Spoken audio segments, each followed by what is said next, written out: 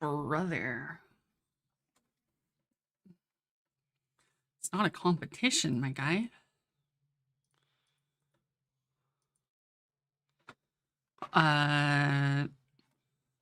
No, I didn't sleep much. I slept again in my chair. Well, I slept in my bed, but it was like 6 hours, and I slept like another hour in my chair a little bit earlier.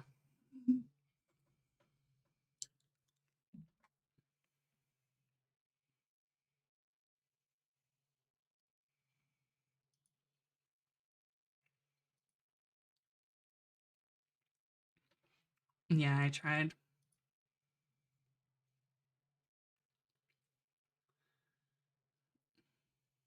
I love getting 6 head in bed.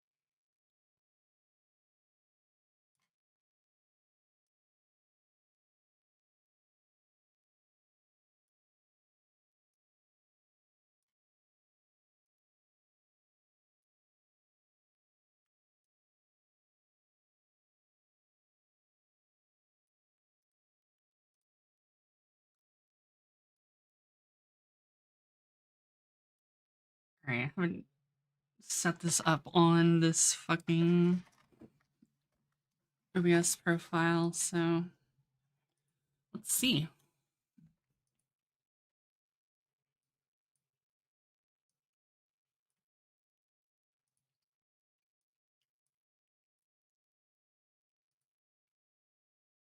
We need the brain rot, the brain rot edition, so I don't blow my brains out.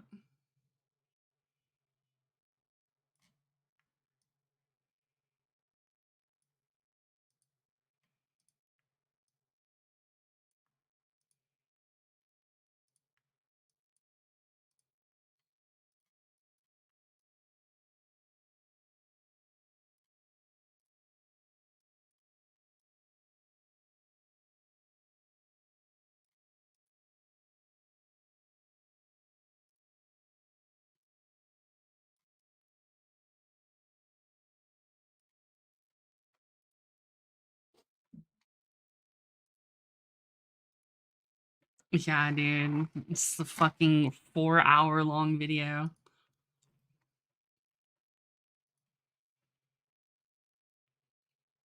A 4 hour long video of Doom. Of Doomba, even.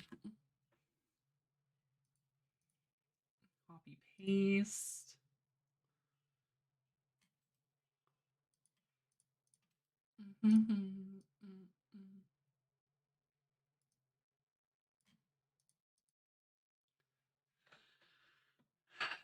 Alright, well, this will be a good 4 fucking hours. Monster Hunter Wilds. In it, I'll be talking about my problems with the difficulty, the story, the entire structure of the game, and my concerns over the direction of the series. Not everything in this video will be negative, but it will be negative overall, as even the things I like are impacted by the things I don't. I realize that this can be an abrasive topic, especially if you like Monster Hunter Wilds, so I will remind you that you can exit out of this video at any time. But No, I if you can't. choose to stick around and hear me out, I'm sure I you'll literally realize that I can't love leave. Monster I'm Hunter, being held and fucking you'll agree with at least hostage. some of the reasons why I found it so It disappointing. is literally impossible So what to he says stop here watching is this actually video. pretty important. People can love Monster Hunter for different reasons in different ways.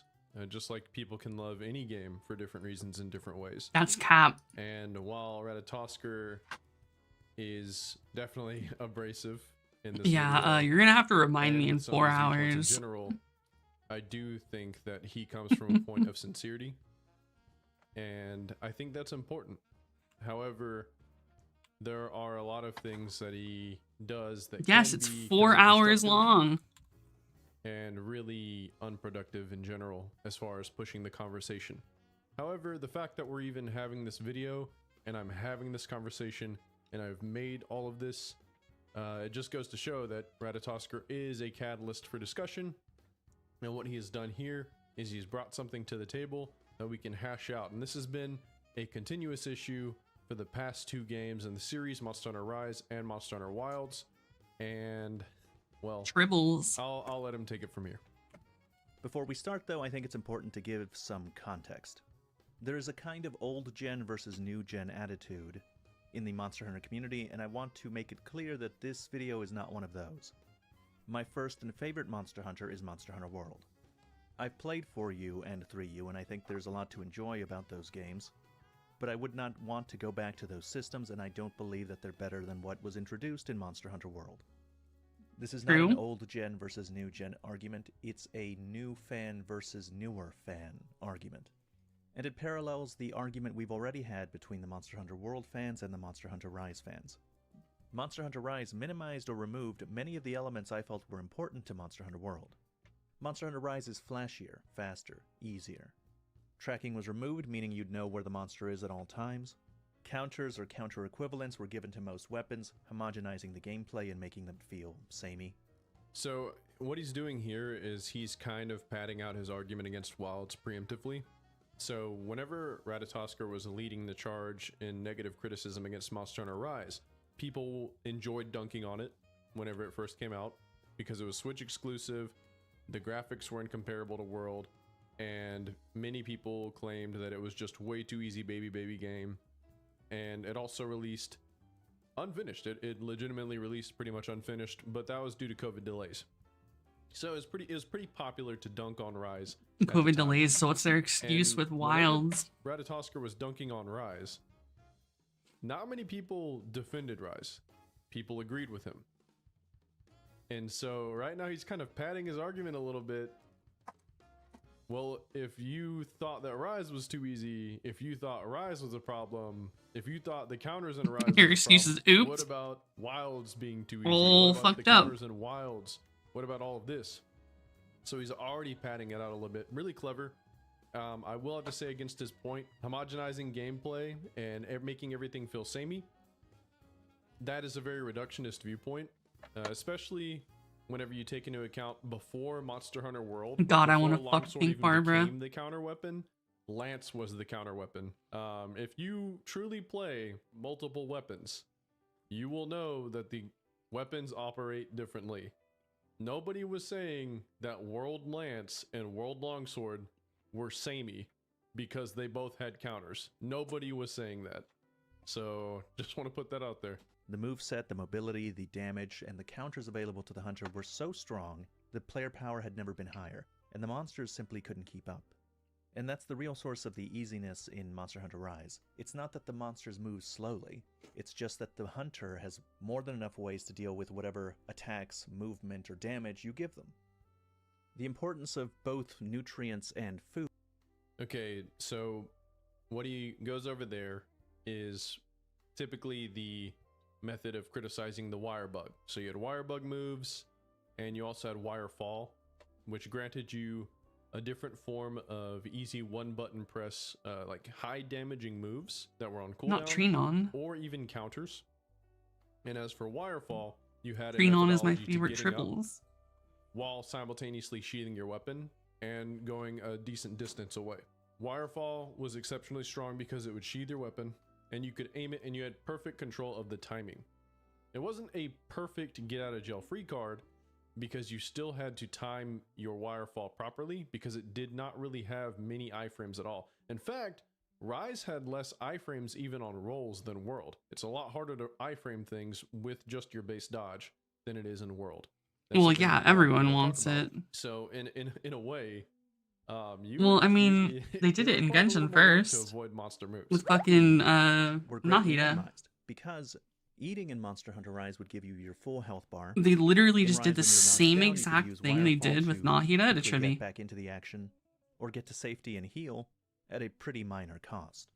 Basically, eliminating or greatly reducing the situation in which you would be on the ground, and you have to carefully get up so as to not get hit again right away. Okay, so he's going to use that to gear up for Sacred pickup, I do want to go ahead and provide this. Laydown iframes are always consistent, and they're always extremely strong. If you have to time wirefall, you have to time getting back up while laying down. And it's really not that difficult, because monsters in Monster Hunter, unlike other games like Dark Souls or Elden Ring, they have a long window after attacks, typically. It's very easy to time get up. And if you don't believe me, I've got a video of myself with a charged blade, mind you, which has the longest sheathing time in Monster Hunter World, going against Tempered Furious Rajang in Iceborne, which is considered one of the most oppressive Yeah, I love monsters laying down, in the honestly. series, period. Not just Iceborne, in the series. Tempered Furious Yeah, Rajang, tempered Angus Charged Rajang Blade was has fucking the longest AIDS. I melee don't even weapon give sheathing a time, fuck that second monster. longest in the game, only behind They made HBG. Rajang so unfun in And World. I basically just purposefully get hit over and over again. And I get up and I sheath my weapon. Most of the time, I don't even have to use laydown iframes. And it's easy to do this against any monster. In fact, here's a little clip of me doing it to Fatalis in my other video where I do some funny stuff showing off infinite restock and how powerful that is. You want to talk about power to the player? Wow, who and would the have monster guessed not being infinite able to keep restock up? is powerful? Yeah, infinite restock, Superman dive, lay down iframes. All of these things exist. It's not just Rise or Wilds where you have OP shit. It is also World. And these things are built into your toolkit from the ground up. It's easy to do. It's not as much drama. as Yeah, people like Clutch to let Claw off. Enraging If is you can also see a a move fucking coming, thing. If you can even like somewhat read a monster, you don't have to worry about getting up in the middle of it unless you're panicking. And if you're panicking, you also have the chance to panic into a wirefall that's going to get you hit. And you also have the chance to mess up whenever the Sacred's picking you up. And I'll clarify on that later.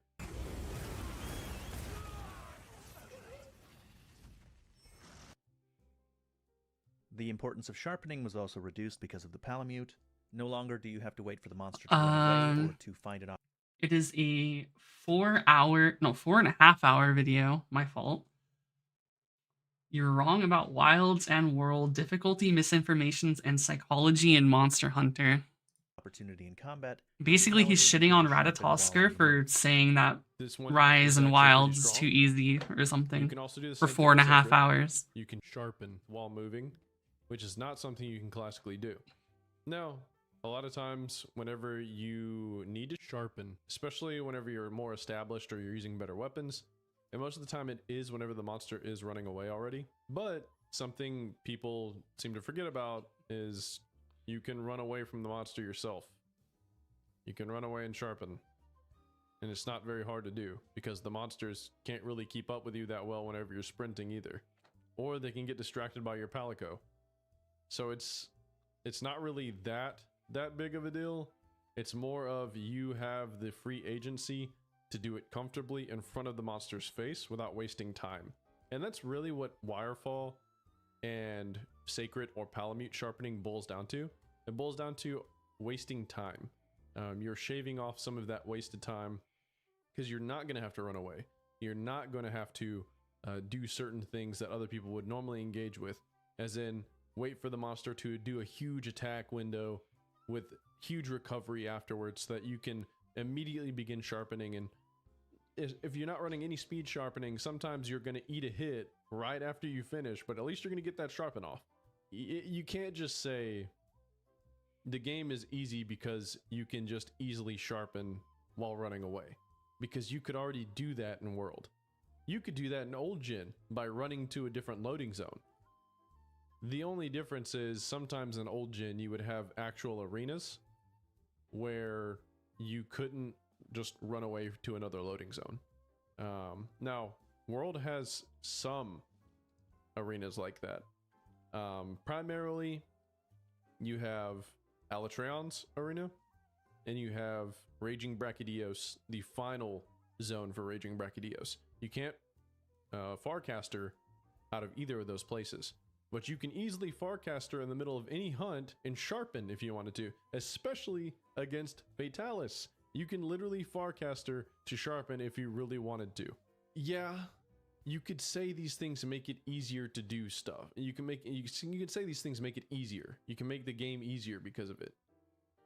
But there were already ways to make the games easier that were optional.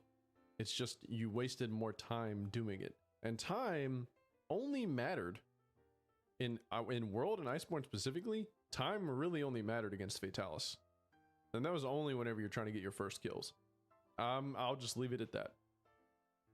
And I think the philosophy behind all these changes is clear. It's all things that facilitate getting back into the fight with the monster, and anything that interfered with that needed to be pared away. I really dislike this aspect of Monster Hunter Rise, but it had the excuse of being a portable title. They're often experimental and flashy. My hope was that Monster Hunter Wilds would not go in the same direction, that the ubiquity of counters would be removed, preparation made more important, for wirefall to be removed, for sharpening to go back to being more difficult, and for difficulty even in the low rank to exist in some way, for fights to be engaging, and for the difficulty to not exclusively be centered around endgame content or title updates. So this is another facet of his arguments throughout the course of the video, is the argument that difficulty should be leveled across the playing field. Low rank should have sufficient challenges, high rank should have sufficient challenges, and end game should have sufficient challenges of high rank. That is something that it is something a lot of people feel, especially whenever they care a lot about difficulty. However, To be fair, high rank has chasing never been hard. dragons, and I'm not just saying that, I'm not pulling that out of my ass. I will be addressing his different arguments about difficulty throughout the video, but I have video proof of different things and multiple examples, such as the damage that monsters do, such as what you can do against the mechanics of the low rank monsters, against simple things such as health boost existing in Monster Hunter World. Health boost doesn't exist in Wilds, and health boost gave you 50 extra HP. So there are a lot of things you can do in Monster Hunter World that make it extremely easy. Just like there are a lot of things you can do in Monster Hunter Rise. Dude, or Tribbles Wilds is that having a make it fucking extremely PTSD easy. episode going Easier in down. different ways, sure, but still extremely easy. I'm gonna let him take the reins, but just know we are going to return to that, and I have plenty of video evidence supporting a lot of my arguments. I'm not just going to be saying stuff, I'm actually going to be backing a lot of what I'm going to be saying, and we're going to be going over that. Some amount of difficulty spikes or walls distributed across the main story. As it turns out, Monster Hunter Wilds had none of that. Its art. So the concept of walls, I mean, it's to be kind of fair, subjective, Tackle did right? that, and then Focus So, Mode like, we doubled think of it the down. classic Anjanath low rank wall. We don't think about the fact that World dropped and there were millions and millions and millions of people that had never played a Monster Hunter, let alone an RPG or an action RPG. This was before even things like Elden Ring existed. This was before the really huge live action era of Final Fantasy. This was a time where there were a lot of people that bought into the hype, came in, they bought the game, and they bounced off because they didn't understand anything. For the sake of time and structure, we'll let Ratatoskr take the reins again and continue moving forward, but we will swing back and I will discuss the principle of walls, specifically walls that Ratatoskr feel are present, and that a lot of people seem to overinflate as difficult. Art style and monster designs are closer to Monster Hunter World, and I appreciate that, but in terms of gameplay, it's continued to move in the Monster Hunter Rise direction. When I got into this series, it instantly became one of my favorites. Monster Hunter is as important to me as something like From Software games or Zelda, the kind of thing that I thought I'd be interested in for the rest of my life. But if the next Monster Hunter game releases, and I find that it's continued to go in this direction, then I probably won't follow. That one hurts to hear because Ratatoskr's been around for a while, right? He's been playing a lot of Monster Hunter. You're chasing There are no dragons, walls. Ratatoskr. You're chasing that first feeling you had in World for the sake of fairness to Ratatosker, Like, I'm going to drop his extreme because I have story a about long how he ass got into the video to series, watch, just to show a and I little bit haven't of done the context story in this game of what he likes since who 3.0 he came is, out. and what really made him love So Monster Hunter I have a World. lot to catch up on. I feel like this will be good to show, and I'll let him use his own words since I pulled from a podcast. This reminds me of what got me into Monster Hunter in the first place. And what got me into Monster Hunter in the first place was the world beta. So I played the first world beta because my friend was trying to get me into the game. And I remember played when the Pow game, tried Monster with Hunter several and he different hated weapons, it, and it just, I didn't know how to use any of the weapons, but I still and he killed it. sucked ass. And I wasn't, I wasn't interested. It's like, okay, like this is, I could still kill it. Like, what are you bothering me about this? There's nothing special here. And I couldn't tell that there was anything special because it wasn't hard enough to show me that there was something special. Exactly. And then the second beta pops up, and it's the beta Nergigante, and beta Nergigante is way harder than the game Nergigante. Like, it was crazy. So this thing just beats me. Oops. I mean, Beta Nergigante, along with Beta Magnamalo and Beta Arkveld, have always been harder than what they are in the actual game, because you get them, like, you fight them in far weaker gear in the betas than you do in the real game. Also, time limit. But this has been the case for the last 3 Monster Hunters, aka the only ones that have had a quote-unquote beta. That's literally just how it is.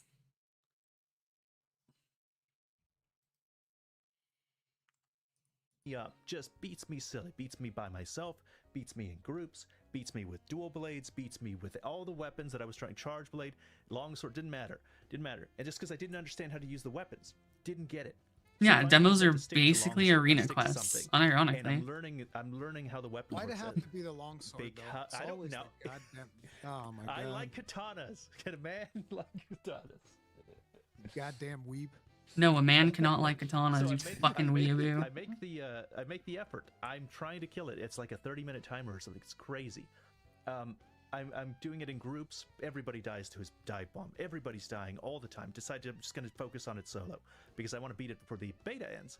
So I keep going for it, and now I'm learning the systems. Now I understand how things work. I understand sharpness. I understand how the counters are supposed to be and how to angle them properly. I understand how the spirit levels work for the longsword.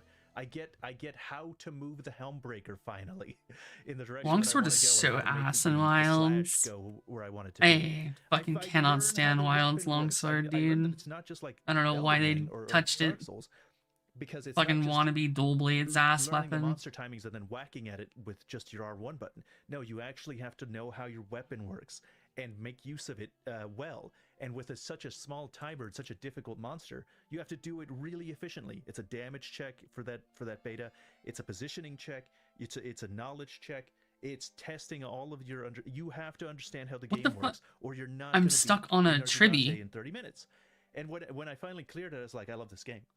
I love this game. Now, before we continue forward, I do want you to remember that. Okay, I want you to remember his story, and I want you to remember that he beat Demo Nergigante, and he so-called mastered the longsword.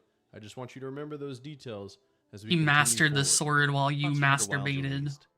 Polygon released an article titled Monster Hunter Wilds is so streamlined it may have lost its soul. It's actually an excellent article, and details many of the same problems I have with Monster Hunter Wilds. Of particular note is their comments on the difficulty. They describe it as agonizingly easy to veteran players. Quote, I want to say Wilds is perhaps the easiest entry in the series yet, largely due to the new wound system, which allows you to perform special attacks on monsters that deal devastating amounts of damage, often netting you monster parts or in some cases knocking them over. The dual blades had me tearing through even the most formidable monsters, lacerating their legs, puncturing their hides, and creating wound after wound to continue a cycle of just dealing a disgusting amount of damage over and over and over again. In a way that almost felt mind-numbing, I zoned out during fights. My evade window was so large I could often get a boost from perfect dodging attacks, which meant when I would dodge I would also spin around in a flurry of blades, dealing even more damage. Frustrated, I switched to Hunting Horn to try and give myself a challenge, but the experience was mostly the same. Okay, so Reddit's Oscar using a journalist article is already kind of funny to bolster his argument. But Oh, I can see this. I the can now fact edit that he's this talking better. about, oh, I spam focus strikes and I do the damage over and over again. Now, Dual Blade's focus strike is really long, so I can see where they can be kind of, ooh, that's a little long. Yeah, it can be a little goofy. Zoning out during your fights. It would be your cool if I evade had, window so like, large that you get a image boost so I from could perfect see the dodging pixels. attacks. Zoning out in your fights compared to what? Base World? Base Rise? I don't have to think so hard during most Monster Hunter in general in New Gen that I will just sometimes make careless mistakes and reckless errors only to lock in just to get up, heal myself, only to go right back in. Because a lot of times I'm having fun shooting the shit with my friends. I'm just kind of wailing away at the monsters. Unless she's dead. Because let me tell you, Monster Hunter, once you get the fundamentals down, is not that difficult of a series in New Gen. Okay? God, In I New want to Gen. fuck Pink And by the Barbara. way, New Gen has been for the past 7 years. Give it a rest. I get it. Old Gen was hard. I've been there. In fact, I did all 228 Deviant quests, which all shit on Fatalis from Iceborne, by the way. Well, maybe not all, but the EX Deviants, Yeah, most I of have them, seen. most definitely are harder than Fatalis. They're definitely more heart pumping. So, look, the fact of the matter is the games are different, and New Gen is easy. It is easy, okay? All of New Gen is easy. Well, besides High Anomaly, Special Investigation, Sunbreak.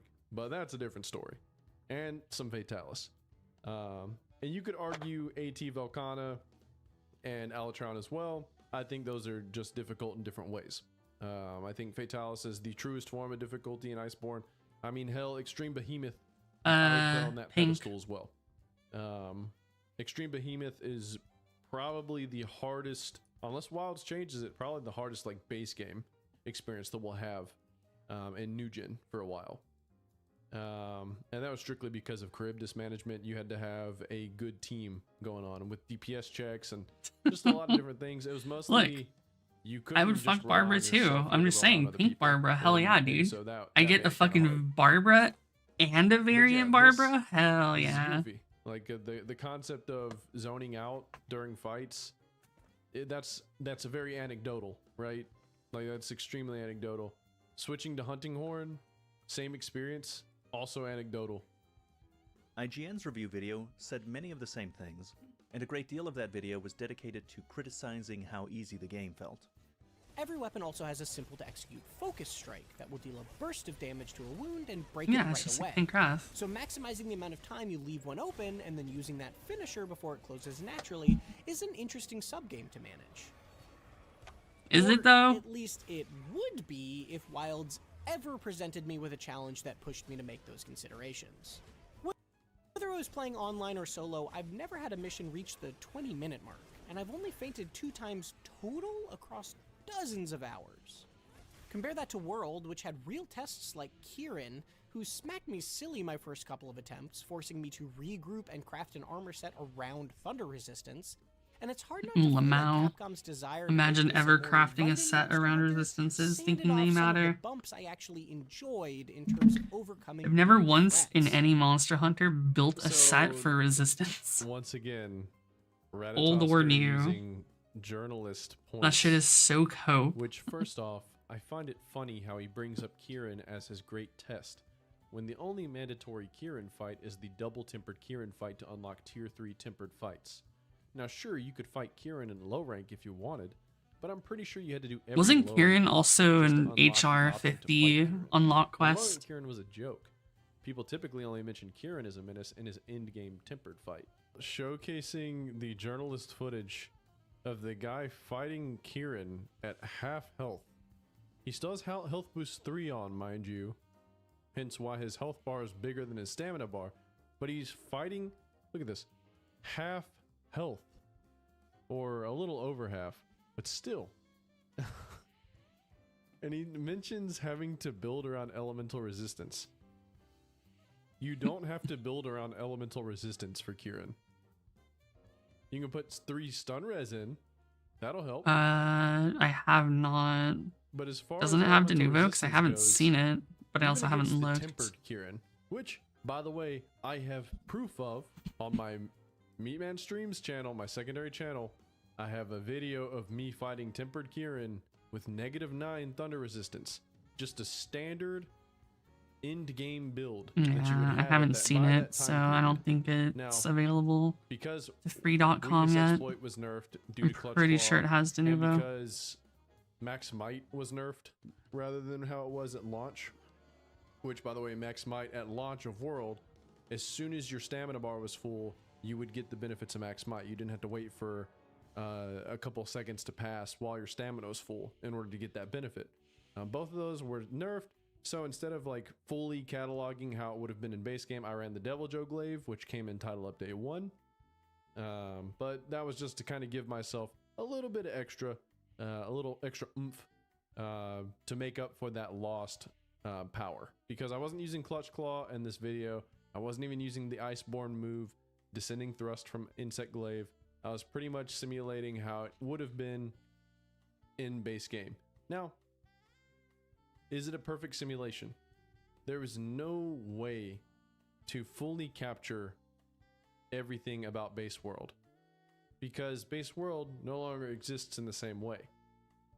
Monsters that were never made to clagger in base low rank and base high rank now clagger, and you can run Clutch Claw against them and do whatever else. They're not made for that. So no, things aren't exactly similar, and the tests, I guarantee you I that could find an ran old were not version of 100% Base perfect. World. But what is real and is perfect is the fact that I What a got hit lazy over and over fucking again in 4.5 that video. hour video. What is real is at one point I use a Great Wetfish Fin Plus for my radial menu, and as punishment, I had to switch my radial menu from Great Wetfish Fin Plus to the regular Whetstone, and I did it in front of Kieran's face, and it still couldn't kill me. Tempered Kieran still couldn't kill me. I was basically trying to let it kill me. I didn't even have stun res on my build. All it takes is just eating null berries. I remember at one point during the hunt, I was kind of stressing a little bit. I was wondering, I wonder if I'll have enough null berries. But then I remembered, oh wait, restock exists. God, Anox is so So fucking even though cool. I didn't run out of null berries, I was never fearful that I would run out. Why? Because restock existed. Tempered Kieran was not that difficult if you were eating null berries, because its whole shtick was, I'm going to hit you with lightning, and then I'm going to hit you again, and you will be stunned or paralyzed. If it can't do that to you, it's not going to kill you. And you don't have to build a whole set for that. Restock when just you go have to your burn tent null to berries, refill your which you can have items. infinite quantities of due to the botanist and due to restock existing. World was easy. If you don't believe me, you can watch it on my other channel. But yeah, this guy's point about having to build to counter Kieran, that's not true. You didn't have to do that. He did that because he felt the need to, because he probably was garbage. And if you felt the need to, you were probably garbage at the game. Hey guys, Editor Meatman here.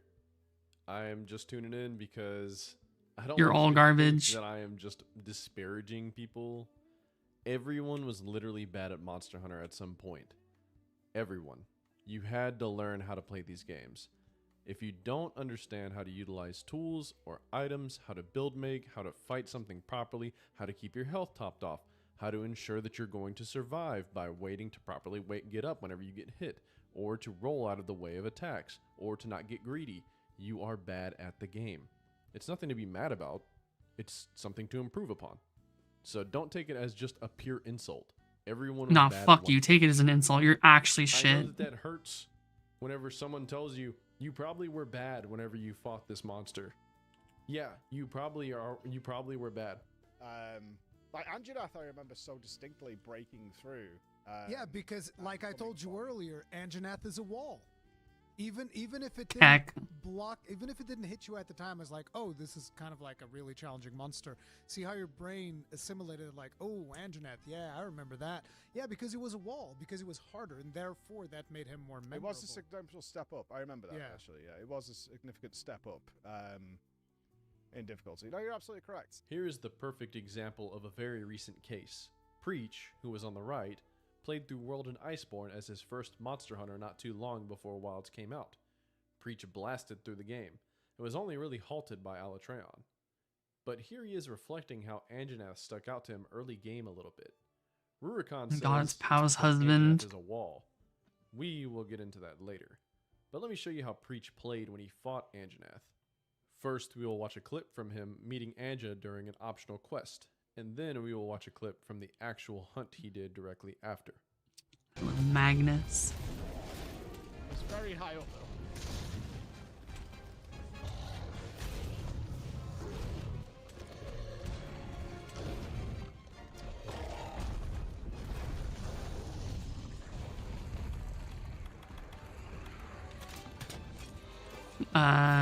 Probably never.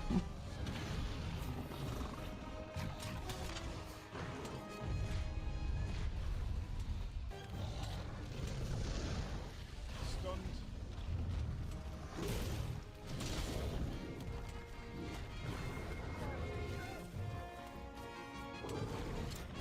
I just don't fuck with league soccer that much. I'm stuck on rocks!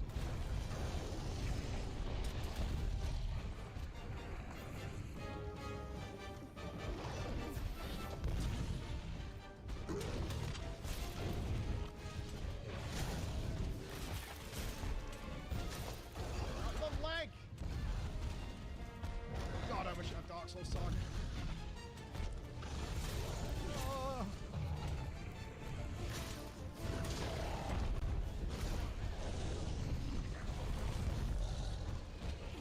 Air hockey. I mean, it's league soccer. Oh, All the same thing. Now, did you catch all that? I know some of the more eagle-eyed or experienced players caught many of the multiple foundational mistakes Preach made. If you paid close attention, Preach would constantly turn the camera away from Anjanath, I do not. making it hard to see when attacks were coming or even what kind of attacks they were. If you can't see the visual tell, it is much harder to react. Preach would also slow walk with his weapon, even while keeping the camera off of his enemy. Switch Axe, by the way, is one of the more difficult early game weapons to learn in World compared to other choices like Dual Blades or Longsword. But back to it, another funny thing is, it appears that Preach did not know you could even run while healing at this time. I would even wager he possibly What did not know rematch that stream? you could roll cancel the hill either. And finally, his positioning and targeting was lacking. In the second clip especially, he was going for the tail despite the tail being severed and doing less damage. And what further exacerbated the difficulty I was haven't the heard fact of that he it, kept his camera on the so tail, making don't it know. harder for him to see the attacks. Probably inbound. not. All of ever. these mistakes are nightmare fuel together. And funny enough, these are all the mistakes of someone who not only does not understand Monster Hunter World, but Monster Hunter as a whole. Getting better at the game is a gradual process. It's kind of like getting fat, male pattern baldness, or aging. Such a gradual process that you don't really realize it's happening until it's Yeah, I severe. doubt it. Feels like one day doubt you I'd were play fit it. or had luscious hair, and then another day you wake up and the top of your head is so thin, or your face is so fat, you can't even really recall how it looked in the middle stages. And just like that, it's hard for people to really recall how long you were truly bad at the game. All you remember is struggling really hard. And now, all you know is that it seems like monsters move in slow motion compared to how they once were for you. You don't remember exactly the in-between process where you had some good habits or talents, mixing in with your incredibly bad habits or lack of talent in other areas, or even ignorance to mechanics and systems. Let's play another game. Judging by Preach's gameplay earlier, how many tries do you think it took for Preach to beat Anjanath, the Great Wall? That's right. You guessed it. He beat it first try. One card as well. It was the card from the clip. I promise all of this is going to come together. But Anjanath was the 7th large monster you face in Monster Hunter World. Let's take a look at a clip of Preach fighting Uthduna, the 7th large monster in Wilds. Hang on, Hunter.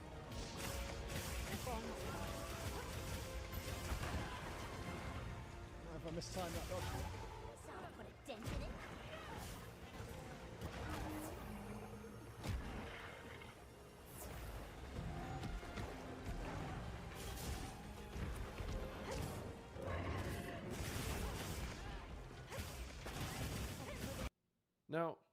A switch to an easier weapon to play aside, what did you notice about the gameplay? That's right. His positioning and targeting of weak points was better. His movement was better. Around the monster, not talking about speed, talking about position to position. He kept his camera trained on Uth the entire time, even when retreating and healing, and even ran while healing. These are things you can't just unlearn. Once you've gained these skills, there is no going back. He beat Uth with little difficulty, just like he beat Anjanath handedly. But his difficulty with Anjanath wasn't with Anjanath. His difficulty was with his weapon, camera. Lack of fundamentals for attacking and recovering. Funny enough, here's a comment from this same podcast where someone almost became self-aware. Sadly, they did not. They only chalked up difficulty for Wilds as what we just showcased for Preach here. Preach was an awful player. No offense to Preach, we all were at some point. And now he isn't. But it is hard to really conceptualize being that fundamentally bad, when the fundamentals come so easily by instinct now. If you thought low rank and high rank world was hard, it's because this was you. Whether it was lack of fundamentals, difficulty with understanding the combat, or even lack of understanding or synergy with the weapon you were using, you were bad at the game on a fundamental level. And there's never going to be a time that you go back to this. Never. And it also makes more sense to me now, as a general thought, why people were pretty upset with fights like Alatreon, etc., considering what they had been playing for a long time in the base game, because I imagine World was like that as well. If I think back to the World-based game, I didn't really struggle. I don't think I died for quite a long time, even though I had absolutely no idea what I was doing or how my weapon worked. Now back to Kieran. If you go back and you fight him and you still struggle, under the same parameters, like you're running high rank gear or whatever, and you go back and you still struggle, it could be the weapon you're using. Because guess what? Another aspect of how Monster Hunter works is that there are 14 different weapons, which means that even if you perfectly recapture different things about the games, it's still not going to be the same for you as it is for somebody else. I play with Insect Glaive. Very low commitment, very mobile. Someone who's playing Greatsword against Kieran, I can see them struggling a lot. Very mobile. So the fact of the matter Relatively is, medium level difficulty is commitment. extremely subjective. Tackle This IGN exists. review has this whole little anecdote about needing to do something to overcome Kieran. It's also using SNS, by the way, which has barely any need to commit. It just, you can just hit. But this guy's fighting like half health. Damn. And the funny thing is, he's talking about how difficult Kieran is. Like you while really fighting at just half need to health. get, Why if isn't you he really need to dead? hit it, just play Sword and Shield. Playing so carelessly. You Why want isn't to, he you want to covered have yet? sex, just hit. Just play Sword and What's going Shield. on? You can just hit. You know, like there's just so much wrong with this whole thing. And Ratatosker's not doing himself any favors, including stuff like this. Because people that know what they're talking about, people that were there Right? at Base World, people that know what they're doing, people that know these games can see. Yeah, that the secret's through just do it. Just hit. the only people that these journalists are fooling are other people that do not know how these games work, and other people that either are undergoing some form of Dunning-Kruger effect, Monks where they will think they know a little bit more about the game than we're they just do, buff, right? or possibly in the imposter syndrome region, where they still feel like they're right back in that same garbage movement that they were whenever they played. They were really bad at the game. They feel like they're right back in that area, even though they're not. They're not that bad anymore, more than likely. And so they're coming back and they're fighting low rank monsters, expecting to get whooped on again. And they feel like people will say things like that. You'll hear Ratatosker say things even. Like they would go back and they would fight like low rank Anjanath, for example, and it would be just as difficult, or it would be more difficult than things in Wilds or Rise. Even taking into consideration how, okay, now I know how to play the game. Even taking that into Computer speed consideration, record I and still what struggle with fucking- Anjanath more than I was like, gonna World say Anjanath Heat. more than I did with endgame But- Rise things. Was it 2015? At the point in which you fight that first Anjanath, with the tools you have available, I still find it more difficult Oh, to beat just that in Anjanath general. than almost anything in Monster Hunter Wilds. The fact of the matter is, it's very easy for people to misremember how difficult something is, especially if they already have the bias of failing the the first couple times they fight it, or if they only remember it from that time frame where they just weren't as good as they are now. It's very easy for people to just come up with exaggeratory anecdotes about this. We see it all the time about people lying about monsters being able to one Right. shot no matter Like, what. damn, dude, defense you Acura, have, that's a fucking which just isn't ancient true, by the lost way. car at this point.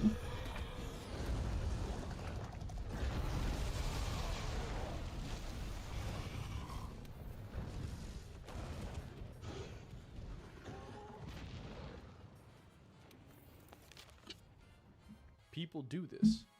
And Ratatosker's example with Anjanath that will come up later in the video as well, it doesn't line up. As we know earlier, Ratatosker beat Demo Nergigante with Longsword. And that's after he blasted through Anjanath and shoot him away. He said, oh, this doesn't really seem special. Demo Nergigante beat him up. And if he truly ended up beating him, and that's what caused him to get into the series, then surely he's better at Longsword than me. In this video, I play absolutely terrible with Longsword. I play horrifically. I think I missed like 8 Helm Breakers. There's a point where I accidentally break my rule and I special sheath. So in order to punish myself, I let Anjanath get like 3 free hits in. Without even healing. He doesn't kill me, by the way. And then there's even that being said, there was a point where I Foresight Slash and I get one tapped by the flamethrower because my defense is shoddy, because I was playing with like more of a newbie setup, as opposed to like a actual like optimized low rank defense setup. And by optimized, I mean just running full Toby Kadachi or something, instead of just running like weaker pieces. But the funny thing is, I still clean Anjanath's clock relatively easy. Someone like He cleans his Azragold clock. only failed What against the Anjanath fuck? once. He triple carded once. And it broke down to the fact that Anjanath hits with his flamethrower, and it's effectively a one-tap. It hits disproportionately harder than everything else that you fight up until that point. Like, I feel like the boss is a joke until he does that fire, and then I just get one shot. It hits disproportionately harder than everything else that you fight up until that point, and even a little bit after as well, which leads to a weird feeling with the difficulty, by the way. You get this odd sense that the game was like weirdly difficult in one single way, in a very one-trick way, literally, and then it just goes to being much Damn, easier she wants it afterwards, black. That's again, crazy. which is kind of weird. People say it's because Anjanath is supposed to teach you to upgrade your gear and to upgrade your defense. However, if it were such a good Unicorn teacher, gunplay. I well, then mean, why did people have the same exact time to get problem good. with Pink Rathian? Why did people have the same exact problem with Nergigante? Why did people have the same exact problem with Tempered Basilgeuse or Tempered Kieran? Interesting little walls along the way to the end game. Whereas in Rise, all the difficulty was in the end game. I still remember people in like forums and boards and community posts were like, "Help me with this pink." Yeah, you Rathian. gonna Like, learn this today, pink Rathian's bitch. really messing me up. Help me with this double tempered basil quest. I can't get through it. Help me with the first tempered Kieran quest at Hunter rank 49 or something like that. Yeah. And people were not prepared for those things. I saw people getting one shot by the basil. I saw people getting one shot by the Kieran. Not even the highest defense low rank here, mind you. It's an Elder Dragon. It's almost like they didn't learn the first time, and it was just a weird difficulty curve, where instead of thinking, oh, Diablos and Rathalos and Yeah, dude. were the hardest challenges early game, It's time to learn yourself some no, shit. you think about Anjanath, and Rathalos and Diablos are kind of underwhelming. And when it Can't comes read the to- grade. When it comes to the Elder Dragons, like The grade Kyostra, is a Chinese or Balazar, knockoff. or Kushala, people don't think about them hitting. They think about Pink Rathian. Not me personally, but people that struggled with understanding the basic fundamentals of upgrading your gear and just never picked it up, which were a lot of people, seemingly. There's just no way Ratatosker beat Demo Nergigante and thought Anjanath was that difficult. There's just no way. And the main thing that makes Anjanath difficult is the flamethrower. I have another video that's like 15 minutes long, and I'm purposefully trying to get hit by the flamethrower because I'm trying to test out like some defense along with the health boost one that you can get from the bone helmet, which is relatively easy to get, by the way. And you know, that paired with the 30 HP meal you can eat, because you're by the time you hit Yeah, I'm Anjanath, you railing can the eat for 30 stars. HP. Having all the tits on the star rail. We're in the gay expansion right now. It's all dudes. Defense as possible with health boost 1. And it took him over 15 minutes to hit me with one flamethrower. And I had to run into it. I had to actually run into it. If you don't believe me, you can watch the video. It's unintentionally. Well, funny it's the 'cause fucking Greek planet. They're all gay. It's really goofy. He seemingly just can't hit me. And I'm trying my best to stay in range whenever he's in fire. Remember, there are and two he's either fucking hitting the Romans power inside bow, of you. or he's just doing it away from me. And they're both gay. It's so hard for me to get hit. I'm just saying there's no possible way that he's remembering that correctly. And if he is remembering it correctly, he's not actually taking into account his growth and skill, because he's not a bad longsword player. He's been showcasing his gameplay the whole time. He's not a bad longsword player, and he was no doubt. Well, yeah, it was insanely And straight to just especially have if he goes sex back with now everything. And he plays it, he would just smoke. It was me just now. fucking normal. Really and truly. Especially this man's beaten Fatalis. You don't have to know every ounce of the Anjanath's moveset, because his moveset's simple and easy to deal with. In conclusion, when people recollect how hard these monsters are, you can't just trust anecdotes. You can't, because they don't line up a lot of times. There's no way Ratatoskr actually means what he says. And if he does, he hasn't went back and actually tested it. But yeah, these anecdotes are goofy. Whether we're talking about a journalist talking about Tempered Kieran while showcasing gameplay of him fighting at half health, or Ratatoskr just literally saying shit that doesn't make sense. Not according to the stories that he's told, and not according to what he's played. Some of the bumps I actually enjoyed in terms of overcoming big threats. Do you know how odd it feels to have IGN and Polygon complain that the latest Monster Hunter game is too easy? And they are not isolated incidents. I watched many of the pre-release reviews. I skip Many all of the them from story, well-liked, so established Monster Hunter YouTubers. I And never 100% fucking of the read reviews I story. I watched literally have a felt that macro on my Wild mouse was that just too spams easy, maybe spacebar the to skip. easiest game in the series.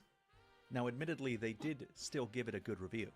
But the point is that almost universally, And that's why I'm like 3 patches reviewers behind on listed it as story, a criticism. because they agree with I didn't me. feel like The fucking only doing difference it. is that I perhaps think it's a bigger deal than they do. So, just because people are established content creators, or journalists, or professionals, or whatever, does not mean that they are immune to bias in any form or fashion. It also doesn't mean that anecdotally their opinion gets skewed over the course of time. Revisionist history, as far as Base World goes, or just Monster Hunter in general, it exists. You know, people experience these games at different points in their life, and for a large amount of people, they experience the games whenever they're having to learn a lot. So, naturally, things that once seemed really tough aren't actually that tough. Not as tough as you remember. Why journalists would harp on difficulty and why YouTubers would mention it could be for a multitude of reasons. As out of touch as journalists can be, they also know controversy gets clicks. And it doesn't take a genius to look at the hate train Base Rise had to know that saying new game too easy compared Yeah, to I've never World heard of equals game instant journalism swagger, being which is how you get biased in IGN any way, shape, or reviews form. comparing low-rank It was wilds unheard to of. high-rank end-game monsters like Kieran. As for YouTubers, it could be a mix of things. It could be the fact they feel like they have to address it at risk of being called a liar or a shill like some of them were during the Base Rise era. Trends with YouTube are not a You surprising fucking thing, shills considering me. how the YouTube rat race awards those that cause controversy with engagement. It's why we saw a trend with early copy reviewers having the standard, it is good and fun, but it might be the easiest game now that we have something newer than Rise. and then later reviewers seeing all of the yummy engagement, only really harping on every Reddit and Twitter critical talking point. Not saying every reviewer falls into these categories, there are outliers of course. But how are these sets of reviews so different from each other, but consistent with the early access or first month content wave they came in? It could also be that they, just like any normal person, can misremember things or grossly underestimate how bad they were on their first playthrough of a new generation Monster Hunter, which for almost all of the people in this space was Monster Hunter World, me included. So for an example, Well, of this, I mean, let's pull it Rurikon was the and start of observe the some new his gen, gameplay in a world so 7 years ago yes. versus his gameplay in Wilds. Now, it was actually hard to find 7-year-old crazy. base world gameplay for Rurikon. He may have been streaming it on Twitch at the time, but using some of his normal videos, we do get a look at some of his play. First off, let's look at his Gunlance play 7 years ago in his video talking about World after playing for 9 hours. Now I want you to remember, with all the World footage we will see from Rurikon, World was not his first Monster Hunter game. Ruri started in 3rd gen, and I can't remember if it was 3 or try. He also participated in the Monster Hunter World beta. But anyway, basically you can choose to do that, or just in case you're like, oh, I also need to go farm some items before I go back. Honestly, I feel like You can almost just choose to nothing stay in carried the area over for as long as from you want, go farm your old items, gens. get whatever you want, and then go back to town whenever you're ready for it. So not only there's 50-minute time limits, there's actually no time limits, because after you finish the quest, you can remain in the area for as long as you want. And then on top of that, let's say, for instance, you don't even want to do a quest. You just want to go to an area. You can do that through expeditions. Expeditions have no time limit, so you can go to any of the maps that you've unlocked, and you can just go there, collect resources, do whatever the hell you want, just hang out, and you can go on about your business for as long as you want. However, in expeditions, monsters like the big alpha predator of the area or something will leave the area at like, oh my god, I actually Yeah, don't pretty like the path much. that I've taken with this weapon. There was You can pretty legit much zero just carryover. roll It's just the like, weapon back. Like, I've actually yeah, done you had a this basic on stream, understanding like, of oh, like damn, the systems that are I in the got this path, I don't know game, to do it, I guess I'll have to craft but it. it's not like And the always have systems to in the get it game are off some like external website. And I insanely always quote it, difficult to but I was so understand or hard to satisfied grasp. because it always told you, hey, you want to get this thing? This is the quest you got to do. This is the thing you got to go fight, you know? And now Monster Hunter is doing that properly. Okay. He apparently went back to fight monsters that he had already fought before, and we have some weird habits showcased already. We see a lot of spamming that leads to inefficient play and taking unnecessary hits. We see bad timing and choices, like trying to Wyvern's Fire right in front of Gyarados from neutral. We see him immediately walk away and sheath right in front of Gyarados, right after that, taking a hit. He isn't healing himself and only relying on Vigor Wasp spray from the Palico. I wonder where I've seen that before. Let's fast forward 7 years I later. can't believe and you look just at hit the some of hard his R. Gunlance Motherfucker gameplay doesn't know about the in Viga Wilds. Wasp.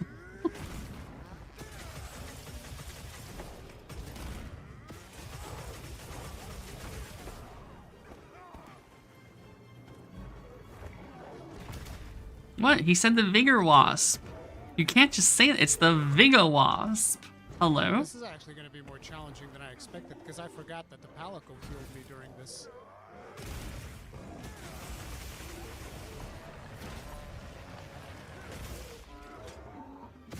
So this dude's saying, what the fuck, he couldn't beat Great Jaggers, so he refunded.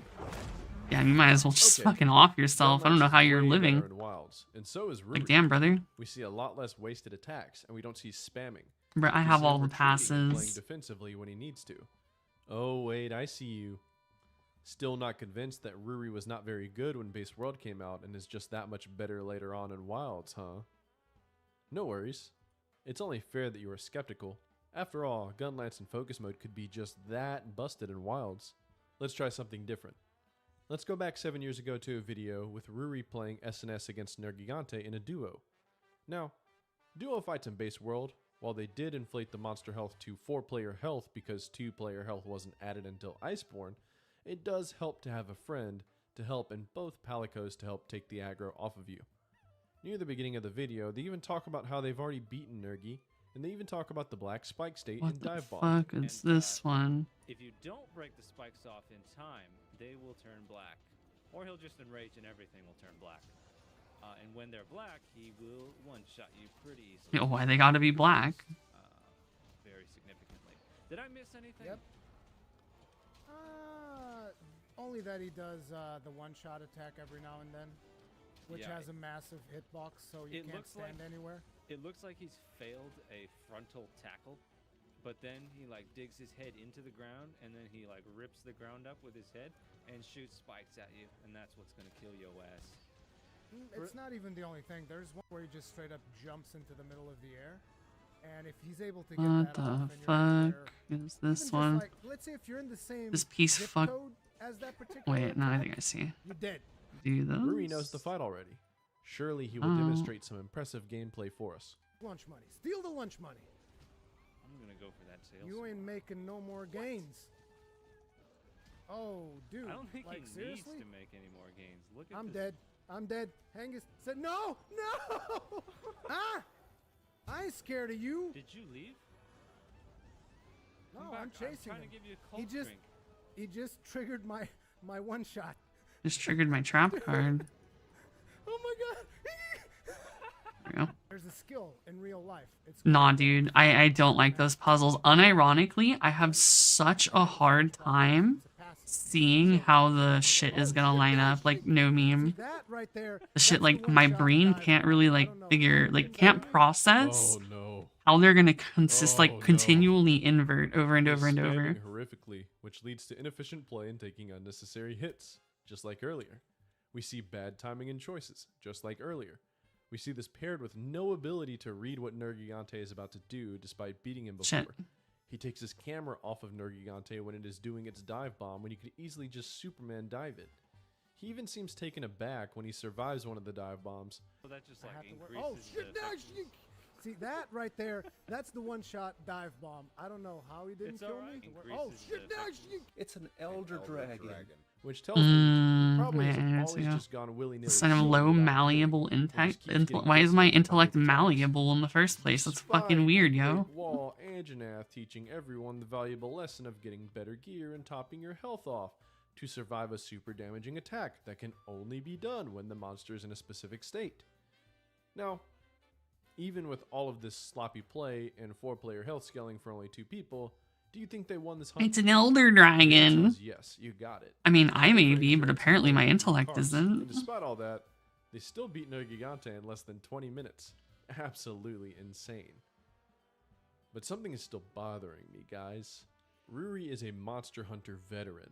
There is no way that he was just that bad when Base World came out. Maybe he's just bad with SNS. Let's check his Monster Hunter Rise play out. Let's see how he did versus high rank Diablos in his Rise playthrough. 8 operations with that weapon at the blacksmith.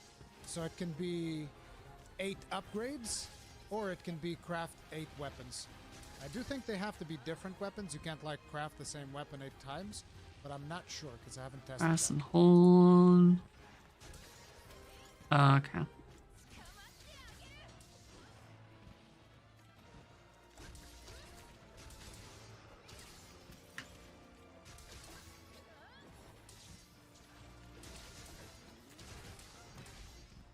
Holy moly. His movement is better.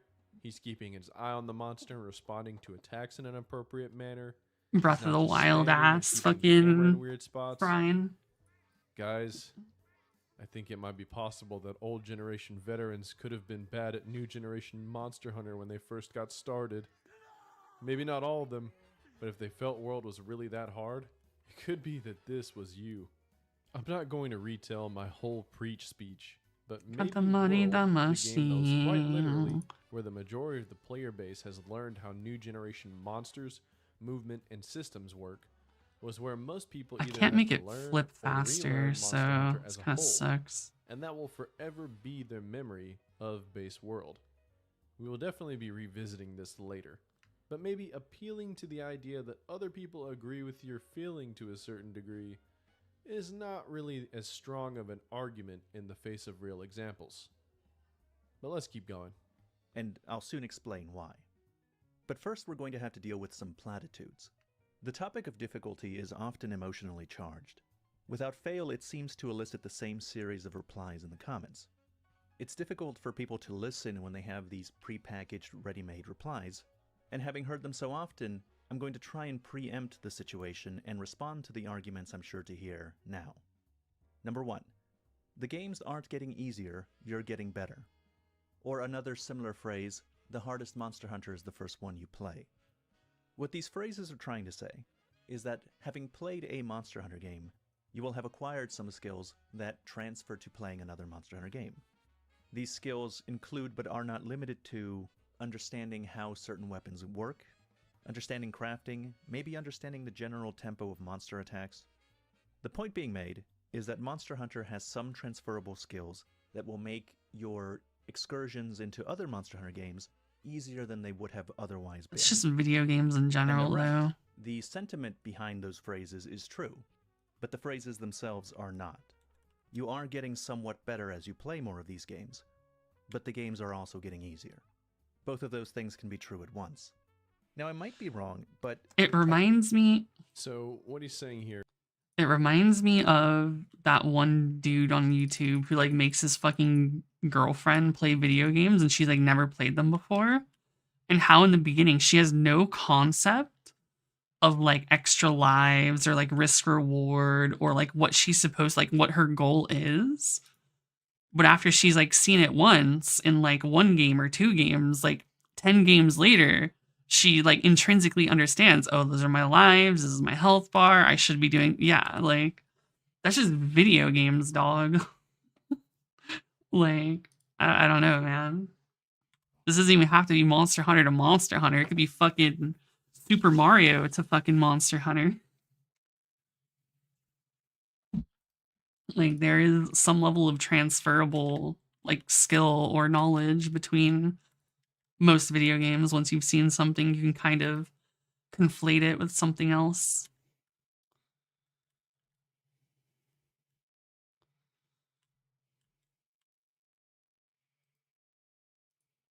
is correct. Yeah, Super Mario Brothers is the original Fatalis hunt. At the specific genre of games. You know, like, you play your first Monster Hunter World, or Rise, or whatever, Wilds. You don't even know what a Superman dive is. You don't know that you can continue to lay down. I know what Superman dive is. That's when you Superman that hoe. Now watch me, you. They played Monster Hunter World. They didn't even know you could roll cancel healing, because the idea that you can already move while healing is already insane enough. Like, that is insane.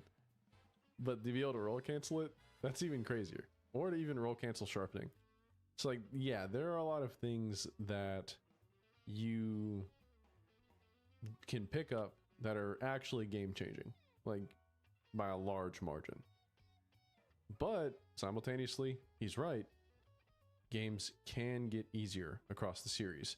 And he is right in that Wilds is a bit easier than World in different cases. We will go over the different areas where World may be easier or Wilds may be easier. Let's hear what Ratatoskr has to say a little more in depth, and we'll take care of it as we go. I think the first time I heard the phrase, "the games aren't getting easier, you're getting better," was from a Gaijin Hunter video. Or was it? And I believe he saw somehow it. popularized that saying. So I think it says a lot that in his Monster Hunter Wilds video review... Oh god, it's my wife. It's talkative. Monster Hunter as a Get game it away. is progressively easier the more experience you have in the series, but it's also true to say that Monster Hunter Wilds is probably the easiest entry. A little in the bug series. in my ear, just End quote. yap yap yap yap yap In a yap later yap yap video, yap yap Gaijin yap Hunter yap does some yap yap testing yap that yap seems yap. to confirm that fact. This is what he said. Anyways, I can only stand one of I those. just put on a basic high rank leather set. I can't deal with more than one yapper. So this will be a little bit bigger damage numbers than you'll get with your more beefed up high rank set, but I wanted to make sure that I could see the difference.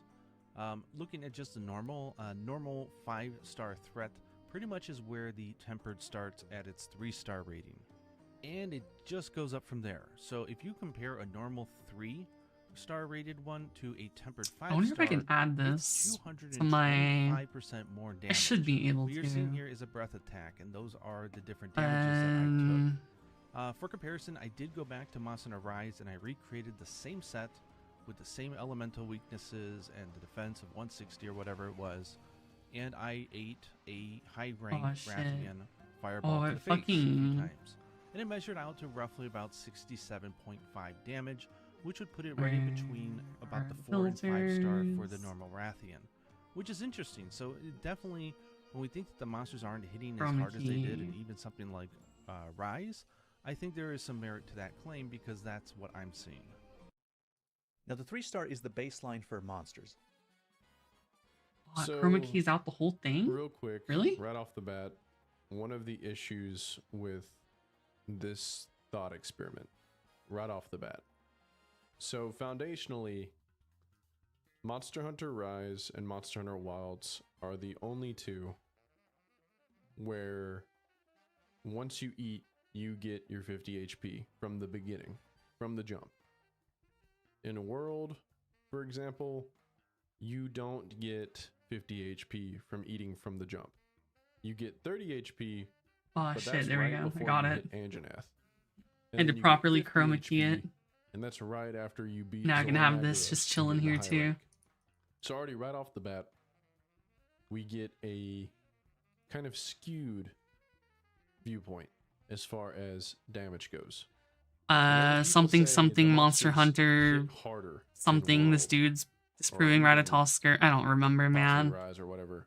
It's a 4.5 hour long video of some dude complaining about another dude complaining about people complaining about Monster Hunter. 110 health, 130 health. That's what they're comparing it to. This is fair, right? It definitely from the start, you get hit a lot less harder because you have way more health.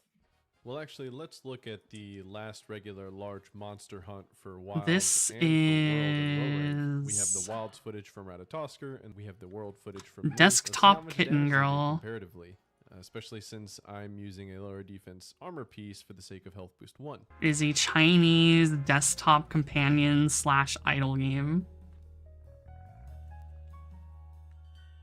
I wonder if I can... Okay, you can see this. Can you see this? You can. So, like, I can end combat. I can have her, like, go fishing and all this other shit, right?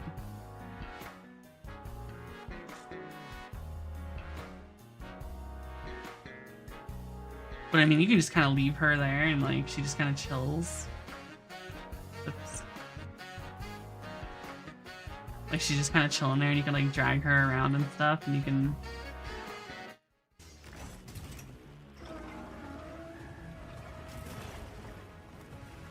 It looks like health boost 1, which is easily accessible via the bone. Yeah, it's gonna mine bitcoins. Well, you pick her up, and you can move her around and a lot plop. less harder because you have way more health. You can talk However, to her. This doesn't take into account high rank. You can do all this in the later shit, game. standard Or stuff you think you would be able to do. Because the thing is, in Rise, you have You even set yourself a spirit nice little bursts, timer. which increase your HP. So you I don't can know, hit it's for just a cute 150 desktop HP fucking and companion, eat for but more HP on top of that, all the way up to like I'm here to fucking 50 to 100, cuss. like depending on whatever pedal ace you're wearing. And you do get the better pedal aces later, but if I'm not mistaken, the earlier ones you can have like 30 to 50 more HP. Could be wrong on there. Don't quote me completely on that, but it's around that ballpark. World has health boost. So And yeah, health she boost be is tussing right now. accessible even as early as a low rank bone helmet, which gives you health boost 1. That's 15 extra HP. By the time you hit Anjanath, Nah, she you doesn't can shit on my eat desk, for so 30 HP she's chilling. plus 15 HP on top. So you can have 45. But yeah, it's the cutest Bitcoin miner I've seen, so But by the time you get I'm just gonna let it past rock. Anjanath, and you start getting a little bit higher, you can hit health boost 3 rather easily. The Elder Melder from the jump, whenever you hit high rank, is able to meld Vitality Decos. This was the same way in base game, and you can easily make a Vitality Charm using Rathian parts in high rank. And let's face it, high rank world you were fighting things you had already fought through low rank. If you were even playing through a lot of different things in low rank. So you start off with Pookie, you move forward, and before you hit Pink Rathian, I like how I'm not the get only one a who calls it moment of Pookie grinding Pookie, even though where I you know have it's to Pookie Pookie. get the I just call it tracks, Pookie Pookie. figure out what monster it is, but during that moment, you'll be able to do investigations, you'll be able to do hunts, all the way up to the 2nd star rating for high rank. Rathian has the highest defense out of that pool before you hit Pink Rathian. But it doesn't even piss, You it's get just 46 fucking damage poison. defense per armor piece, and you can get up to health boost 3 through the Rathian I just armor. think Pookie Now, health boost Pookie is a 3 funny way to plus say 50 it. HP, that's 200 HP. 200 HP compared to 150 HP, that's a 33% HP, effective HP increase. It does. Oh, it So if you're does. Yeah, I taking forgot about Coral Pookie 18 to Pookie. 20 more damage per the same I think hit. Sparkle's fucked Tribby. That's still Probably does not even- not. Sparkle's too busy You would have to fucking take 2 Vita and hits shit in actual to Honkai really Impact right make now. that So difference even come close. Sparkle's defense is just not 1 to gone 1. fucked off doing her own thing. You can't compare 200 HP to 150 HP. Or you can't compare 150 HP to 150 HP. I mean, she's never too busy to whenever the fuck, game but she's in the standard fucking and the Honkai balancing Impact is set universe right around now. 200 HP. She's just Or in like Rise's out there case, jacking off with 200 HP Vita, or even no higher. star rail. So of course, from a game balancing perspective, if I have a easily accessible skill, Oh, you if I have fucking an easily cocksucker. accessible pool of health, of course I'm going to make the monsters That's hit Poogie. harder. But Poogie whenever it is that like a easy to fucking. slot it in and That's make a it, goddamn slur naturally, you're saying, I'm sure. you're going to balance the game a little bit around that. It's not just a one-to-one thing. Wild's monsters don't just Poogie hit sounds lesser like than World you're saying monsters and Rise Punjab monsters. or something. Wild's monsters are scaled and balanced around 100. Yeah, you're fucking gay, pal. Who would have Just so guessed? simple as these You like monsters should do men. more damage than these monsters, because if you really take a look at it, if you really wonder what the damage looks like, here's Nergigante. While I'm wearing only 3 pieces of, low rank Legiana gear and 2 pieces of high rank Legiana gear. Like, I'm happy for none you, of dude. them You found your upgraded, but I have husband. health boost 3 on. Who's It gay? takes out only How? like half my health. I mean, we all knew Dive this. bomb. It was just a matter of like when he was gonna Dive admit bomb it. does that. 3 pieces of low rank gear. Non-upgraded. I'm not even using the defense talent. I'm only using defense charm. That is the reality of this. I put on a full high rank set. Like an actual high rank set, unupgraded. He's No an upgrades Elder whatsoever. Dragon. God, that's like I'm the not talking best about fucking thing dragons, about I'm this talking about video. enemies, I'm talking about Is that he all just pieces constantly pre-title fucking day one. repeats that clip. It's an Elder Dragon. Not upgraded. Tempered Nergigante can't one-shot me. Tempered Nergigante can't one-shot me. I've got -9 Thunder S. Tempered Kieran. You've also can't got one-shot me. -9 aura. What's your point, bitch? Nor can it finish the job. The fact of the matter is, defense is not so simple. Oh, and by the way, here is high rank Arkfeld. Or here is Tempered Gormagala. Just hitting. I don't even get the aura shit, dude.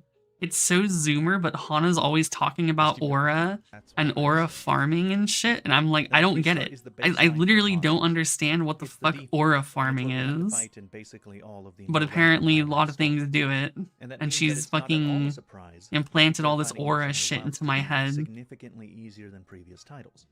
If Gaijin Hunter's numbers are to be believed, and I do believe them, then Arathian in Monster Hunter Rise, a Monster Hunter often criticized for being too easy. Yeah, does but she can't even tell me that when I 36% ask her more what damage aura than the farming normal is. Arathian in She's just Monster like, Hunter it's like, Wilds, it's that. which means Like, that you are not just whatever getting fucking better, video the she's game's looking at already or gotten something. It's just good. like, it's that. Now, there's a related And I'm like, bitch, what the 36% fuck is damage that? sounds way That bigger than tells it me is. nothing. Because like I said, It's just a dude. if 36% extra damage is only like 18 to 20 health points, well then what's 50 HP just for free? Oh, you fucking kiddos and Or your even 100 fucking in aura Rise's case. farming. What is it? right? It's easy to just overblow different things without thinking about total game balance. Right? Like, dog. You talk There about are the shit people and you that make will it, and I'm sit just and like, argue, what does "Well, it I didn't use mean? health boost on my world Is run." that okay? that's But what fine. is that? On my world run, It's like, holy all, shit, even dude. past I Fatalis fucking and Iceborne, can't. I couldn't iframe anything. I never iframed a single attack or roar. I didn't know what a Right. Superman dive was until after Iceborne dropped. He's on the fucking zoomer I didn't even know cutoff, about man. laydown iframes. I didn't know about any of this. And there were probably a lot of people that didn't know about it either. But that doesn't make the game harder. That just made me ignorant. That made the game harder because I was ignorant and bad. I was bad at the game. I didn't understand the game.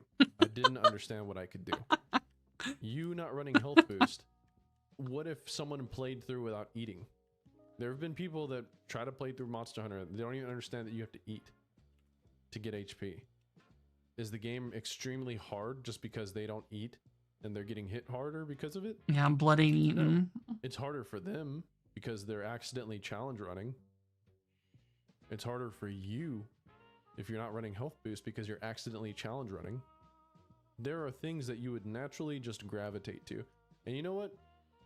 To give a little bit of grace, in old gen, if you came from old gen, health up did exist as a skill. And it wasn't very good. Strictly because it would basically just give you the health you would have gained from eating. Wait, my cat died. And by full meal, I mean Yeah, give you 50 she HP. actually just keeps getting So fucked it by wasn't this like health thing. on top of health. But it's different in World. World is the only one where it gives you additive health. But here's the thing though. If you understand even a I slight see. principle of defense When or bases health reach in any games finalization, like this, or even just like like me who you're had never probably played like a action RPG 116, before. 117-ish. But you played things, well, I guess Skyrim Because counts, right? Maybe. 117, If you I think to played, go like, past something like 117, that, you you know need that pumping HP is just as important as pumping. you have to have defense. like a lot of the fleet stuff So whenever I saw finished, health boost, because there it was kinda is natural a like for me to be fucking like, oh, multiplicative an extra reduction of 15 HP, stats 20 past HP, 118 from a fleet yeah, that's good. I'll buff. take that. And without it, it's basically you're If going to that be wasn't sitting you, there that's for like fair. a month to have That's the fine. stats to go into it. But So on my first playthrough, I did run health boost, you're going to have to complete like and I was there a couple galaxies 2018, probably. whenever it wasn't really too I advertised. think I was on like But the Galaxy thing is, 3 the or game 4 when I shows it finalized all off my as early bases. as Bone Helmet and low rank, and you can't even eat for full meal anyways. You can't eat for full health anyways. Because so you're why basically going to not complete try a it, galaxy, right? and then you're going to Before you hit the reinforce, high rank and then you're wall, complete the and I say next this with air galaxy, and then quotes, you're going to in reinforce Rathian, and rinse repeat. the full Rathian gear gives health boost. The game has given you tools to play. Damn, she's getting owned. If you didn't experiment, if you don't know how to make builds, if you don't know how to do any of that, that's fair. I didn't know how to make builds either. Like I said, I ran against Nergigante in my other channel with 3-piece Legiana low rank and 2-piece high rank. I ran against a regular Nergigante like that on my first actual playthrough because the good luck bonuses. I was very aversive to grinding. I thought that I was getting double dipping in good luck for low rank and good luck for high rank, and I thought that was going to mitigate the grind. I didn't understand how the game worked. But I had Health Boost 3, I was running 3 low rank pieces, I didn't even know how to upgrade my defense, and I smoked Nergigante because he couldn't kill me. Because I just had some of the fundamentals. There is so much about these games. It's not just so simple as more hit equals harder game by default. The games are balanced differently. That's the point. Let's keep going. Phrase, but it differs enough that I'm going to address it independently. And that phrase is, low rank has always been easy, or the games have always been easy until the title updates, or Monster Hunter World was also easy. And what I would say to that is that Monster Hunter World is not easy in the same way that Monster Hunter Wilds is easy. It's a matter of degrees. I actually like that he said that. That he said that it can be easy, but not in the same way, and that there are varying degrees. I will, you know what? Let's see his graph, and I'll show you some of my alterations. If, for example, I would say Monster Hunter World was this difficult, then Monster Hunter Wilds I would put down here. You can't just say Monster Hunter World was easy too as a catch-all term when we're not taking into account the degree. You may have had the subjective experience of finding Monster Hunter World easy, but if we look at the qualities of the two games objectively, we should expect most people will find World much, much harder. So, we'll get into his reasoning in a bit. By the way, I'm going to go ahead and throw my altered graph of his up real quick. I hope you guys have fun with this one. Make my cat He's try a talking poison about build. degrees, and he's talking about subjectivity versus objectivity. I think that he is tracking decently.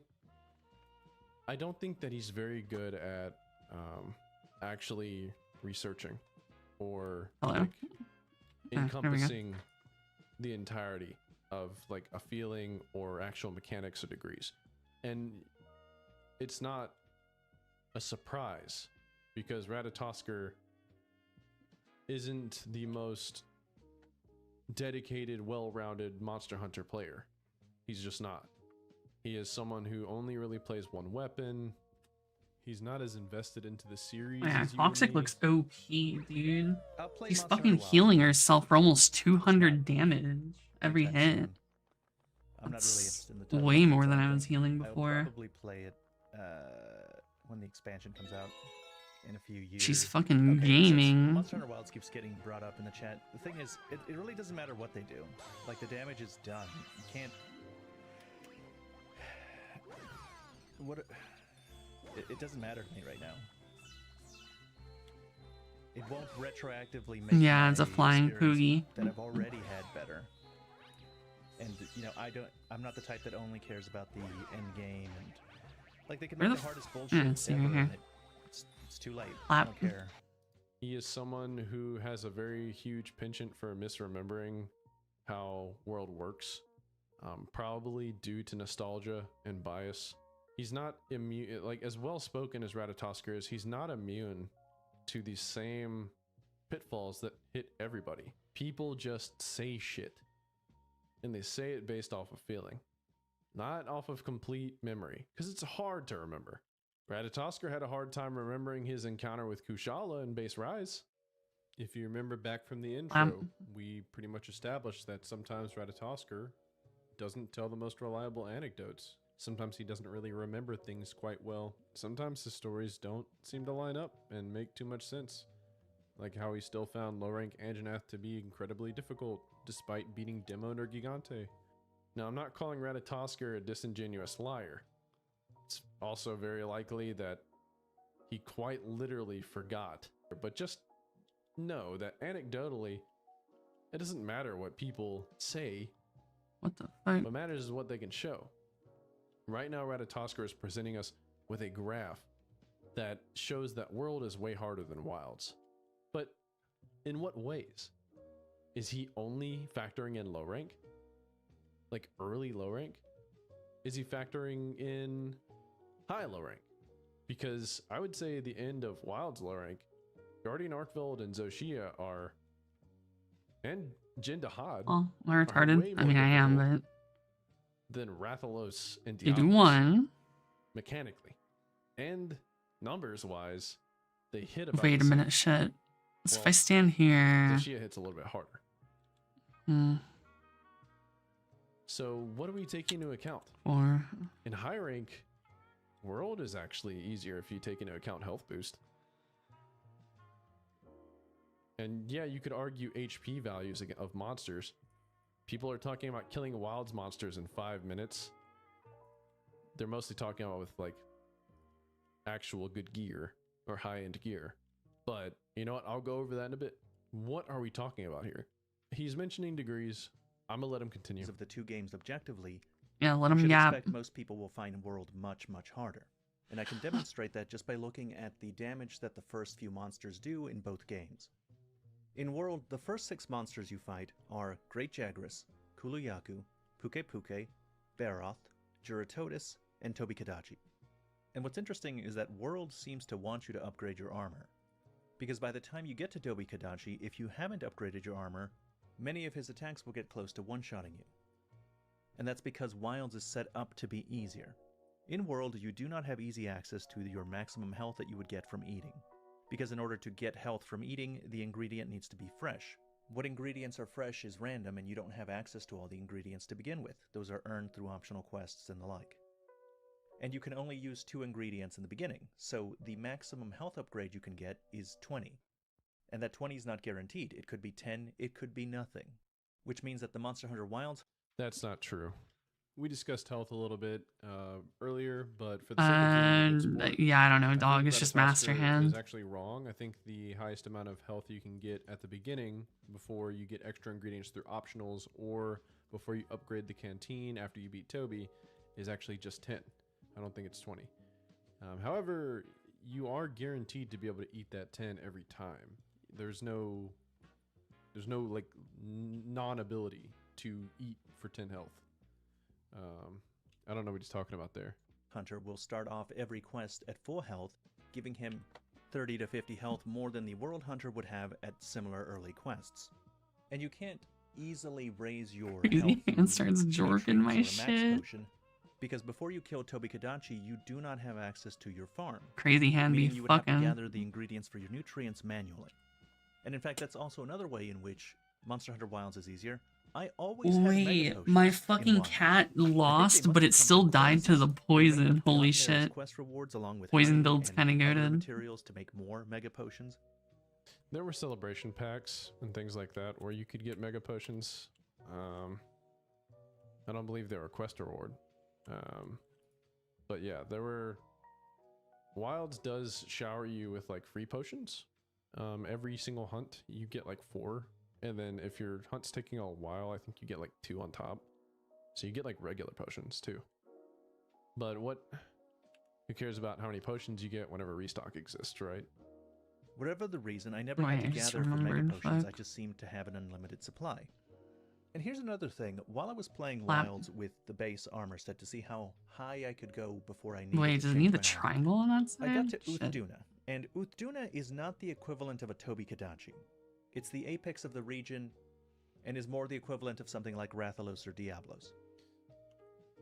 So this is really weird because considering Uthduna's place, Uthduna is kind of like Wild's Anjanath equivalent.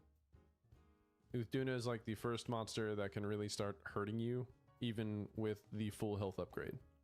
In fact, Uthduna is the monster a lot of new Wilds players are finding themselves carding to, and even failing to.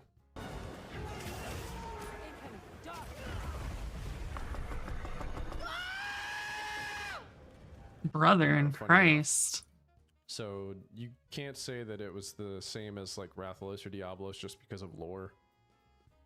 Lore does not give actual credence to the mechanics of Monster Hunter. It never has.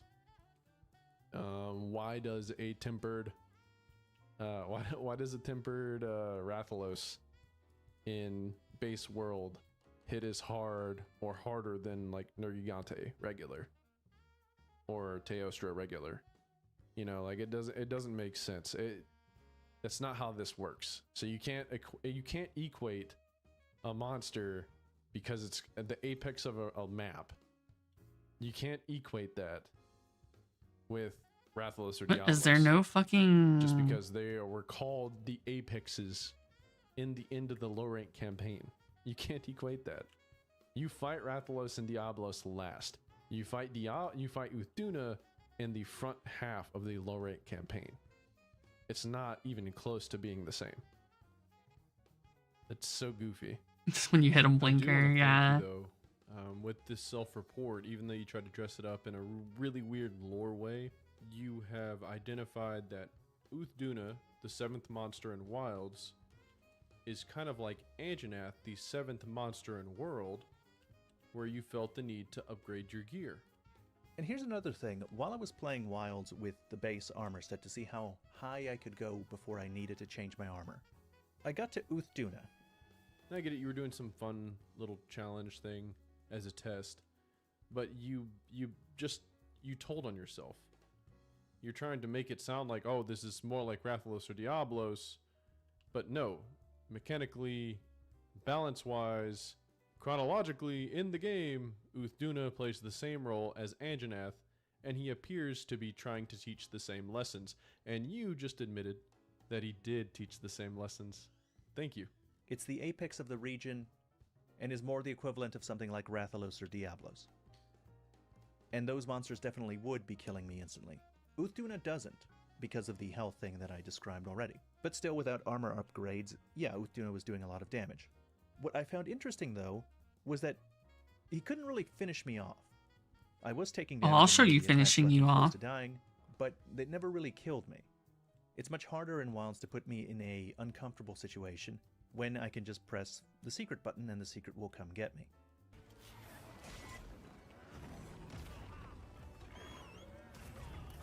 He got me.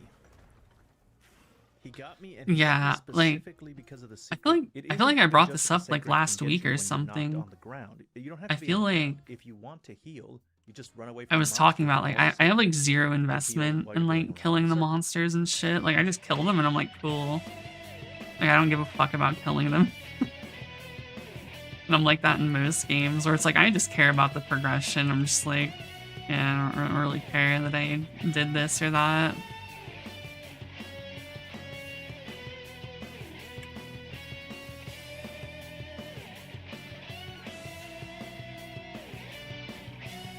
I don't know.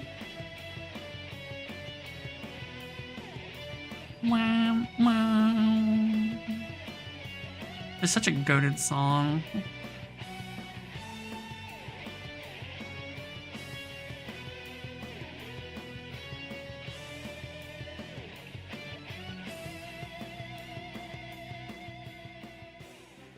I know what he means. One-on-one, Sacred is very one-on-one. strong. I'm just having a little fun, being a little facetious. But for real though, I don't know why we pretend like new gen hunters, even in Monster Hunter World, aren't superhuman.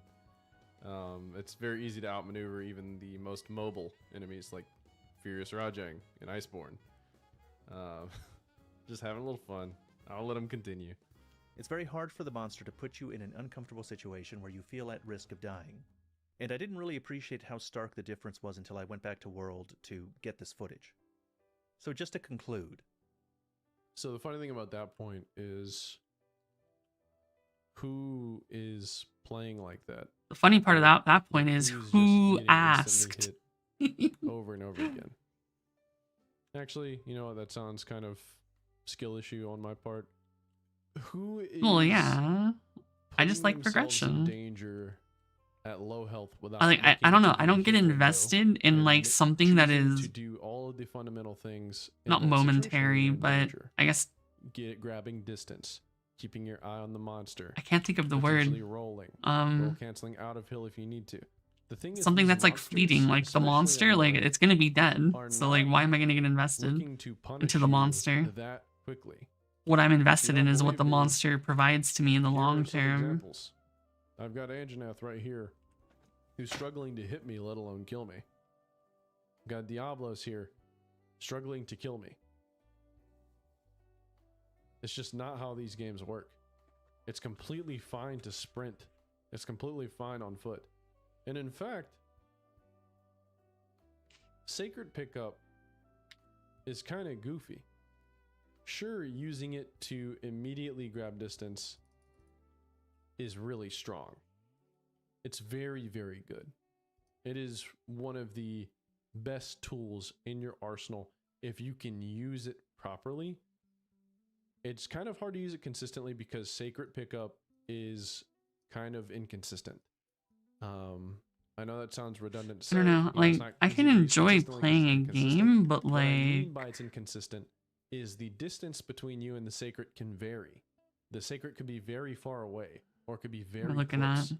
Also, the angle that it picks you up is the Oh, angle it's that on you that side. either have to run with or you have to change directions potentially causing a pivot animation, I don't slowing know. you down. It's hard for me to play a Here game just to is like a play a longer game for version fun of if Sacred there's picking me up like after I get a hit, and I if have the to only pivot away thing to from a do is wall play it only just to get play it. slapped by Gormagal in the back, and I die. Like if I'm quote unquote like done, or I feel that I'm done, that I've gotten all that I can out of something, And here's another one then where I call the Sacred as soon as I get that's the thing hit, about fighting and games, as I'm never soon as it's done. right behind me and it picks me up, and Because I I'm never instantly get hit. satisfied. I guess that's the way to put it. If I'm satisfied and In content fact, here is the same with thing a happening game to or Ratatoskr. anything, then I'm in my mind I'm done with it. But if I'm not content or So the thing about it is satisfied, the Sacred then pickup is not I just continue a playing complete it. end-all be-all thing. That's just an easy, no matter what. And get games out of like jail fighting free card, games you are have to be impossible to careful be with it, content much like with you have to be careful with because, Wirefall. But here's the thing. you know, If you I'm not even remotely fucking Jay Wong, have a 8-time sense of Marvel 2 self-preservation in Evo these winner games, type shit, right? you're So going to naturally want to grab distance yourself and heal. And the thing is, yeah, the Sacred pickup can cause people to unreliably I still want to fluctuate. blame the beast. Nah. And that's not a good thing. You can easily get caught in the trap of trying to use the Sacred Yeah, pickup like every single since time you to brought heal. up idle game, And that's something perfect that will fucking be punished example. more and The more idle game they as added in harder Star monsters Rail. come out in I title went updates so hard and on in the this. DLC. We can And now already there's predict literally that's going to happen. nothing to do. And so you could give worlds Like I a can point play it just in to play saying, it, just to see number go up. the world But kinda because there's gives you technically nothing to do more other reason than number to go up, actually, and like, number going up serves zero quickly purpose learn to use because lateral I've done movement to avoid everything. enemy Like I attacks, have zero to interest in create this distance, fucking idle and to game use anymore. those healing window, like just drink your pots. And you need to also learn how to heal cancel. Some people don't, and they just kind of take multiple hits. You can still beat. I think learning number for go like up is that, good for so I guess brain it's only not when the number go greatest up teacher in the world, equates to 'cause it's something in the long hard run. to just teach everything with just sheer mechanics. But Especially number when you play go a game up as for the sake nuanced of number go as up Monster Hunter. and nothing else, I find But that's the reality of what we're looking at, right? boring. And in fact, like I said earlier about the I drama mean, the fucking gotcha of, game isn't just you an know, idle game, basically. getting back up after getting hit. Well, I once again want to direct Yeah, you but to number the go up Tempered just Furious for Rod number go Dragon, up. I'm where I'm I'm using not. the charge I blade, don't fuck with and that. I'm getting hit on purpose, and I am standing up, watching for any counterattacks or any extra attacks, so I can roll out of the way, and then I sheath, and then I run. Like And right all now, that I'm is doing the sufficient story and strong enough and exploration to that make number actually go up. is a But bit number go faster up in this case and is is going to safer equate to more if you know pulls what for you're a doing, or character, if you learn what you're right? doing. In the long run. So let's continue. But the fact of the matter is, I wouldn't be going through the unless hassle you of doing crumble the under shit that I pressure don't really want to be easy, doing in the which is story and not a good thing in exploration Monster Hunter, by the way. of something I So have avoiding the absolutely pressure zero and interest in levels. if there wasn't something I can see You that is really like are not that going to I be care dealing about with things the way that at the end of the Ratatoskr here is tunnel. dealing with. The scenario of Tobi Kadachi hitting you for that much damage is unrealistic, especially considering if you notice the health bar up there. Damn, that's crazy. He either didn't eat or he's going off of like Gen Z he had killed the already covered once, Yakuza so he's low health. That's or the Yakuza don't games. think I didn't catch that, Ratatoskr. You're not slick. Let's see. Yeah, you didn't eat. Your health bar's too low. But what do we have here? We have an Eden health bar. Yeah, you're not slick, man. You're not. Come on, dude. And anyone with a good eye would catch that. This scenario Anyone is with a good already eye would catch unrealistic. that. You're not proving anything with this. But you're further poisoning it by not I'm pretty even sure the only eating. thing the real life Come Yakuza on, dude. are hanging onto a Shit. thread by is the Knocked on the fucking ground, horse but you racing actually- and the Psy if you games want with to be Uma healed, Musume. You just run away from the monster, call the Sacred, and heal while you're going around in the circle. It's very hard for the monster to put you in an uncomfortable situation where you feel at risk of dying. And I didn't really appreciate. Yeah, it's hard Because for they the monster to absolutely put you in take a cut of the uncomfortable money from situations side if you games actually eat and upgrade using your real defense. horses and Damn, shit. dude. I know that it sounds like I'm getting a little frustrated. Well, I am. Because what is he fucking proving here? He's not proving anything. Appreciate how stark the difference was until I went back to World to get this footage. So just to conclude, in Monster Hunter Wilds, the hunter has more health, the monsters do less damage, you have easier access to stronger healing, and it's much easier to make use of that healing since you can use the secret to pick you up and carry you around while you heal or sharpen or whatever. So there's the false equivalency again. High rank Rathian versus high rank Rathian is what showcased the lesser health damage. Now, from my point of view, Doshiguma just hit him rather hard. However, it's kind of marred in the fact that he has 50 extra HP. I mean, Frontier is an entirely different I'm beast, not to be sure fair. where the exact health bar begins. It's like somewhere around here.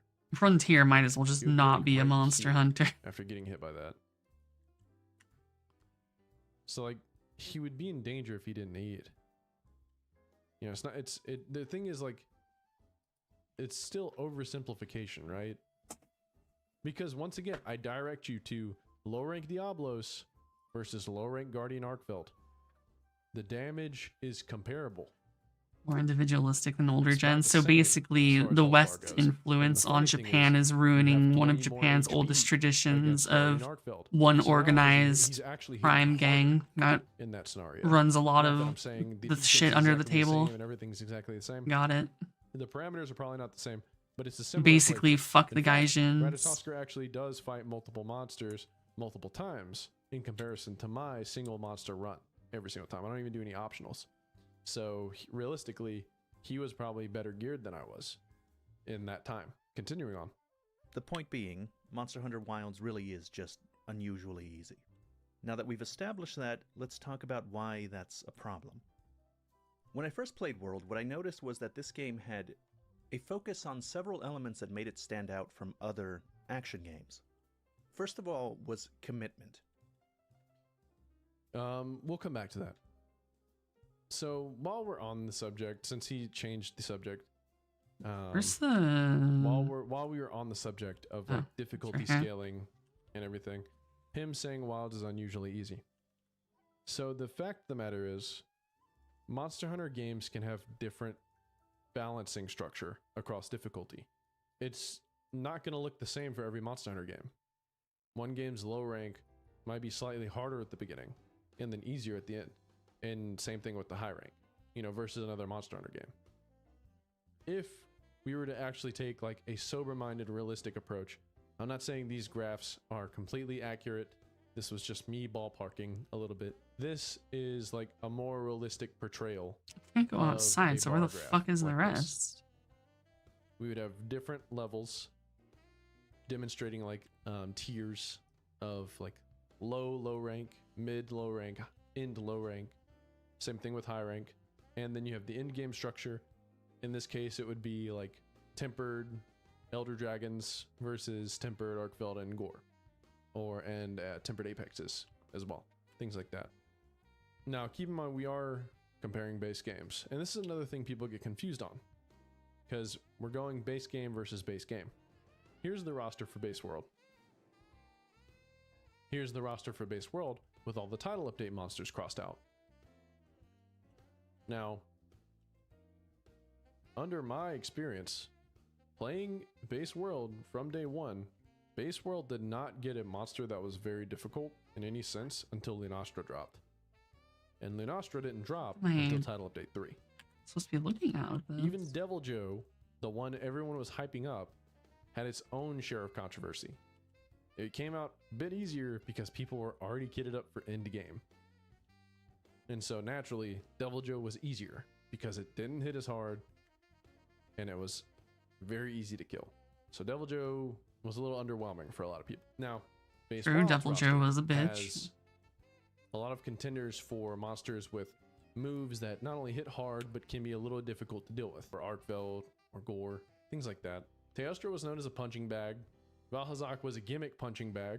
Kieran was, specifically Tempered Kieran, was considered like probably the hardest out of the whole crew. But as I demonstrate there, all you needed was null berries to counter him. He's not engineered to just instantly kill you. He's more so designed to either paralyze you or stun you, and then you die because you can't do anything about it. Realistically, not too difficult. If you're interested in watching the whole run of me, like I'm actually playing terribly. And once again, not using Iceborne moves, not using Clutch Claw, you know, not using any of that. I'm using pre-title update 1 armor. That is, it's really just not that difficult. You don't have to counter it with a build or anything like that. So the fact of the matter is, this is the bar graphs that are a bit more realistic in how the actual game progression works. Remember, low rank, end fights, Diablos, Rathalos. Low rank in Wilds is Jin Dahad, Guardian Arkveld, Zogia. I would definitely put them harder mechanically.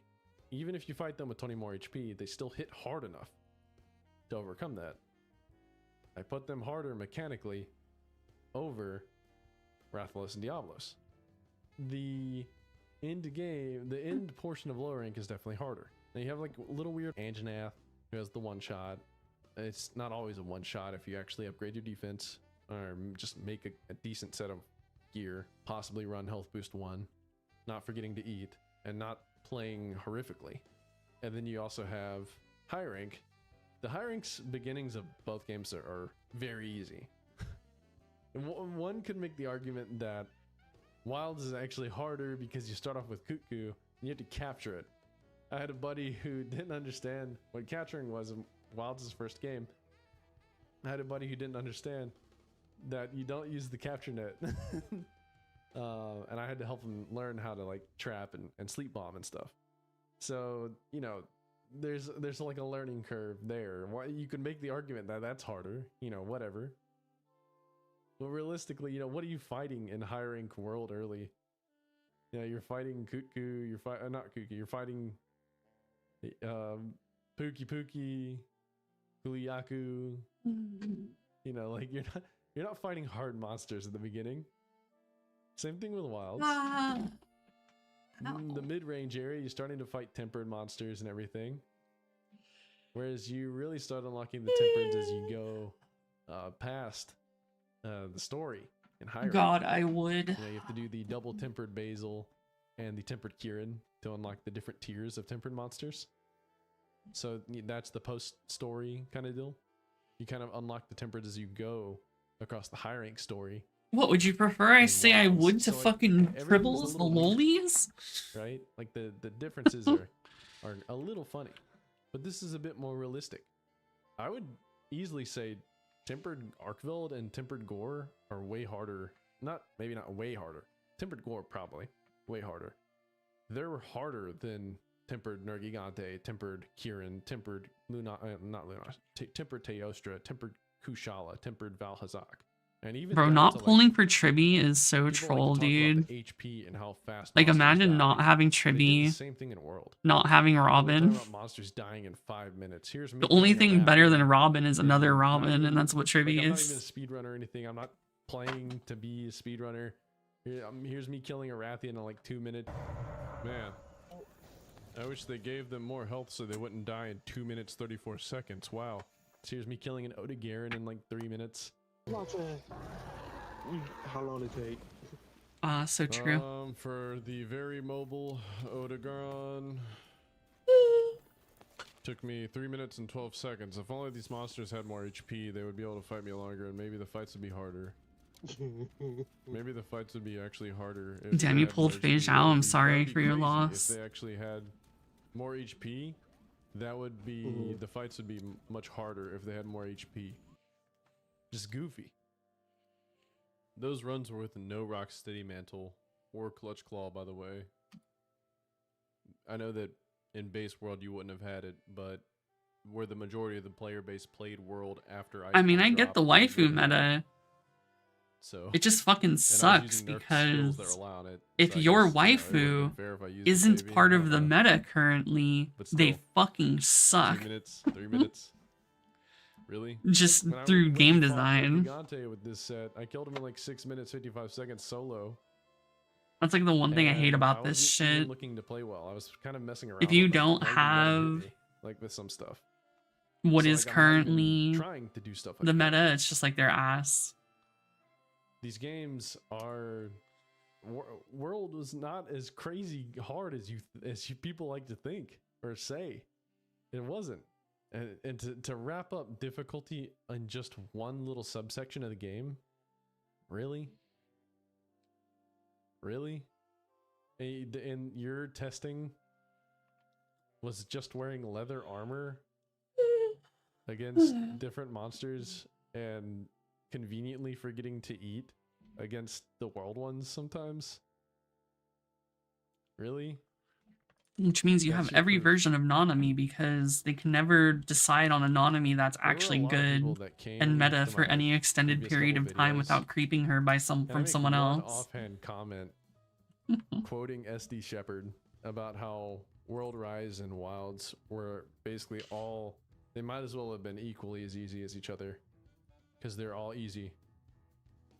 And especially if you know what you're doing in these games, like they might as well all be equally as easy.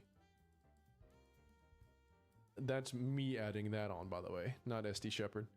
And people I mean, that Nanami most is like my likely favorite came from character your in video, Pigger, but Tosker, we're in here it's spreading very this unfortunate that bullshit they're just like fucking.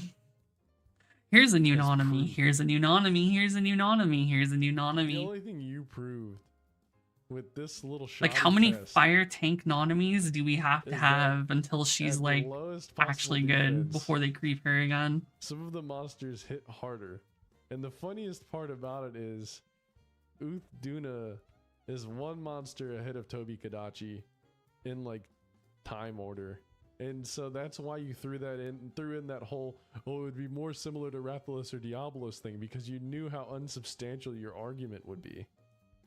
And here's another thing. While I was playing Wilds with the base armor set to see how high I could go before I needed to change my armor, I got to Uth Duna, and Uth Duna is not the equivalent of a Tobi Kadachi. It's the apex of the region, and is more the equivalent of something like Rathalos or Diablos. That's corny, man. You can do better than that. You can. I believe you I have can. no idea. I haven't paid You don't attention to have the to do that. crossover You because don't have it's to do this. been like 2 years Now in the that we've making at this established point that, almost. let's talk about why that's a problem. Yeah, When I first Kamui played getting World, what I fucking noticed was that ignored. this game had a focus on several elements that made it stand out from other action games. First of all was commitment. One of the reasons I fell in love with Monster Hunter's combat when I played it in Monster Hunter World is that the gameplay is slower and more commitment heavy than even other action games that are famous for it. Things like Dark Souls and Elden Ring are often praised for their slow, deliberate combat. They're praised for their heavy commitment to weapon attacks and the risk of getting hit that they entail. Well, Monster Hunter has that, but to a much greater degree. There is more commitment, a greater emphasis on positioning and attack angles. Each weapon is also complex and has many more moves available to it, and with those additional moves comes more choices for you as the player to make. In my opinion, that's where Monster Hunter shines. It's what sets it apart and above other games in its genre. So I think the final portion is completely correct. The earlier portion though about commitment is kind of subjective, right? So some weapons have way less commitment than others. I loved IG. Well, if they're doing servants, the great. question is, I are they loved doing Insect actual Blade characters? Like, is and World of Rise Tosaka because it gonna be needed very fucking little playable, right? It was hyper Or is it mobile, just gonna be very low on servant? commitment, and you had good reach. It wasn't the greatest It's just DPS servants. machine in I the world. kind of don't care about any of them except Forget for it, the Archer. world.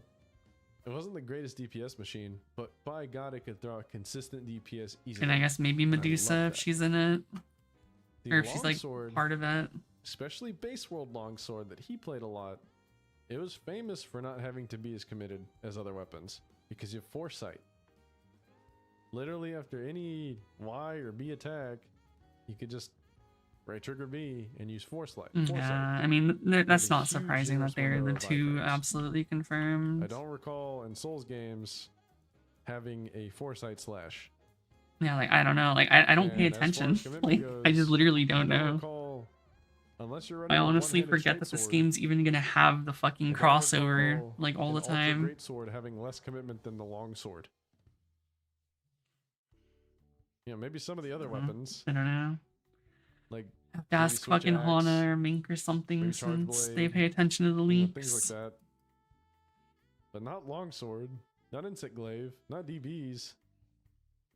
You know, Or, you know, I'm so sick of here fucking it goes having to again, play like, the commitment game. is very subjective in Monster Hunter, especially whenever you can roll out of a lot of the committing, you know, frames, just like you can in Souls games. Funny enough, I'm gonna let him finish. And it is specifically commitment to attacks and the focus on positioning that Capcom decided to take behind the shed and shoot. Focus. Okay, the focus on positioning. Monsters still have weak zones. You're still going to, if you want to do great damage, you're still going to need to point towards the weak zones, which ultimately do put you in more danger, as like the head is always, almost always the best What am weak I zone, looking at? which means you do need to be focused on your angling and positioning. Now, if I you wonder want what to this play has to go unoptimized, here. sure, you don't have to focus on that, but it's the same thing in World too. Multiple hunts that I've recently just posted, and even in the 2022 VOD, I'm just kind of wailing on the monsters. A, because they're easy, and I don't have to worry about anything.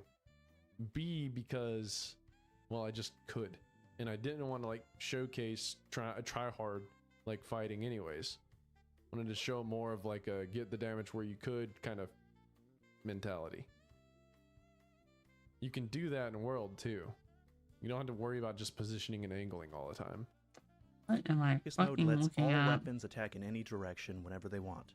It's no longer important to plan out and line up your attacks. And this is very related to the commitment I was talking about, because you no longer have to commit to a direction. Greatsword got the worst of it. It can aim in focus mode while charging up its attacks, and it can do that for every level of its charge. The Greatsword was the poster boy for commitment. Its attacks were slow, it did big damage, but the angles in which it could attack were narrow. And now, not only can it attack in any direction, it can change the direction of its attack This doesn't make 180 sense. degrees as it's attacking. You know, the fantasy of the biggest final hit that the Greatsword does is that the momentum is so strong that after the first hit, it carries you Actually. forward to the second. But that's no longer the case, because after the first hit, you can continue to angle the attack and even force yourself to go in the opposite direction. And it's not just about positioning. Commitment of all kinds has been reduced. And that's the inverse. So the whole Greatsword point and commitment due to focus mode. Focus mode does take away like that notion. I'm just gonna of have to literally angular rotate these commitment until with it's different right. things. Now, you can alter the direction of a lot of different things. For example, like spirit combo, you can completely like 360 and stuff now at the end, but you could already like move a lot even without focus mode, like in the previous games. Same thing with like Greatsword TCS, you still had some leeway angular wise. But here's the thing, right? What does this shit want People, from me? Yeah, this goes to like subjectivity of weapons too.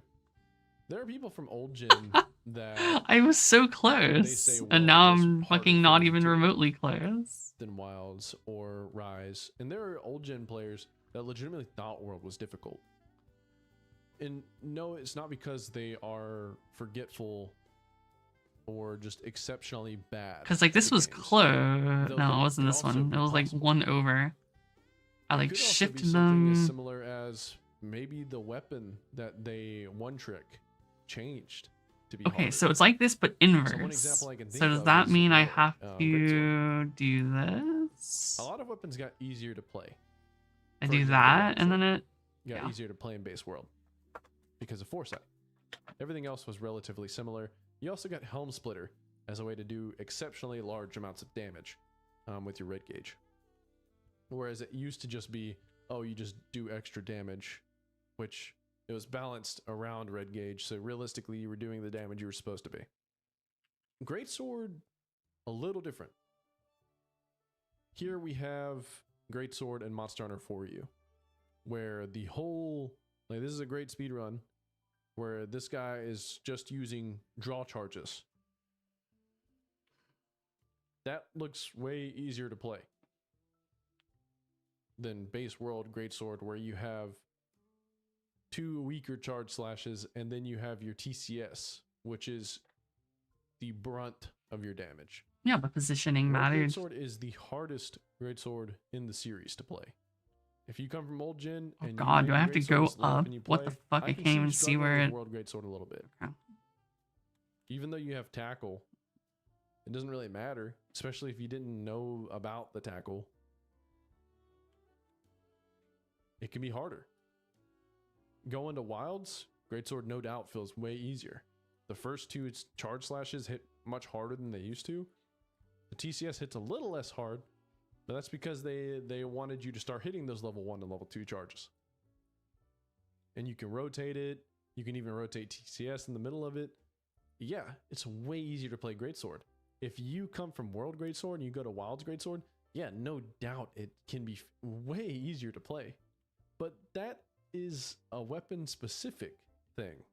That is kind of where Monster Hunter also starts to falter in difficulty, right?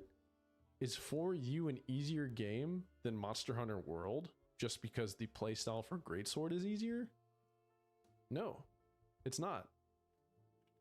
I don't think anyone would say it would be. But to say that Wilds is easier because a weapon is easier to play, that's a little different, right? Because all weapons are supposedly easier to play in Wilds. Because Wilds is a baby game made for babies. It's easy. He's just yapping about Demetries can't kill you at 150 people complaining about HP Wilds being because you easy. eat for full and he doesn't do enough damage. And that's why Wilds is way easier. I know that I'm being a little snarky right now. I'm just trying to have a little fun with this. It's a fun discussion. And people always try to oversimplify it. I know this video is going to be long because I'm not oversimplifying it. It's complex. And I'm not trying to put one game over the other. Clearly from the graph, you could see World was simultaneously easier than Wilds in some places and harder in some places, and vice versa. And if we made another little graph for Rise, it would be the same thing. Because unlike World, the extra HP you actually had to work for to get. And a lot of people just didn't want to do that because it wasn't as simple as just Surely that slotting thing's in, like, elite, paladin right? decorations or wearing an armor piece with it on it. Fuck, of course it Or is. making a Rathian talisman with health boost on it. So if I go and I fight Mizutsune urgent quest, Wait, which what is the like middle high rank, Okay. and I'm getting the absolute dog shit slapped out. Fucking Even teleports with you the that highest possible far. defense possible, unupgraded. Thought it would but just put me right outside of full it. like Barioth gear. He's hitting me harder than Nergigante was hitting me at the end of high rank. With 3 low rank pieces on, mind you. So is Rise a harder game because it's harder in one spot? No. It's not how difficulty works. It's not how these games work. Back to the weapon discussion. Commitment. Weapon styles. Weapons change across the series. A weapon can get easier. A weapon can get harder. That doesn't say too much about the general difficulty beyond how difficult is it to play your weapon. They made I can all tell of you my as an weapons Insect Glaive guy, unfun. I don't think Insect Glaive is particularly too hard in Wilds, but it's definitely more difficult to play than the simplistic World or Rise IG. It's definitely more difficult to play. Gunlance in Wilds, easiest Gunlance to play, period. It's so easy. easiest Gunlance. They made in the bow world. unfun In too. fact, like I said, it's the noob weapon. I like to call it the noob weapon because I put my noob friend on it because I knew he would have an easy time with it. He's the kind of guy that likes to play these kinds of games casually, but he wants to enjoy them and not just get beat down. So what did I do? I put him on Gunlance. What would I put him on if I was getting him to play World? Probably dual blades. Low commitment. I would just say don't use Demon Dance. You'll be fine. Only on down. Which is all you have to do, really, right? Use Demon Dance on down. So let's let Ratatoskr continue. Dual blades don't have to commit to Demon Dance, they can dodge out of it. Longsword doesn't have to commit to Helmbreaker, it can stop in the middle of the air. So he's right about the Demon Dance. You don't have to commit to it. You can actually cancel it. But the thing is, Demon Dance classically was used on wide openings, right? Demon Dance was classically used in like downs or trap states. You weren't using it in just general combat scenarios anyways, unless like you were a speedrunner and you were possibly running earplugs or something, and you know a monster's gonna roar like twice or something. It's not like you're just whipping Demon Dance out from neutral. You have to find a good opening.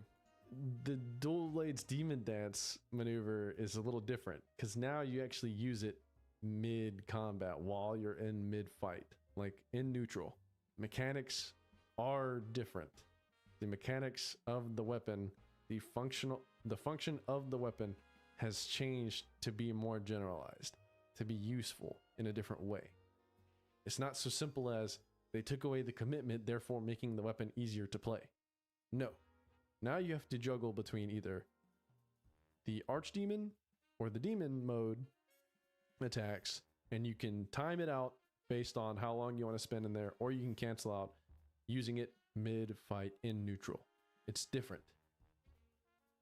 But you like to oversimplify things a little bit, Ratatoskr. Just like with the committing to the Helmbreaker. Helmbreaker, I take you back to my Anjanath noob longsword setup, where I missed like 20 Helmbreakers. It's still really easy to get back in red gauge. It's not like it's that punishing for missing a Helmbreaker.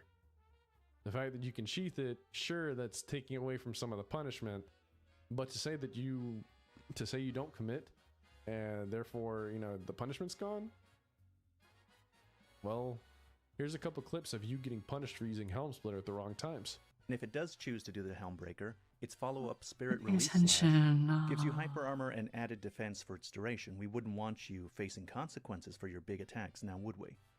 Now, the hyper armor on Spirit Release, that's a whole different thing, right? So hyper armor has been added on so many different things in this game. I think the most egregious one is the full release from Swax. In cases with things like that, I would say the full release is way more egregious than the Helm Splitter Spirit Release.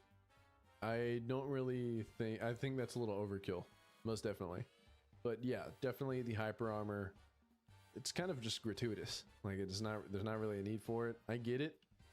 They might want like players to be able to have like their X Factor moments a little bit easier, because you want to have at least a little bit of strong fantasy in there, like, oh, I'm badass moments, and instead of like being able to just create them that's one thing Wilds is doing across the board, especially with like the wound system and focus strikes and things like the heavy hyper armor things on follow-up moves or just greatly strong moves. They seem to want people to have highlight reel moments. You know, what is one of the cool things about Monster Hunter? You know, you watch a Eris MH YouTube video or short, or you know, you just see one of those hype Monster Hunter moments on like TikTok or whatever other social media app you use, and you're just like, damn, you know, I would love to be able to do something like that. Well, they're kind of giving almost everyone the ability to do stuff like that, and like kind of for free. And it kind of takes away from like the special capabilities, like, oh man, anyone could kind of do it to a certain degree, but at the same time, not really. Not everyone's going to be able to do the really, really cool things all the time. And especially if you get really good with it and you can do it consistently, you can really make use of it a lot better than like any noob could. But at the same time, the hyper armor, it's a little gratuitous. It's a little gratuitous, and I can agree with Ratatoskr on that. All of the shield weapons have access to a perfect guard that is very strong and has very generous timing. The perfect guard is very strong, and it is very generous. The only one that's kind of iffy is sword and shields, and that's only against specific attacks. For example, Argvild's triple strike, where he kind of like diagonal slashes with his chains. If you block the first one, even if you perfect guard it, the second one is going to fly you back, and you're probably going to get hit by it if you don't have any guard on your SNS. Same thing with Gore. Gore can also blast you away. Nothing important. So you got to be careful. You can't just perfect guard everything if you're using SNS. Very easy to perform. And it seems like every weapon has like a dozen of these little changes that remove their disadvantages.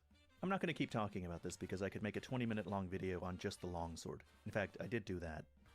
The point I'm making is that it's very disappointing whenever I see this element that I value so highly, this element of commitment and limitation, being de-emphasized or removed. Once again, Jamie, pull up the clip of Ratatoskr getting hit out of the air multiple times. And they're more challenging than the monsters in Monster Hunter Wilds, even though I just started playing one.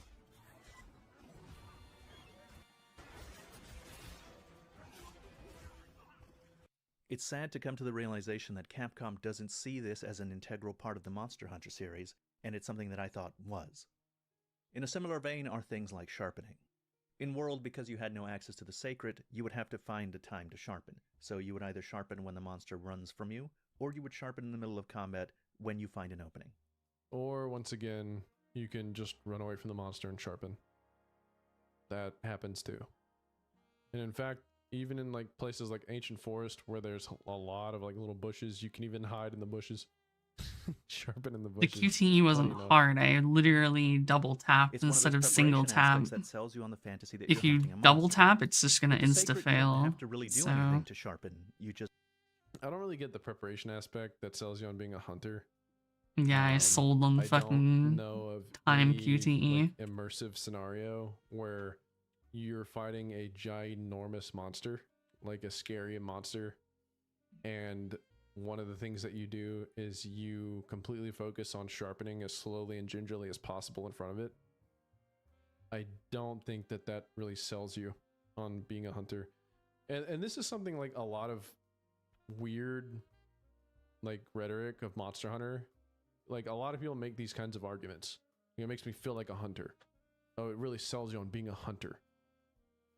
What does gingerly sharpening a whetstone against your weapon rhythmically, especially if it's a hammer or a hunting horn?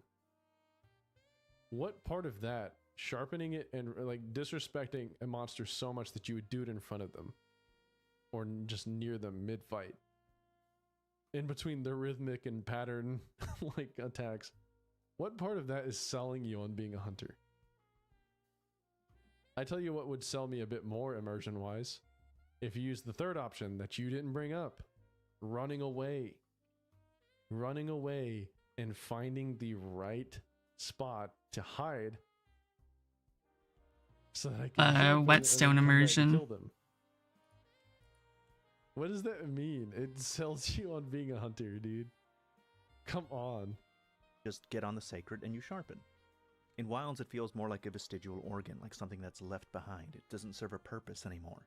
To like me, your it feels penis. like Capcom doesn't believe in sharpening. It doesn't feel like it's doing anything important, but it didn't have the balls to remove it in this game. I think it's more so the convenience of being able to run after the monster on the Sacred and sharpening at the same time. I mean... Yeah, dude. He's gonna just fucking be rubbing that shit and yeah. Strong. You can just sharpen. He's gonna be fucking stroking that. It's not that they don't believe in sharpening, because sharpening is also like sharpness in general is part of the damage equation that's extremely important in Monster Hunter, right? Like you want to have blue sharpness, you want to have white sharpness because of the multiplicative. 2019 guy is the goated ass song. Oh, you don't have to sharpen right in front of the monster, which by the way, there are like different workarounds. There's fishing where you can get wet fish. That was also in World. Wet fish fins increase your sharpening rate. Speed sharpening exists. Feline polisher The food skill exists if you're the type of person that likes to make your own meals and make your own loadouts in that category.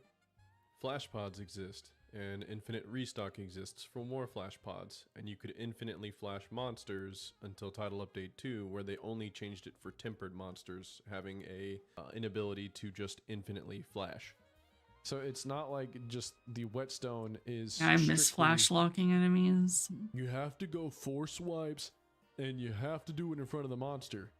And don't get me wrong, I'm not just sitting here defending Sacred Sharpening or Palamute Sharpening. They're excessively strong. Yes, but so is Speed Sharpen, so is Infinite Flash Potting, so is Rock Steady Mantle, letting you just have a free sharpen with mitigated damage. There are plenty of workarounds. It's not just Sacred Sharpening is super OP compared to everything else available in the games. I get it, it's strong. It really, there were already workarounds for it. If Speed Sharpening were so strong because it mitigates sharpness, it wouldn't be a level 1 skill in every game. It would be like a level 2 skill or something. Hell, in World, they had Flinch Free as a level 3. In Rise, they had Quick Sheath as a level 2.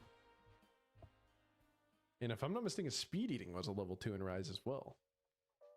Speed Eating is level 1 in Wilds, and so is Speed Sharpening and anything else like that. I don't remember in World. I know Speed Sharpening is level 1. I don't remember what Speed Eating was. But that doesn't really matter. So it's not, I'm not just dismissing you, Ratatosker, and anyone else who wants to make that point, but I am saying that unlike Isn't that just the fucking point of a this lot of the video other is to... things you have been criticizing, Alright, there buddy. are a lot of workarounds for sharpening already.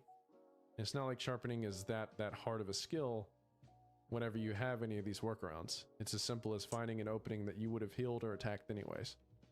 If we keep heading in this direction, I suspect in the next game it just won't exist. Because in a way it kind of doesn't exist already.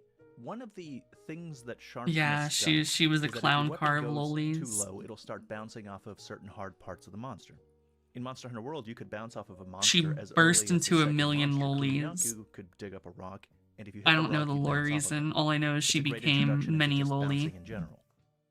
In Monster I will agree, Kuliaku was a good introduction into bouncing. I think that the way he used the rock is really funny. However, Kulu isn't the best example for this because his gimmick is bouncing. It doesn't matter what sharpness you're at, you could be at purple, you're still going to bounce. Here's a clip of that. What about with Mind's Eye?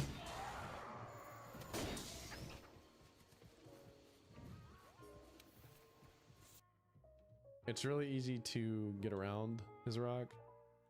All you have to do is flinch him. He drops it. But I mean, the executive function of sharpness sure is so that you won't bounce. That's primarily if you're going into like red sharpness and shit like that. And there are a lot of like different monsters you can bounce on different parts, even with white sharpness, I'm pretty sure. So, you know, sharpness does matter in that degree across the series, but it is also part of that damage formula. The classic low raw white sharpness weapon versus, or low raw purple sharpness weapon versus higher raw white sharpness weapon, like stuff like that. Just part of weapon balancing as a whole. And the fact that he's leaving that out, I don't know if it's because he's ignorant to it or maybe he doesn't see it as important because it's not part of the negative side. I'm not sure, but you know, it is what it is. I'm not going to assign any potential assumptions or beliefs under him. Monster Hunter Wilds, though, I didn't even know that there was weapon balancing. Pal, until I'm so deep bored. I down went the back to line. Blue For Archive. the first 6 Pal. hours or so, I was convinced that the mechanic was more or less removed. And the problem I have with this minimization is the same problem I had with the minimization of commitment. World led me to believe that this was an integral part of the series, the preparation aspect. The elements in the game that's trying to sell you on the hunting fantasy. Things that were inconvenient The but were finest of necessary Blue to Archive optimally hunt the characters monster. is This still includes monster Honey. tracking, weapon sharpening, hot and cold drinks, different monsters doing different kinds of status effects that require different kinds of solutions such as poison, sleep, blights, and the like. In Wilds, though, they were minimized or removed, so tracking's gone completely. Sharpening is less important because you don't bounce off of monsters very... Okay, hold on. Tracking doesn't have anything to do with combat. Tracking is The filler finest Blue content. Archive characters, Has the nothing to do with non-cunny ones, but you got Idle Mari, brother. The only time it really matters, because in World you only have to track them once, and then they're on your map, and you can still just use your scout flies to guide them if they fly somewhere you're not sure how to Yeah, get you to. needed a healer. really easy. It's not because Idle Mari is like your favorite In cunny. Old Gen, you had to paintball, and that was part of the combat. You know, you had to find a window to paintball, and you had to make sure you timed it up to where, you know, by the time the paintball's going to wear off, you need to hit them with another one before they go. Maybe that is what you're talking about. I'm not sure. But you mentioned, you say tracking, and the only one that has tracking is World. So I don't know. I like how you threw that in there. Let's see. What was the other thing you said? So tracking's Aw. gone completely. Oh. Sharpening is less important because you don't bounce off of monsters very often. Sharpening is very important still because of damage reasons. Sharpening is very important still. We're talking about like 10 to 15. Pretty sure times, Aru is an like, 18. or 10 to 15% damage increases. So she should very in fact be cunny. And Yeah, she's also, you can 16. beat different monsters in World 2 in like green sharpness and like high rank as well. And even if you like bounced on some of the monsters, you could just kind of go around it.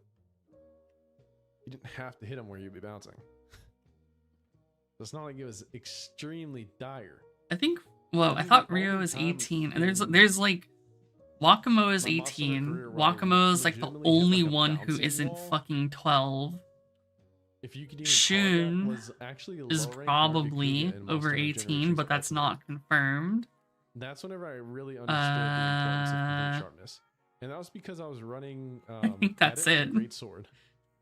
And I would hit him and I would bounce, and the animation for bouncing was so long that I would get hit by by like whatever attack that he was going to throw next. After that happened like 4 or 5 times, I abandoned the quest and I was like, okay, I need to make a weapon with higher sharpness. Because this isn't cutting it. I didn't run into anything like that in World. And I played through the entirety of World with like just regular ore weapons. Things like that. Okay, let's keep going. And it's easier to do because you can just call your sacred to do it safely. In its current implementation, I think it just might as well be removed. I'd rather have nothing than this. That's very overdramatic. It's very overdramatic. And that's, like I said, it is part of the weapon balancing. It doesn't matter how you feel about it. It's part of the weapon balancing. And whether you like it They or couldn't not, be in high it is school if part they of were the time 23. consumption. If I have a white sharpness weapon and I get down to green sharpness, if I want to continue doing really good damage output, I need to get my weapon sharpened. If I hop on the sacred, it's going to take longer. In fact, funny enough, a lot of the setups in these games, people were using anti-sharpness, like sharpening setups. Master's Touch was everyone's baby in World because you would just hit crits and you would barely have to sharpen. People are running razor sharp Right. and Master's Touch in this game. That's the best part. A lot of it's geared towards not even setting up for sharpness. And sure, I'm talking about like end game examples, but that just goes to show the things people are Like, damn, doing dude, to 16-year-olds manage are their actually sharpness for the sake of disgusting. damage. Unironically, Something like a great wetfish fin. unless thrust they're or fictional, and speed then all of a sharpened sudden they're version hot. at a proper timing will be infinitely faster than having to hop on your sacred and then sharpen a full cycle there. Infinitely faster. The diminishing returns of sacred sharpening is way too high because, like I said earlier, you can run away and sharpen pretty safely if you wanted to. It just takes more time. So what are we concerned about? Are Damn, we concerned what we about could have time? Are we had concerned about and what we ease? do have. Speed sharpening 3 is infinitely easier and faster. It requires less. We do still have different status effects and different concoctions that will heal the different status effects, but now we just have a heal status effect menu option, so you can just bring all of the different status effect items And you don't have to select them. Your hunter will automatically choose the best one for the situation. Yeah, dude. Yeah, that makes things a little easier. Shit ain't I even guess, legal. But what's the difference between that and just having things on your radio menu? It's not really too much of a difference besides like not memorizing like 2 or 3 different spots, I guess. I don't know. She traversed the Gate of Infinity, splitting into I get it, 1,000 that's, like, messengers. I'm not gonna say he's being So she went through a extremely fucking nitpicky. portal and It got could be turned like a into straw that broke the 1,000 camel's back lolies. for him. I don't know, but There's your lore. You know, come on. To bolster Ratatosker's argument a little bit with an argument that's better than what he just presented, I would suppose, is the fact that the Palicos can also cure status effects. It's not like infinite. I If you mean, get she's better when she's status multiple 17, so times, you're not going to be just infinitely getting cured. But the fact that they can do that alongside the other tools that they have, yeah, that's pretty good.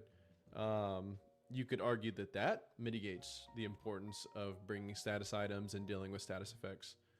However, I don't remember status effects being that big of a problem in World either, base game, other than like Valhazak's miasma problem that you had to eat nullberries for, as well as Kieran if you don't have para resistance or stun resistance or 20 thunder res. You could just eat nullberries for that too, though. So it's not really that big of a deal. Poison's not super strong in World. game. Sleep wouldn't be a really big problem unless you fight Sleep Palumu and Iceborne. I mean Blast, but that was Raging Brachydios was the biggest perpetrator for that, another Iceborne monster. Any meal will give you your full health buff, and it will last anywhere from 30 to 50 minutes. You don't have to slowly build up the effectiveness of your canteen over the course of the game. The full health benefit is just given to you right away. That is true. Now, I will say, I do think that the games would benefit more with that gradual increase in health. I think it kind of makes it feel a Nah, little they better won't haunt as me. you get into high rank and you're getting hit. I'm not harder. haunted by them That yet, HP so increase, it naturally teaches you that higher HP is important, which should have coaxed more people into health boost as well in World, but that's a different story. But like I said earlier, the way that they balanced it out in Wilds is a little different. You know, like I said, even with 20 extra HP, the damage yeah, dude, we was could have had very an adult, similar for the ending of low but rank we got for both games. the things lolies. like that. A little bit higher even on the end of Monster Hunter Wilds. So it's just a matter of taste, I guess. Naturally, Ratatosker, he loves World, certified World Glazer. He's gonna want things to be more like World. She split I into don't think it 1,000 would even lolies, matter yes. If old I don't know about gen said emotionally this, it's hurt, just the but fact that it did it this way in something World, something which Gate is of Infinity, apparent at the something beginning, something you know, 1,000 he's like, it's not an old messengers, gen something thing. something. It's a She new gen- literally new exploded hunter into versus new hunter 1,000 thing. lolies. So, you know, And I they're would all say it's just dead a matter of except for difference in 3. balancing. Wilds has more of a steady difficulty curve, whereas World does like some weird bullshit. 2. where Alright, it Trion makes things died. a little bit weirder as far as like. So who is it? It's fucking Trinon Like and Anjanath having a what, random, Tribi? like, Tribios? I heavier don't attack fucking than remember their anything else names or at the how that time. works. And funny enough, one could find that to be a really weird game design too, because if I beat Anjanath and I found him more difficult, but then I'm not finding any of the 5 or 6 monsters after him by any means challenging in the same way, what is going on with this game? Why is it doing that? That's really weird. You know, there's not like a steady increase in difficulty that makes it just feel you're improving as you go without even realizing it, which is a really cool kind of way to increase difficulty. Whereas What Tails? the other way is like Not oh, March this weird again. wall, if you even get walled. What even constitutes a wall? You know, people call them walls. Did you triple cart once? Are you triple carting like 10 times before you realize, hey, maybe I need to upgrade my defense? Am I at You know, 3.2 now? what Because even it's is a showing wall? Costa And Rica. isn't that also based on anecdotal experience? Monster Hunter World had way more new fans that entered the arena of Monster Hunter than any of the games prior and any of the games after. And with a lot of people that at the time probably never experienced action RPGs, you know, considering Monster Hunter World and like Elden Ring were a lot of people's first real tastes of action RPGs like this, there were probably a lot of people that just didn't get how these games worked. So naturally, more people that struggled. And it's the same thing with Pink Rathian, right? Pink Rathian was the kind of Doomer. monster that hit pretty much as hard as like Nergigante, funny enough. Also, funny enough, Asmongold beat both of them with first try with low rank gear pieces. So that's kind of funny, you know, everyone talking about how the game is so hard. Dude, I want Kiana XP in this game so fucking We'll bad. come back to Asmon later because I'm actually going to talk about him and multiple other YouTubers. It's wild that When knocked down ZZZ is after getting taking a one bit of damage, you before no longer have to Star carefully get Rail up so as to not get hit again, when it has you can just Honkai in the safely. fucking name. Back to, you know, the whole inconsistency of the Sacred and the danger that the Sacred can have, and to the consistency and Yeah, easy- Genshin's literally easiness frame 1. of just getting up after Like, getting hit. goddamn. It's not really that hard. I've literally shown that all throughout this video, so I'm not going to continue. Will easily take you to safety, and you'll be mounted while you heal. In a way, it's even worse than the wirefall in Monster Hunter Rise, because it's an infinite wirefall that also puts you immediately on your mount, making it very difficult for monsters to put you in uncomfortable situations. And then there are things like stun. I also thought stun might have been removed from the game, since throughout my 65 or so hour playthrough, I may have gotten stunned less than, 10 times. So funny enough about his stun point, it just kind of goes to show his nostalgia, like bias with World. If you go and watch any of these clips that I'm showing you, even the Tempered Kirin one or the Tempered Furious Rajang, or well, I'm not going to say the Fatalis one because I have stun resistance on that one, but any of the other ones, I think I It's a only get gacha stunned game. in one of the videos. Turn-based I can't remember which gacha. one, but I only get it's the Pink Rathian. I get stunned against Pink Rathian. All of the other ones, I don't get stunned a single time, even though I'm taking a lot of hits. And Wilds didn't get stunned much. JRPG but gacha. Yeah. But this one's a funny point, because if you just go and literally just watch any of those vids, besides the Fatalis one, and you can see how hard it is for me to get stunned in these games. I'm not running stun res. Here we go though. I don't think I noticed anything like tremors either, or wind resistance. It's like all these things that people said were tedious and annoying have been removed. Now, tremors, there aren't really too many tremors in Wilds that I'm aware of. There is like some, like, I guess tremor type effects, like a monster will hit near you and it kind of knocks you. Or maybe that's wind pressure, I'm not sure. But it does seem like there is a little less appearance of those kinds of things in Wilds. So that is an interesting point, though I think it's also not really too important, because in World, the only time windproof was really needed was during Lunostra's Nova. Everything else, like if you got wind pressured, you weren't really taking a follow-up strike. It's not like Old World where you had like roar stun setups where they'd hit you and after, like, while you're roar stunned, or even like wind stunned setups where they would wind you and then you'd get hit immediately. It's not like that in base World. So I don't know. It's, this point is Yeah, kind of, quite literally just don't spend money. I guess they might have just been like, yeah, I mean, if we're not going to do anything with it anyways, we might as well not throw as many in A there. lame ass wallpaper. I guess this one's a matter of taste. I don't know. Ratatosker seems to be bothered by it. I don't really see too much of a need for it unless they're actually going to use it in a dangerous scenario. Because as of right now, they really don't. Or they haven't in New Gen.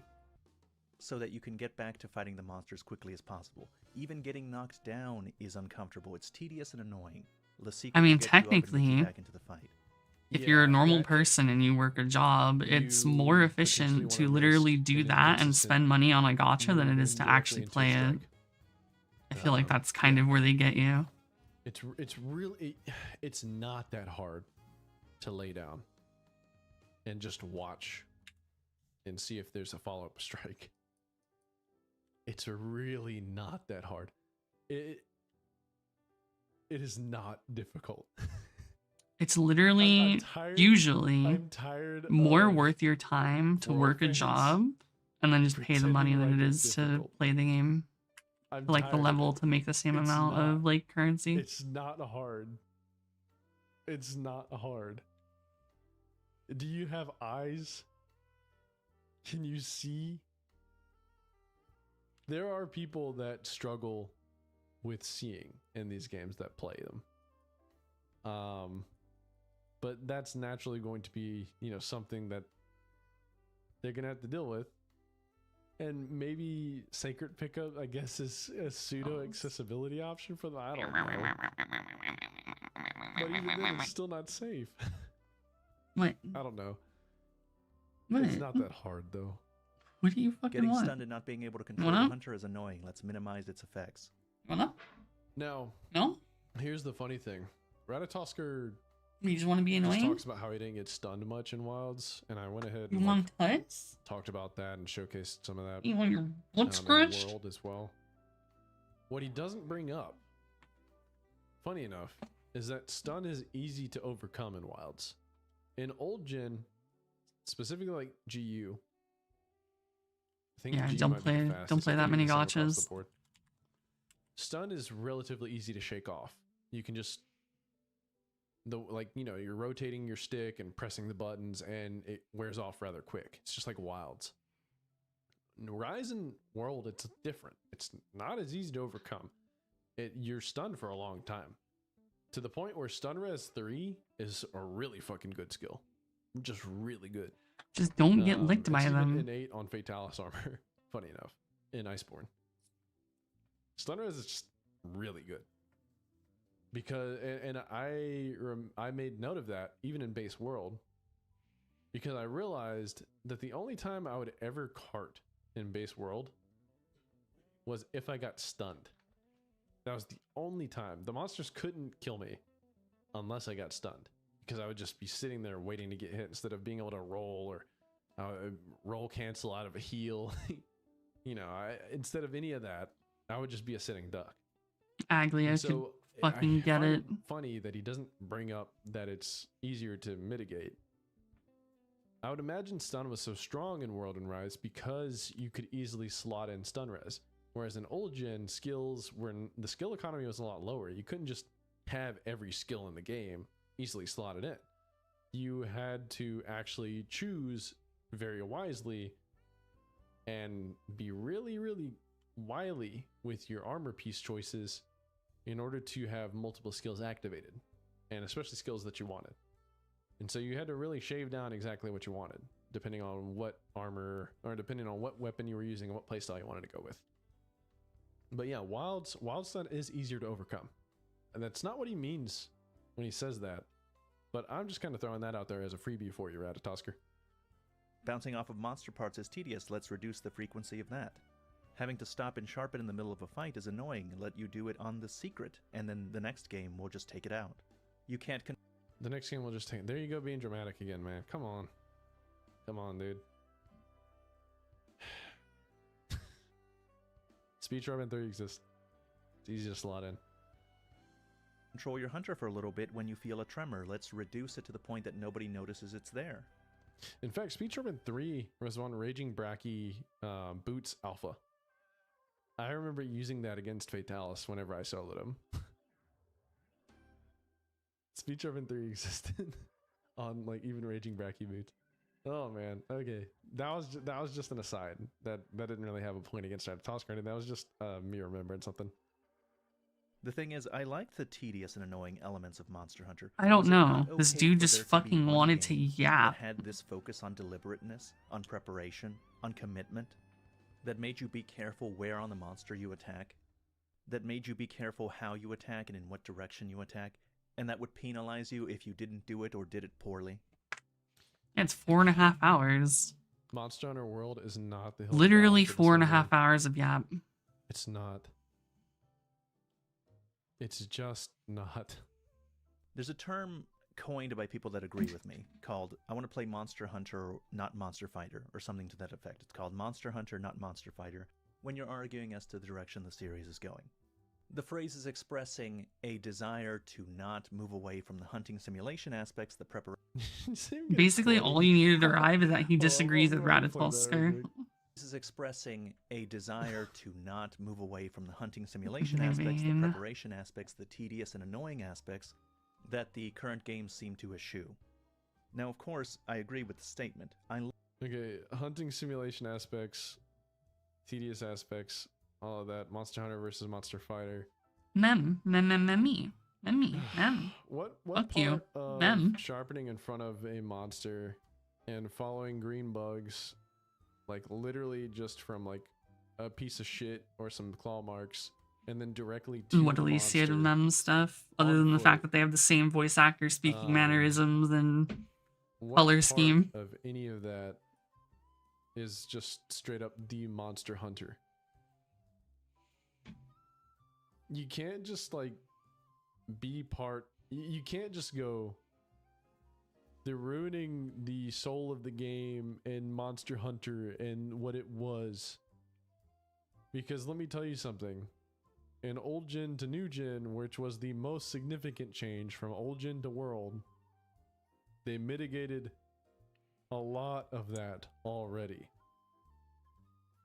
Even down to the fact that you can move while heal. You saying that not being able to not having to sharpen right in front of the monster, your little 4 ticks, and not getting trimmered a little more, and not getting bounced as much, because you're not running into as many monsters that are bouncing you as much. You saying all these things is the same as someone being like, yeah, you can roll while sharpening now. Oh, by the way, yeah, you can roll cancel sharpening. You can roll cancel it. You can roll cancel healing. You have infinite restock. You have effectively infinite max potions and infinite farcasters and infinite mega potions and infinite null berries and infinite nutrients and infinite demon drug and infinite armor skin. You have infinite everything. An infinite your mother. Preparedness? What preparation? You have armor sets you can pull out in the middle of the hunt. You have item sets you can pull out in the middle of the hunt. What preparation? Wind pressure, trimmer res. If it's really bothering you, just slot it in. World, ever since World, it's been super easy to slot in stuff like that. In old gen, it wasn't like that. You had to I want activate Aglaia multiple too, skills. but And you had to deal Hana with is fucking negative sitting skills. here complaining, talking about how You dog wanna shit sit and she you wanna is. CC the monster over and over again with traps and just craft more traps on the go. But I also don't give a shit about You can do Remembrance that as a too. path, so I have not You can pulled a have a whole Remembrance team doing character that. yet. And I don't And really just care. rotate, farcastering out and restocking. The choices are infinite. Hunting aspects, preparation. Come on. I mean, the dude. fact that World Acheron was just C2 as is much of still a better joke. than Aglaia is fucking loved the crazy. monster fighting. I like getting to the Because monster and Acheron is so fighting, dog that's shit great. right now. But the monster hunting parts, the parts that come before the fighting, the parts that make the fighting a little bit more deliberate, add spice to the fighting. In my opinion, it I mean, makes the yeah, I fighting mean, that's better. how it always is. New BIS It makes DPS you character every engage with the fucking monster banner. fighting in a And it's deeper so way, AIDS. and it lets you appreciate it in a deeper way. Just as an example, I really like the monster designs on these monsters. Monster Hunter Wilds really did a phenomenal job with almost all of them. One of the things I appreciate the most about the monster designs is that they're not just fantasy monsters. They're animals that live The best in a investment fantasy I've made is environment. They live in Jade a fictional E1S1. environment. And their I design and literally movement pulled and Jade attacks reflect that. E1S1 for But Blade, it's hard to appreciate and both Jade that stonks aspect have of the only monster, gone even up the with fight time. itself, during the low rank when you're breezing through everything and nothing provides any kind of challenge. So you're saying this as someone who has at this point defeated Fatalis and run through multiple games and is currently playing old gen games. You said the same thing about Base Rise. Yeah, you didn't say exactly that this didn't happen on World, but you're using World as your benchmark. And World was excessively easy as well. Redatosker, your anecdotes and your ideas do not line Just up. play Hypercarry in Your Oxa. story about how you got into Monster Hunter does not line up with your beliefs about Monster Hunter World. Not in a way that's believable. If you truly mastered World Longsword and beat Demo Nergigante, which you would have had to. Yeah, because that's how but hard Demo his Nergigante fucking was. talent bullshit Now, if you're saying that makes him you do beat Demo 200 Nergigante, fucking +% damage or whatever the fuck, and you also when admitted he to is the only beating erudition, Anjanath is like, what the fuck in is the that demo shit? multiple times, and he wasn't really that much of a challenge or threat. What you're saying there does not line up, because if you really either knew what you were talking about or you weren't exaggerating, because Anjanath is a joke. If you played through any of these previous games, you would be able to just go in and whoop its ass, because he's really not that hard, unless you're playing like an absolute fool, or you're playing blindfolded, or you're choosing not to upgrade anything and you're just standing still to take a flamethrower. Even taking into consideration how, okay, now I know how to play the game. Even taking that into consideration, I still struggle with Anjanath more than, like World Anjanath, more than I did with endgame Rise things. Yeah. At the point in which you fight that first Anjanath, with the tools you have available, I still find it more difficult to beat that Anjanath than almost anything in Monster Hunter Wilds. The video still has an hour and a half left. And no, not really. Like, Blood is literally just waffling for 4.5 hours. I think he just has a fucking hate boner for Ratatosker and is just like, this is like a not so thinly veiled love letter to him.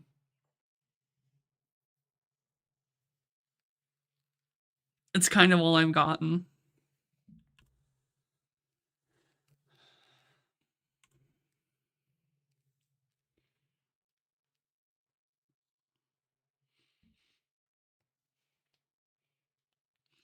I feel like Pow should just not play gacha games.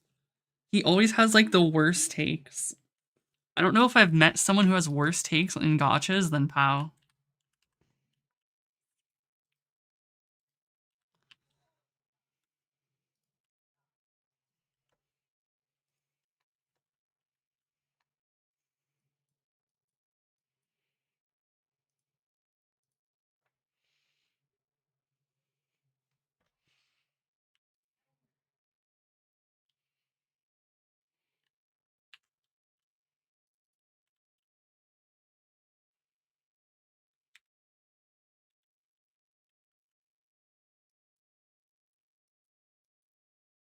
What the fuck? There's shit over there.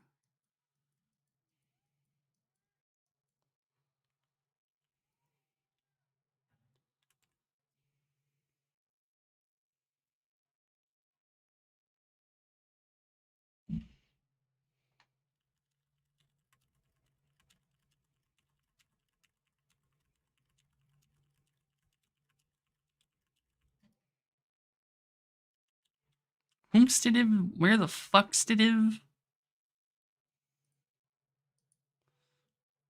Is it not where I literally just was? Yeah, it was. Fucking I'm blind, apparently.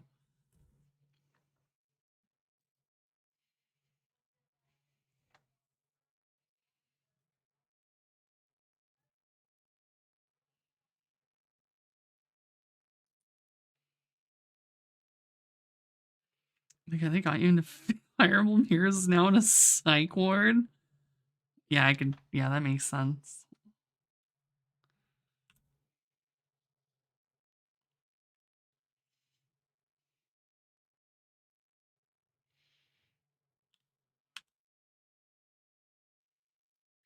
Bitch, touch me already. Kill me. You fucking whore. Trying to be the game, like trying to be everybody's girlfriend when we already have Firefly. One irrelevant bitch to another. Get your fucking whore hands off of me unless you're killing me.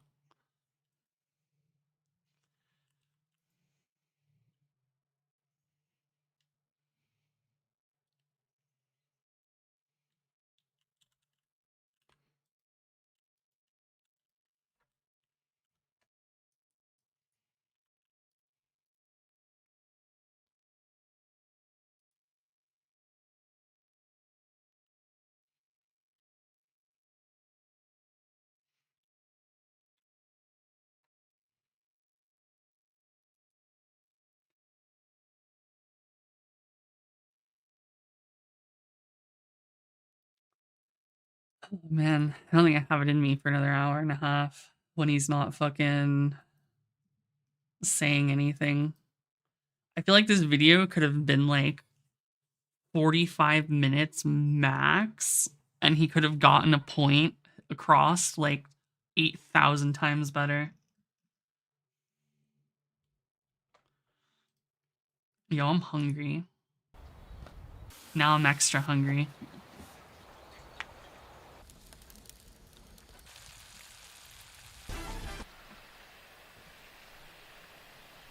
Alright, this one's short.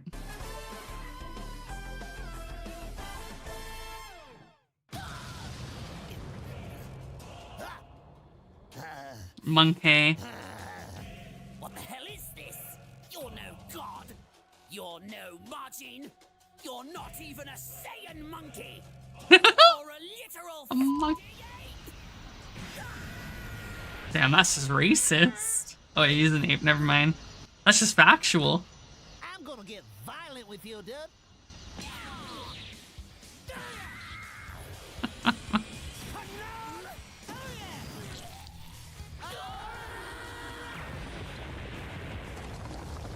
Bulldog 2x spicy. Yeah, it's over for you, dude. Just get it over with and send me back to hell. Ow! But you chose to play on funky mode, baby. Id est, the beating doesn't stop when you're dead. The beating stops when I'm not angry anymore. Which is never. Damn, it's just like me for real.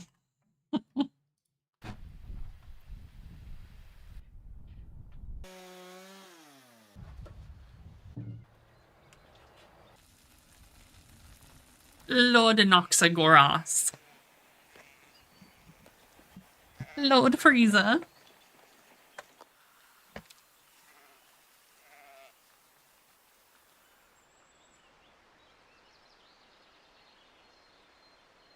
How fitting for my cat to be cooking when I'm watching a cooking video.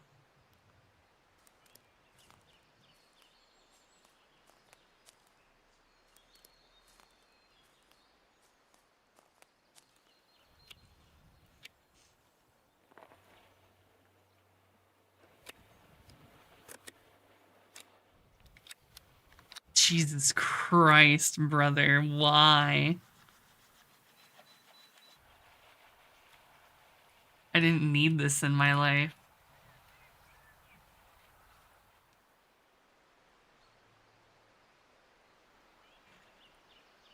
I mean, Aglaea's hot.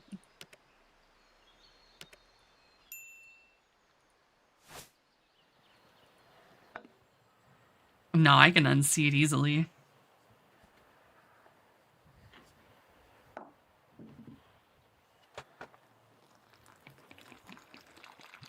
I have to think really hard about it to see a fucking Peter Griffin and Oxa in a Noxa normally. That just like don't exist.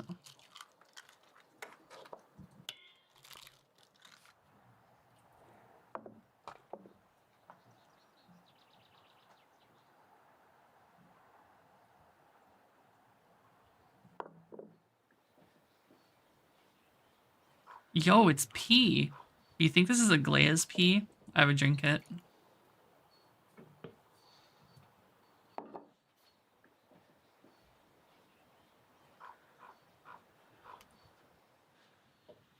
I'm just a thirsty little cactus.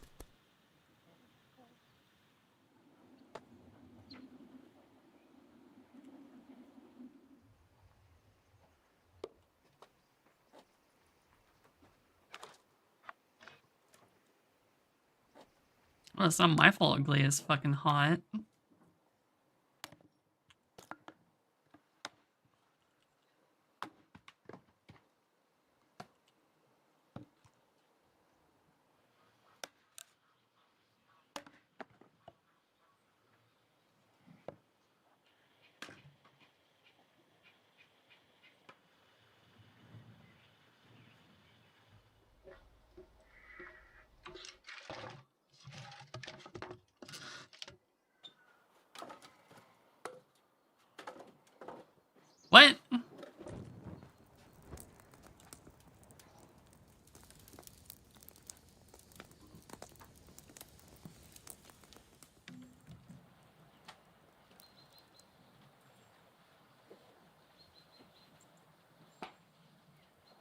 I have not seen it.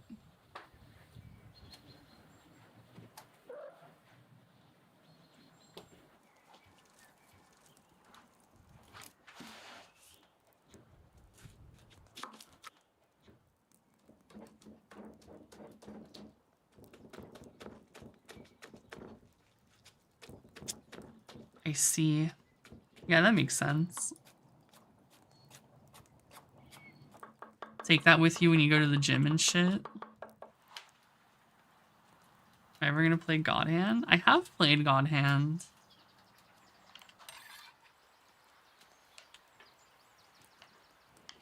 Yes, it's literally the Azerbaijani countryside cooking videos.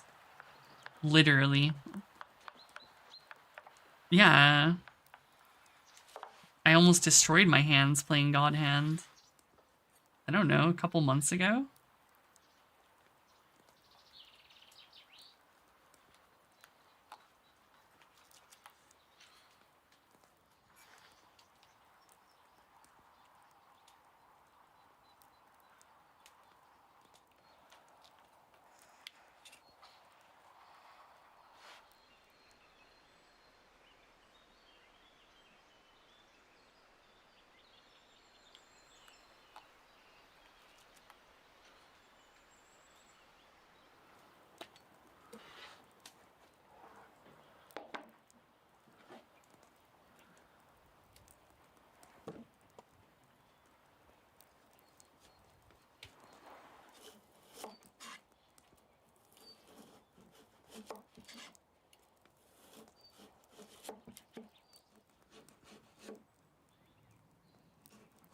Damn.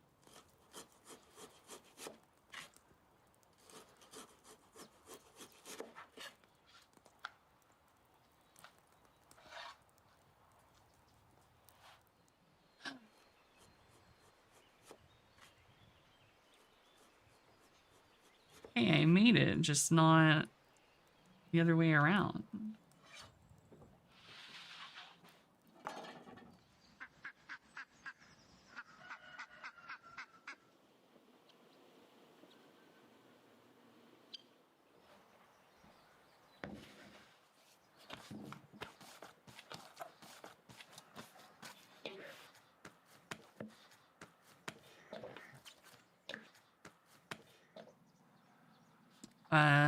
Leg day. Don't be a bitch.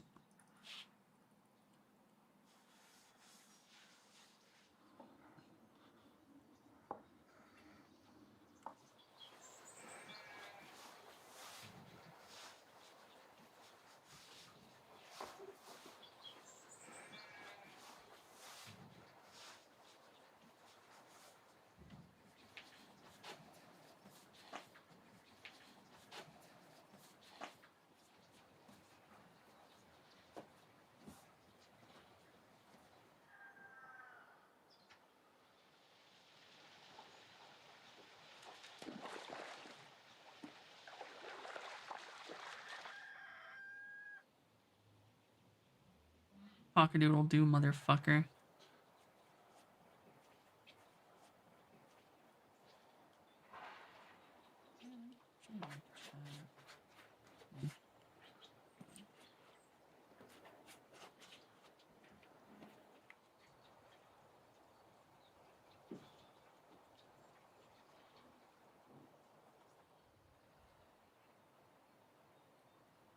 Right, like, I don't know why motherfuckers are out here trying to look like Larry the Lobster.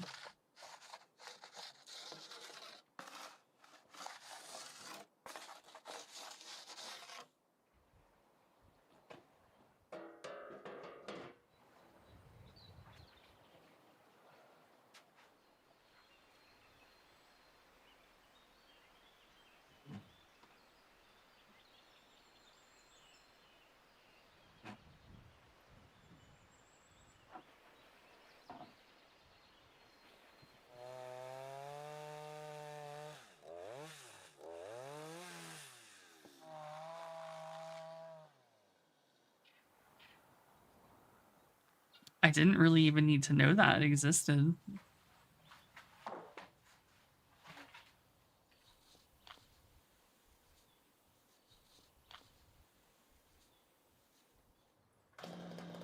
No, you're not.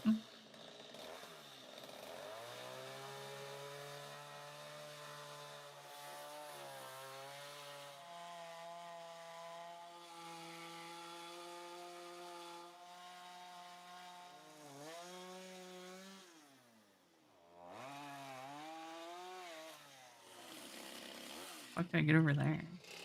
Hi.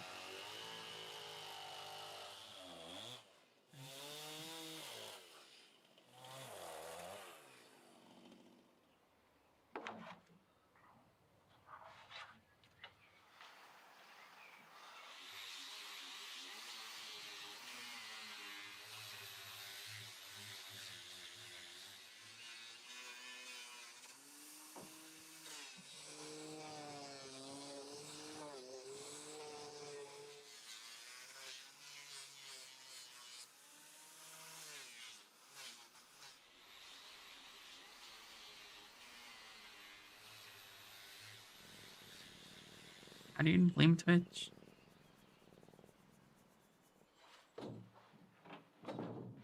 Target lock on.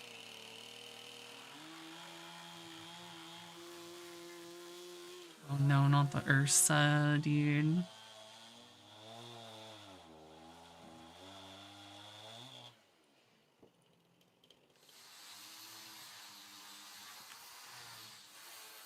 I almost raided Ursa. My fucking brain. For the raid. What were you beating off to this time?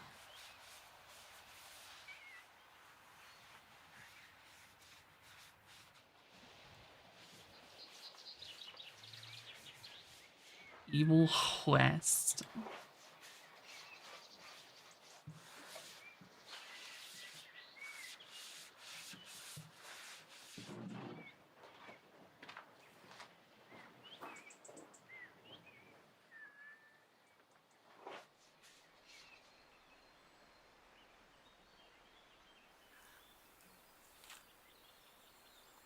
It's like God of War, but cowboy. Huh.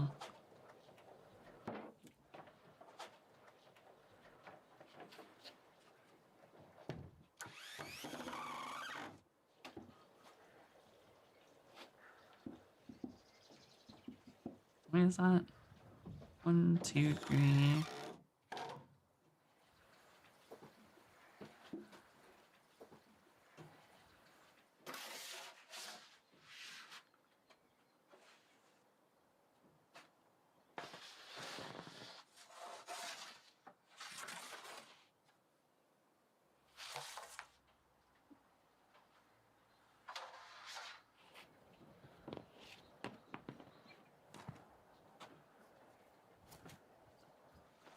Fuck.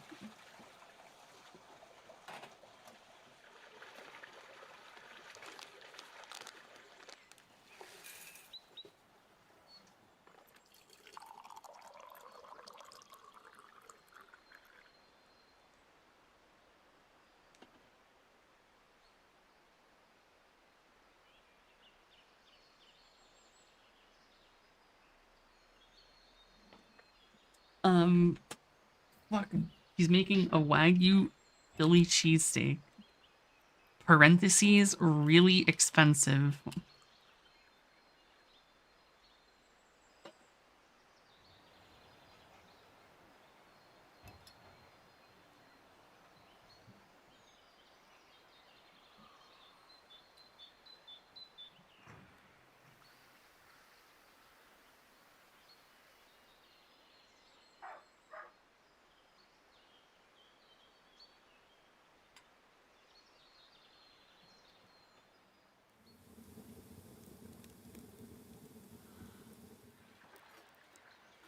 What the fuck is this one?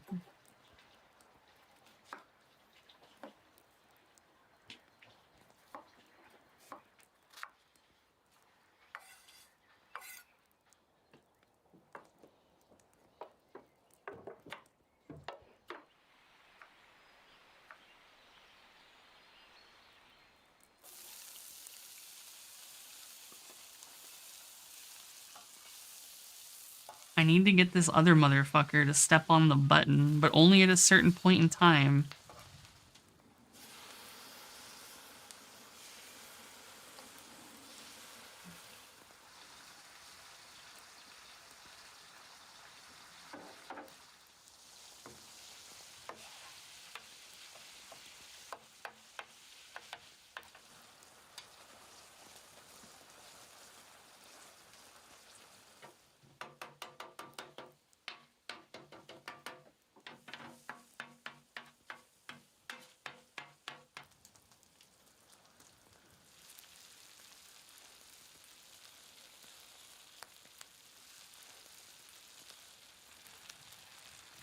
But I can't, because I'm retarded apparently.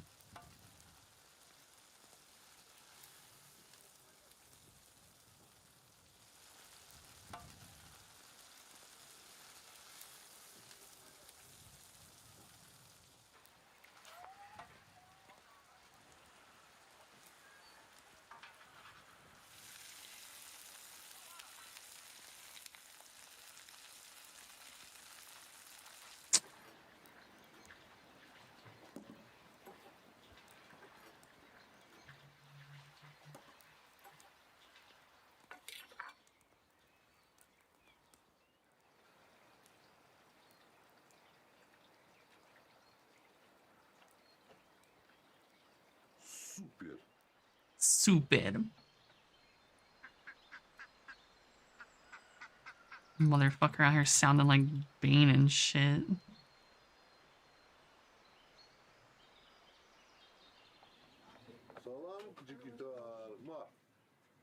Evet.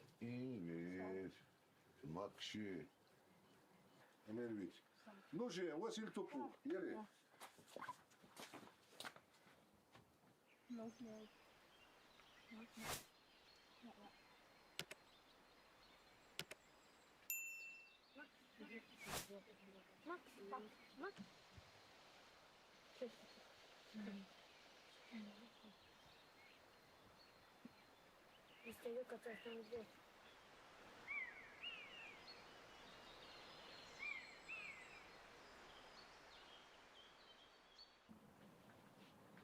I guess he's got more.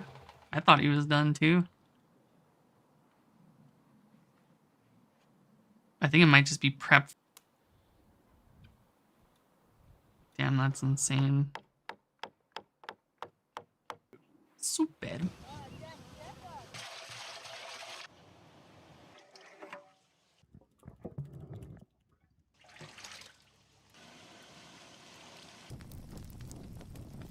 Yeah, I just don't got the brain for that shit. And just felt stuck.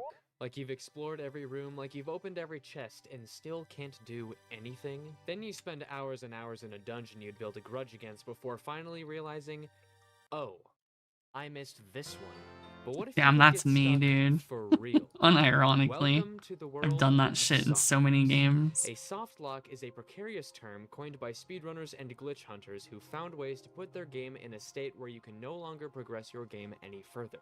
Some would say that this just means glitching yourself in a room that forces you to save and quit, lest you be trapped there forever. And others are more strict and say soft locking prevents saving and quitting entirely.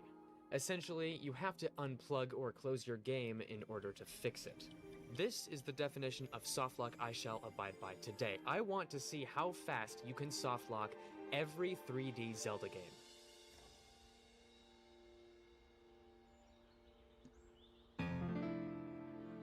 Let's kick things off where it all started. Ocarina of Time. Alright. What the fuck were his names? Started. Ocarina of Time. Okay, I thought it would be like a fucking meme or something. I'm disappointed. Alright. First we must name ourselves Softlock. And with that, let us begin. So my goal here is to get softlock by a guard by pulling my ocarina on the same frame I get caught by a guard. So I'll first escape Kokiri Forest and make my way towards Hyrule Castle. This brings back the speedrun memories. Oh, it's been so long. I'm no Ocarina of Time professional, so my commentary during this run was very bland. So essentially what I need to do first is grab the sword, I need to get 40 rupees to get the Deku Shield, and then I need to do Kokiri Forest Escape. Now this can be done a few different ways, including a triple slash clip that I was not able to get, crouch stabbing, which gives you immense speed to clip past this know-it-all brother. At least you got it. Oh boy, here we go. Then I need to make my way towards Hyrule Castle to initiate the softlock. Alright. We're in Castletown. We successfully made it before night. Oh no, he's back already. Alright, now we're gonna try and pull out the ocarina and get caught by the soldiers on the same frame and softlock. Moment of truth. So I should be able to walk about here, and then side hop, and buffer to the right frame to play the ocarina and get caught. I think that worked. Yep. I'm soft locked. Cannot move around, cannot press any buttons. Alright, let's go. Half of that was just me trying to escape. On to the next one. Ocarina of Time softlock down in about 23 minutes, which could have been like 7 minutes or something like that if I would have escaped faster, but that's besides the point. Next on the list, Majora's Mask. Alright. Skip to the end of day 3. The game ends. Majora's Mask. Hey, it just fits. And start. Now this might actually be the longest softlock speedrun of all the games. Because Clocktown Day 1, or technically first 3 days, are so long, auto-scroller. And the intro is 3 minutes long, just like its brother Ocarina of Time. Oh, wait, did it work or did it not work? Oh, it did work. Okay, so if you pause perfectly, you can skip the cutscene because that cutscene with the Happy Mask Salesman requires 2 frames of gameplay to activate. So if you frame perfectly pause, you can advance 1 frame at a time, and you never give the game enough time to actually play the cutscene. I had to focus there though, because I'm not very good at frame perfect pausing. Alright, so we get this fairy, then we want to advance the days as fast as we possibly can, so we're gonna go listen to some stories from Granny. Granny Fergus is gonna teach us some nice stories. Which do you want to hear? Story of the 4 Giants. Alright, now we're gonna do a very simple glitch where you just backwalk, get past this guard. Nice. Surely there's a fucking coin up here, right? So I do need Surely. to pay for the What the swordsman fuck? lessons, I hit the which is how ceiling we're and there gonna isn't softlock. one. Majora's Mask is also not Alright. very interesting for most of its time. The 3-day cycle alone takes about 20 minutes, and that's with listening to Grandma's stories to speed up time, and dancing with I mean, I Scarecrow assumed to there would be The one. I actual just softlock didn't think it'd section of the be run is there. like 20 seconds long. My Hero Academia with this much talking. So first I need to get my money back. So I need to get ISG, Fuck that or wall. Infinite Sword Oh, Glitch, okay. by stabbing and speaking to him at the same time. There we go, I got Infinite Sword Glitch. Let's do Novice Course. Alright, Oh, I see so I'm it. supposed to do specific attacks, but I'm attacking every single frame, so I'm just stuck here. And that's soft-locked. And that's Majora's Mask soft-locked in a half an hour. Dang, that Dumbass was fucking long. wall. Oh, but now, let's move on to one that's, well, less long to say the least. The Legend of Zelda: The Wind Waker. Alright, Wind Waker HD Softlock Speedrun. Name ourselves Softlock and go. Thankfully, we get to skip the lore, and now we just need to make it past Errol's talking. This speedrun is going to be a nice change of pace from the other 2. Although, like every Zelda game, it starts with mashing. So Yeah, first we dude, jump manual straight super into water, and slimes. then That we head shit's to shore. fucking crazy. Now we're going to roll over to a rock on the ground, and similar to the Twilight Princess softlock speedrun, Rip his we are fucking gonna use arms this to clip and out of bounds. hands. Set it in front of this door. Should be able to place it here like so. And if we climb up and tap right, we'll clip out of bounds. Now if we go into first person, oops. Dang, that is a narrow pathway. Oh no, the rock broke. Pot will save the day. Wait, take 2. Stofdolk. Man, I'm tired. Start. We'll go to here. We'll look at this little loading zone area. We'll jump in the loading zone. You just simply jump in the loading zone, hold target and back, and you are soft locked. Huh. I can't even die. Wind Waker HD soft lock speedrun down that's a problem. in 5 minutes, though the world record is 2. Okay, that was too fast. Now let's move on to Twilight Princess.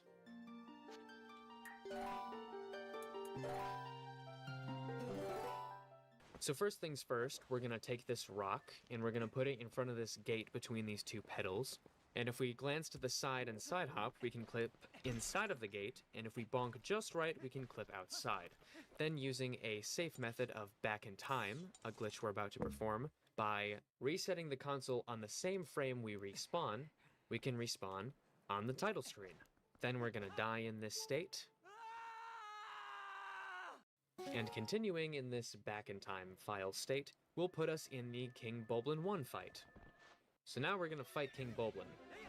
And apparently you can get your horse trapped in front of the boar so that you can hit him non-stop. So that was God, a my surprise. ears. What is this fucking audio? Then we need to fight He's on like, the he bridge just phase didn't and set then up his file fucking forward, skip emulator some audio or cutscenes. some shit. What And the now we're on fuck? a That weird hurt. state where it's Twilight, but not really Physically, Twilight. So we go in this building to mentally, reload the emotionally, area, then we kill the spiritually. shadow beasts. Not to save this light spirit, we're not gonna need him this time. But we want to get to Barnes Bomb Shack. Metaphysically. This audio is so fucking So first we bad. go up the stairs, up the ladder, and now we are on the roof. Now normally you're supposed to be Wolf Link here and travel inside this building with this No, bomb, I've been which financially will ruined forever. explode. So you're never Nothing actually could able to ruin me access more. its interior as human, which means that if you are able to access the interior as human and go through this door, you will get something very unintended. That is Twilight Princess softlocked in about 5 minutes. Let's move on to Skyward Sword. Name ourselves Softlock and let's go. So first we just want to get to a bird statue so we can save and die as fast as possible because we're gonna need to perform back in time. First we must speak to this guy. Alright, now we're finally out of the tutorial of this speedrun. I'm gonna save at this bird statue. And we're gonna use a friend of ours we call Killing Post, which is the fastest way to die in this game. Or at the start of the game. Now we're dead. And if we press continue to respawn and reset to reset the console, if we did it within like a full second leniency, we will respawn on the title screen. Now we're gonna make our way over to the Night Academy by running up these stairs and voiding out.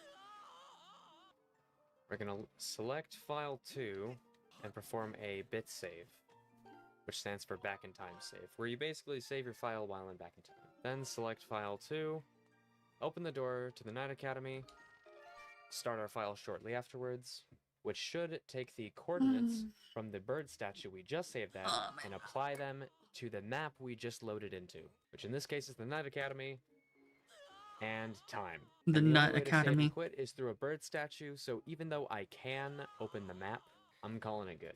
Well, that's 3 Zelda games in a row with absurdly fast softlocks. Let's see if Breath of the Wild will keep this trend. Alright. The Breath of the Wild softlock itself is not going to be that difficult. There are some glitches I struggle with that I need to perform in order to get there. And start. So first, you have to jump up here, open that. There we go. We run over to the side and climb out of bounds. Now we crouch up here, and if we uncrouch at just the right spot, just like that. We're gonna need this pot lid up here. There we go. So our objective right now is to activate the tower after we activate a shrine.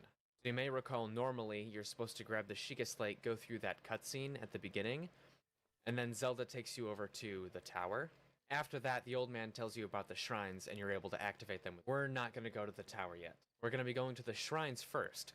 Now, normally, you've explored the shrines before going to the tower before, you will know that they are deactivated. The Sheikah Slate just does nothing to them. You have to activate the tower, which allows you to do that. But we're going to use a glitch called Skew. If you shield surf on an upward slant, and it gets cancelled instantly, like that, you shield surf and unequip the shield, you'll see Link totally twist in mid. And that allows us to clip through walls. Now this part I'm really bad at.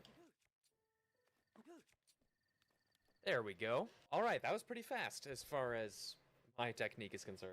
Now we're gonna speed through this shrine. If we run over to the side, throw our bomb and blow it up, we can get rid of those rocks. That's nice speed tech. And that's bombs done. And now this is where the magic happens. Oops. I should have skipped it. I was trying to, but I guess we'll just make our way over to the tower. Because we completed the shrine, the old man is supposed to be on the tower right about now, but we never activated the tower. We get something a little humorous. Well, 998 of them are dead.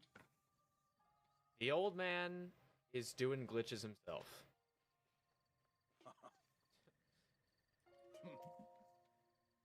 And now, we are soft locked. Time. I cannot move around. But as far as I can tell, because 3 of them are ours, but one of them is dead, story-wise. 10 minutes for Breath of the Wild is not. So it's just because of the fact that they're a unit just about impossible to solve. that there's 3. But what about Tears of the Kingdom? Alright, it's time for Tears of the Kingdom softlock speedrun. Starting Tears of the now. Unlike some of the other games, I don't really have much of a route or plan for this. I just know I want to try to pick up a new item at the exact same time I get eaten by a like-like. Now there are like-likes on the Great Sky Island, so this could be really short.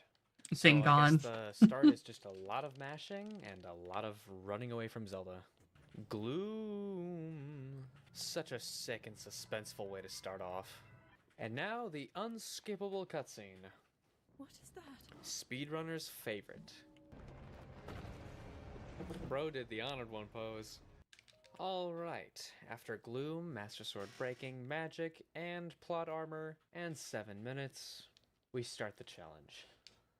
Thankfully, speedrunners found a way to get past the fact that they patched whistle sprinting by crouching, pressing B, and then immediately R. What the fuck, really? Speedrunners always find a way.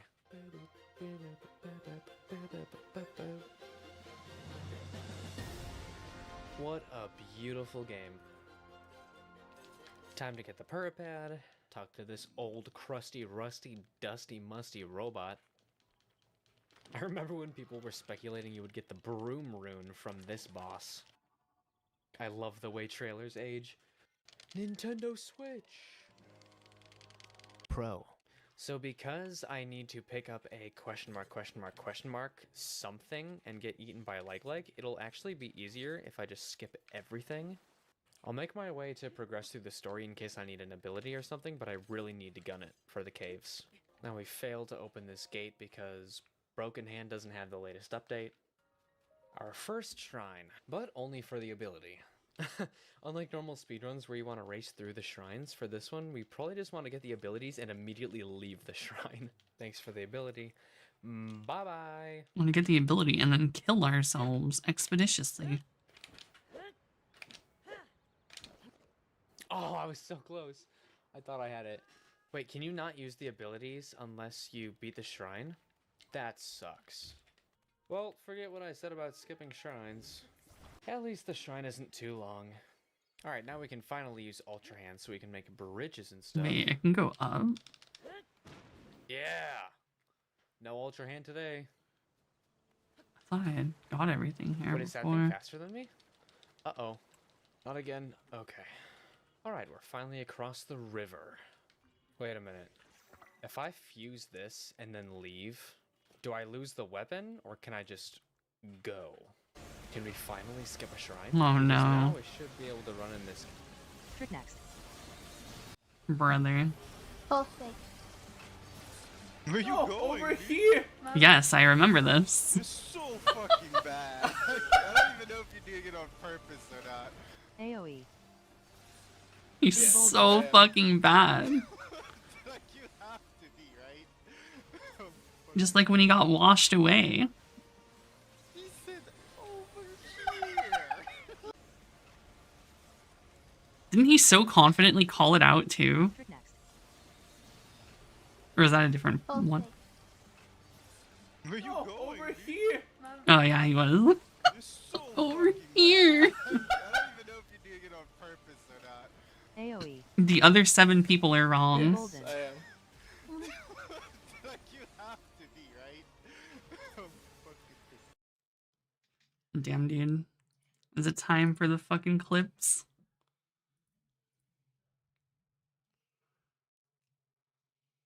Oh shit, it's right here.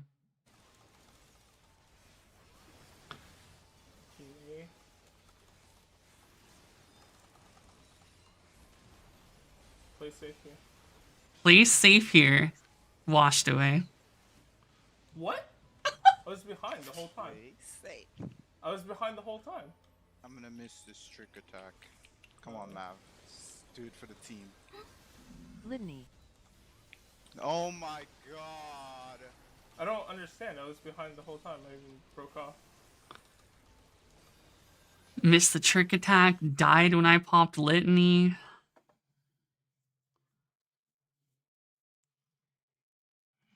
Oh shit. Oh.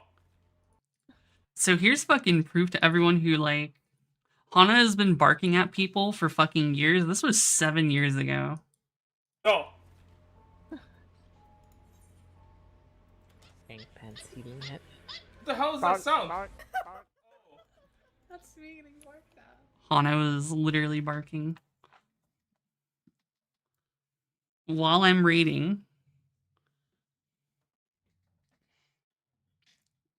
That was Hana. Yeah. Fucking Chihuahua.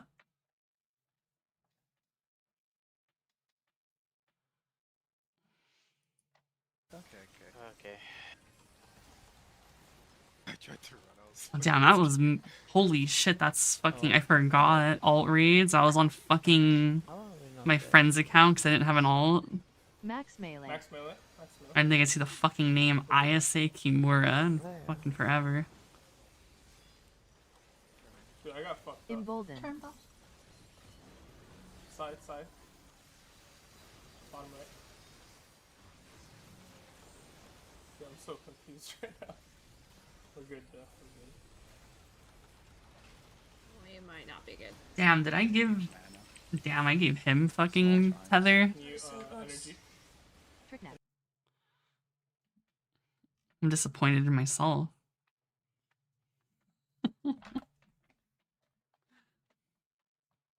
Cave and break these now. I just said now twice. Oh, I didn't even need that. So far, it seems like we can skip fuse. It's kind of hard to make fuse mandatory. Motherfucker, let me through. Oh, I can make my way with Ultra Hand. I don't think FF looks worse than WoW, personally. I see light. I can make it out in the dark. So far, you can skip fuse and light bloom seeds. This run is actually fun. It feels more like a challenge. It's like Great Sky Island low percent. Fuck was the... Okay. Get on the ground and save. We may have died, but we conquered my least favorite part of the Great Sky Island. This is the cave. I was not expecting this game to take the longest of all soft locks, but we're here. There are likes in this cave, and there are bombs in this cave, which are question mark to me right now. This is exactly what I need. I have no clue how to do the like soft lock, but we're gonna get it anyways. Okay, that was way too early.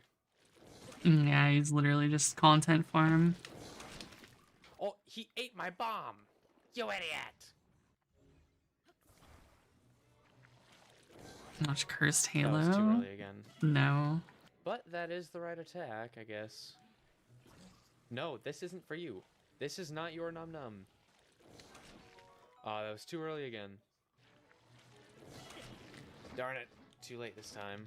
Okay, this may be harder than I thought. Okay, so I guess I need to look at him once to lure him out. Then I walk over with the bomb. No! He ate the bomb first again. Maybe if I hide the item over at the side, like this? Stop trying to eat the bombs. That was too early. Oh! That would have been the right frame. You can see I picked it up and I died at the same time. So I need to try with the loom seeds.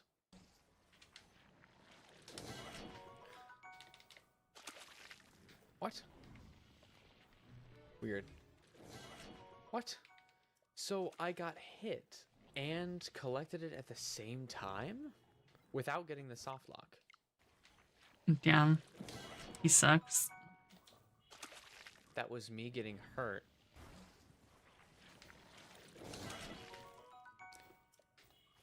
There again, it just canceled my damage instead of swallowing me.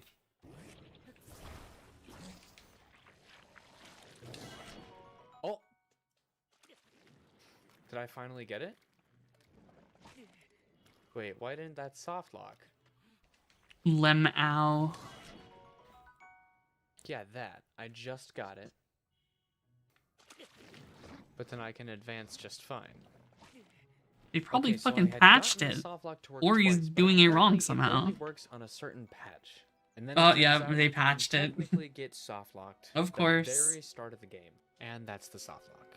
Yes, I Holy know I can shit, pause this and quit, seriously? but I guess the true answer is about 8 or 9 minutes. But that didn't satisfy me. I was going to grind it like a true speedrun.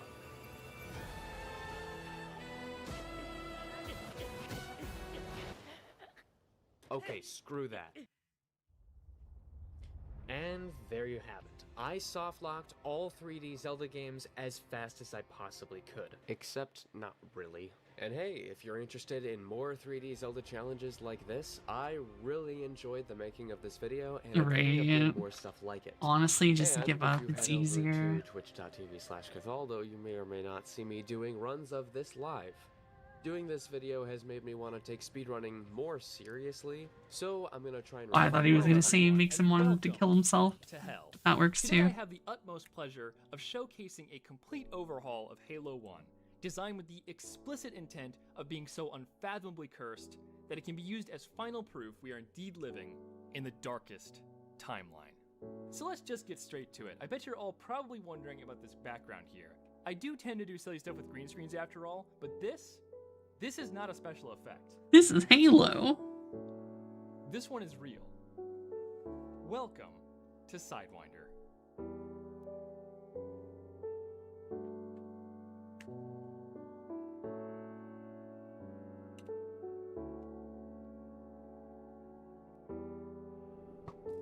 So what, they remade Halo? They made Halo maps with Minecraft assets, is what it is.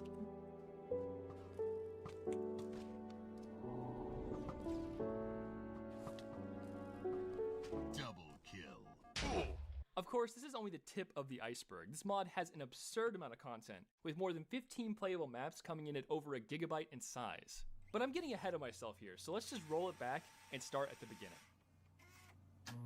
This is where it all started. The M6R reverse throwing pistol. Simple, elegant, and unbelievably useless. About a month ago I had this idea and I posted it on Twitter. At the time I wasn't planning to make a full mod or anything, it was just something interesting that I wanted to try. And well, I had a little too much fun with it. So here we are. So of course, next came this rather unfortunate sniper rifle. You know, apparently this happens to 1 in every 4 snipers. What the Who would've fuck? thought? That's rough, man. Even the scope on this thing is rather impotent. Do you guys remember Snarks? Double kill. Triple kill. Because I fucking love Snarks. So how about the shotgun? What could I have possibly done to ruin the absolutely wonderful Halo 1 shotgun? Well, the shotgun isn't actually in the mod anymore, because it's been replaced with a blunderbuss. Same. Yeah, I'm going to hell for animating that. Now this blunderbuss is quite the weapon. It fires an absurd number of projectiles and has rather substantial recoil at both ends. And so naturally, you can blunderbuss jump. Okay, that's sick. Blunder jump. Yes. Literally just rocket jumping. I don't really need to say anything. It's pretty obvious what kind of unforgivable sin I have committed. Right, I gotta boot up right. Basically, just you better get good at 180 quickscopes because boot up right now. Yeah. God damn it! Next up, we have the plasma pistol. That seems which I'm going godlike. to show you when it finishes charging. Eventually. What do you make it take 40 seconds to charge? We could talk about this Banshee. It's flapping. It's a flappy Banshee. I guess I don't really have much to say about it. It's just kind of what it is. Oh. It's a nuke, isn't it? Yeah, it's a fucking nuke. Of course. Come get some. Damn, I'm good. Ooh, that's gotta hurt. Hail to the king, baby. Die, you son of a bitch. Piece of cake. Yo, his name's Bussy Slayer? Hell yeah.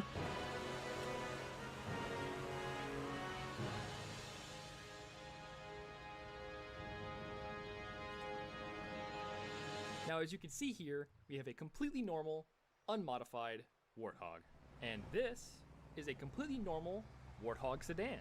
It has 4 seats, so there's room for the whole family. God damn it. This vehicle is the absolute perfect Not the choice for a sedan. family-oriented space marine. And this is the Warthog limo. It's an abomination, and it should be burned in a fire. Now, I know you guys are curious. Is the 6-seater Warthog limo the longest possible Warthog in Halo's engine? Well, I don't really know. I was going to make it even longer, but I could feel my soul being torn apart with every seat I added to that monstrosity. But if you guys want to find out, let me know. I could do a follow-up video on that topic. Alright, so what's next? I really thought he would show it. No, that's too silly. What the fuck, dude? Get out of here. Come on, there's gotta be some more content around here somewhere. Oh, of course. I know. Alright guys, here it is, the flamethrower. Post your best guess in the comments about what you think it's gonna do. Don't cheat though, because I'll know what you do. Alright, so where was I? I think I was just about to talk about the... Oh yeah, the plasma grenades. Basically, they're like... No. What? What we're actually going to talk about Is the water thrower? It's Flood from Mario Sunshine. You can use it to apply moisture to objects or kill yourself with falling damage. Ow! Now it's time to talk about the plasma cannon. Or should I say, the all-powerful quad laser. Behold, the projectile is enormous. There is no escaping. What? Hey, does anyone know how to work the TV in here? Do you guys remember when Halo 2 added dual wielding and it was the coolest freaking thing ever? Well, check this out. Oh yeah, it's exactly 33% better. Suck it, Blues. What Are you the tired fuck, of being a big dude? buff space marine? Deep down inside, do you just want to be pretty? Well, This look is no actually further godlike. than this adorable little gun. You can spread love and happiness to the Covenant, one headshot at a time. No one will be able to escape your dotes of doom, as every single shot will track your enemies with a tenacity never before seen in the galaxy. Next up, we have a classic. Not the Nintendo light gun. NES Zapper. This gun has a very unique function. You only get 3 shots, just like in Duck Hunt, and the gun only does 1 damage. But it's an instant kill if you get a headshot. Double kill. So basically, it's an unmodified Halo 1 pistol. Oh, that's a joke. Haha. Alright, it's time to talk about the best piece of content in this entire mod. The D20 frag grenade. In multiplayer, What? these grenades are fairly simple. When they detonate, they roll random damage from 1 to 200. Very cursed, Uh-oh. of course, but nothing particularly special. But in How would it be 1 to it's 200? entirely Shouldn't it be Every 10 time to a 20 200? grenade goes off, it rolls against a massive table of random effects. Everything you can possibly imagine, from party crackers containing power-ups to flashbang grenades, all the way up to rather cataclysmic explosions. These grenades can bless you with a scarab gun, I or curse guess. you with a pile of hunters, and they can even save the environment by planting trees. Honestly, there's just so shit. many possibilities to talk about in one video. Environmentally so I'm gonna take a moment conscious here and just show you grenades? some of my favorite ones, accompanied with silly music.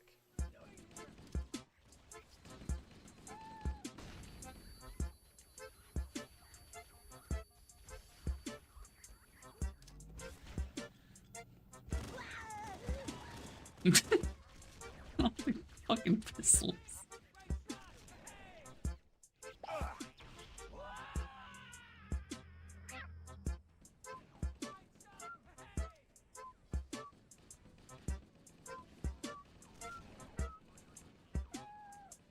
Hello, darkness, my old friend. I've come to speak with you again.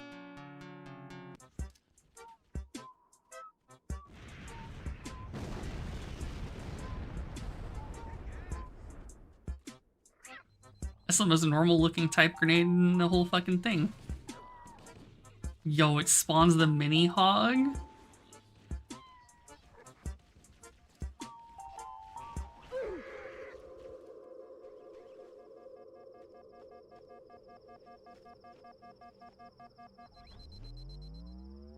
Of course, there are hundreds of other things I could talk about in this mod, like the laser gun that goes pew pew when you shoot it. Or the very literal sniper jackals that I added to the campaign. Hell, I could even just show you guys the warthog run at the end of the game, which now lets you choose from a wide variety of very, very cursed warthogs. Like seriously, if you can actually get this one through the entire run without rolling it, you would be a hero. I could go on for ages about all the little details of this mod, with stuff like how I changed the AI to handle the new weapons, or just how I worked around the limits of Halo's game engine to make any of this possible. But I don't want to bore everyone to death, so if you want to listen to me rant about modding and game design, then head over to my second channel where you'll find a stupendously long video on the subject. And now the moment has finally come. You all knew how this video was going to end. An epic gamer moments montage, backed with some nostalgic Halo tunes.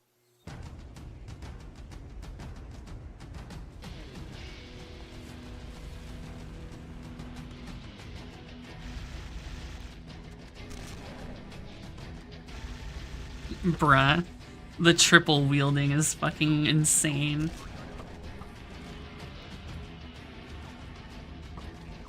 I didn't know Master Chief just had it like that. Oh my god. Game has the right.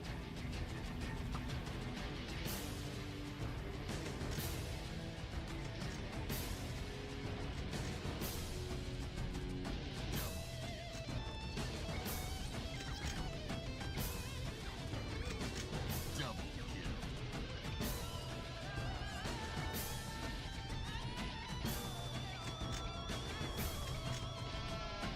Double kill. Triple Fucking.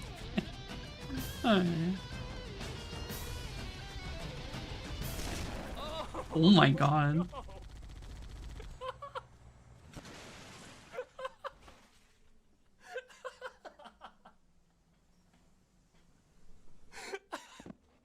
And that about wraps up this video.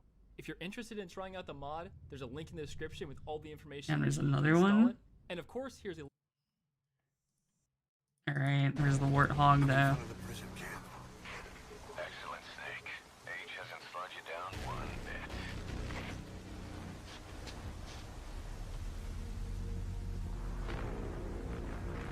See that fucking hog?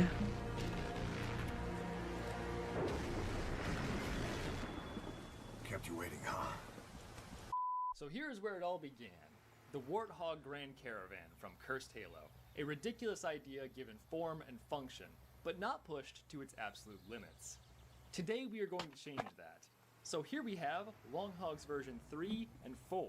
These bad boys have completely custom collision and physics models, coming in at nearly 3 times the weight of a normal Warthog, and are of course capable of seating up to 11 players each. But what you don't know is that these vehicles completely pale in comparison to the horrors that are yet to come. Prepare yourself for something adorable. It's like a fucking Mini Cooper. For the longest Warthog possible, but did you expect to find the shortest Warthog possible? Or how about the tallest Warthog possible? Yeah, it just kind of does that. It's really hard to drive. But let's get right back on topic here with Longhogs version 5 and 6. Our first Warthog's capable of carrying an entire server's worth of players. These Warthogs are now bigger than any other vehicle in the base game and require a huge amount of physics and model data to make them work properly. And speaking of huge, behold, the Big Hog. This is a Warthog to exactly 2 times. That's what Vegeta looks like if you were to drive a car. Seat animations and appropriately scaled physics. But of course, what kind of person would I be if I just stopped there? Behold again, the Mega Hog. Now this abomination is up to 4 times scale. It's so big that Master Chief has to stand up in the seat in order to reach the steering wheel. How did he reach the gas pedal? He just sort of holds on to the top of it and hopes for the best, I guess. This thing is so massive you can just walk right underneath it and squeeze between the suspension. It's fucking massive, mate. And you know what? Alright, I guess I've made you guys wait long enough. Let's go ahead and bring out Long Hog version 7. That's not supposed to happen. I think we've hit a limit with Halo 1's game engine. Models in Halo 1 have a maximum of 64 markers in each permutation, and this Warthog exceeds that number by just a bit. So I guess this is it. This is the longest Warthog. The longest Warthog possible. Cap. Or is it? Technically, a lot of these markers are not critical to making the Warthog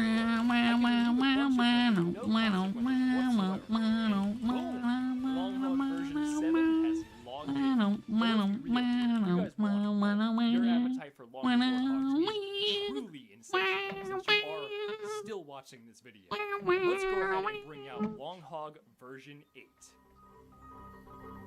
Oh dear. It appears we have hit another engine limit. Unfortunately, the seating block within the vehicle tag has a limit of 16 entries. Creating a Warthog with more than 16 functional seats is just not possible. So I guess that's it. Our journey ends here. For now. Or does it? Technically, we can create fake seating by using the game's scripting language to attach bipeds to the Warthog, and then apply the relevant animation state to them. They aren't real seats, but I technically have a vehicle with more than 16 characters riding in it, so I would say that counts. And while we're at it, why don't we just go ahead and bring out the next one, Long Hog version 9. Oh, fie. It looks like we've run into another engine limit. This time it's with the physics, so it's going to take quite a minute to sort this one out. So in the meantime, why don't you guys go check out the Long Hog's slightly inbred cousin, the Wide Hog. Slightly inbred? Right? Damn. A Warthog that's just too thick for its own good. But if you think this one is cursed, then prepare yourself for these bad boys. But I guess the Wide Hog really isn't for everyone. So Oh god, that reminds me of the fucking... He's a speedy little boy. Fucking CS, fucking cursed weapons. Some might even say it kind of looks like a warder cycle. Get it? It's like a motorcycle. Oh yeah, Monster Hog. Why are you wasting all your time on these little baby Warthogs? Ain't no one give a fuck. Why don't you try releasing a video on time? Yeah, I like the 64 barrel Alright, it shotgun. appears I've worked out the problem with the Long Hog's physics. Halo 1 uses a very simple physics system where vehicles are defined as a collection of spheres. Each sphere has its own individual physical properties like mass, density, and friction, and they end up looking a bit like this. Spherical. Now the issue I've run into is that the physics model has an upper limit of 48 mass points, and in order to extend the Warthog any further, I Shit, where is it? So Here I it guess is. we have finally reached an impasse. This must be, without a doubt, the longest Warthog possible. Or is it? Sure, we may be out of mass points, but we can still rework the model. Damn, which one was it from though? This way we can basically stretch the Warthog out further by displacing and rearranging mass points as we go. And with a little bit of tweaking, I may now present Long Hog version 9. Now I imagine that you guys must be thinking that I am approaching some. All right. Fucking. First one, let's start with something simple. Let's choose a sawed-off. In In the the fair. previous cursed weapons. All right, we're Final fucking. limit here because I've had to work do it around so after. many issues so far. But you would be incorrect. In fact, I'm now going to rapid fire the next couple of long hogs at you, so please. What the fuck did I hit? Long hog version 10. It's so long that you can use it as a ramp to climb up the cliffs of Blood Ridge. Long hog version 11. So long that it bottoms out on even the tiniest of hills. Long hog version 12. So long that I completely ran out of bottom markers again. Long hog version 13. So long that I had to make a custom camera track so you could actually What the see fuck is? while driving. Oh, there it is. Version 14. So long that it can now be used as a bridge between the bases on Battle Creek. So now, as you can plainly see, my power waxes with each long hog I create. Soon I will become unstoppable as I approach my magnum opus, the Infinity Hog.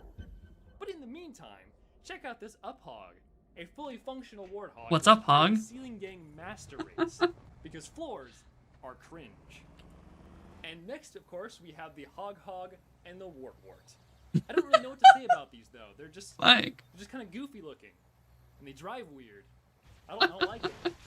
But what doesn't drive weird is the Hover Hog. This one is actually kind of cool. It controls and acts like a ghost, but it has seating for 4 players. And honestly, I kind of like this one. I might keep it. Just don't tell me about that. And just one last silly one. Here is the spaz. Yeah, dude, the Wart's It's pretty a normal fucking sick. warthog that just sort of spazzes out at random. Truly a marvel of modern engineering. Alright, so you guys remember that big hog from the start of the video? Well, I didn't just stop at 4 times scale. In fact, I went quite a bit further. So please, Can it scale the Halo? for the Giga Hog.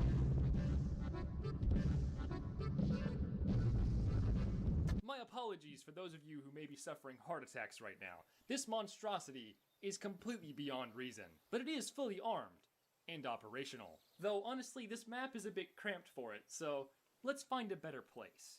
Here is the map Death Island, easily the single largest stock map in the game. It has plenty of space for the Giga Hog to frolic gaily across the shores.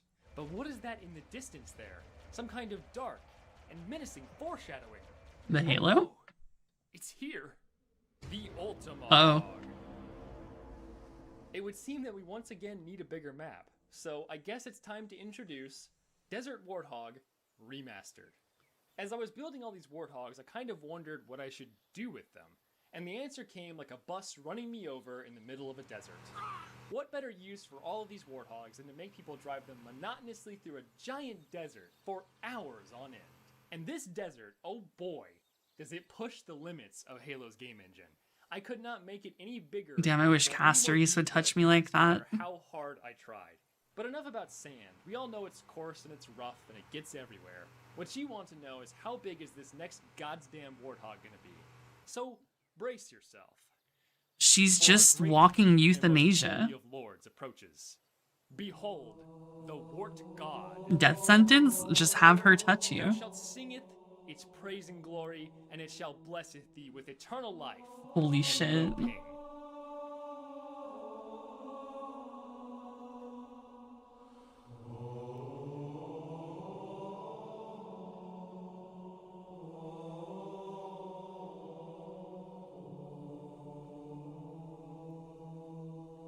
And with that out of the way, all that remains in this video is to finally create the longest warthog possible. And next up is, of course, Long Hog version 15. What a powerful specimen this is. For reference, you can use it as a ladder to climb up the side of Death Island. But we still need to go bigger. Long Hog version 16. We are clearly approaching Ascension here. This unit is so massive, it's starting to break down the physics engine a bit. But we can still go further. Long Hog version 17. No.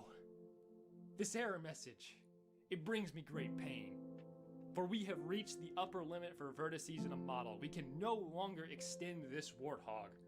All of my hopes and dreams dashed in an instant. Unless... Or are they? I have hit the vertice limit for the visual model, but the physics in collision can be further simplified and extended.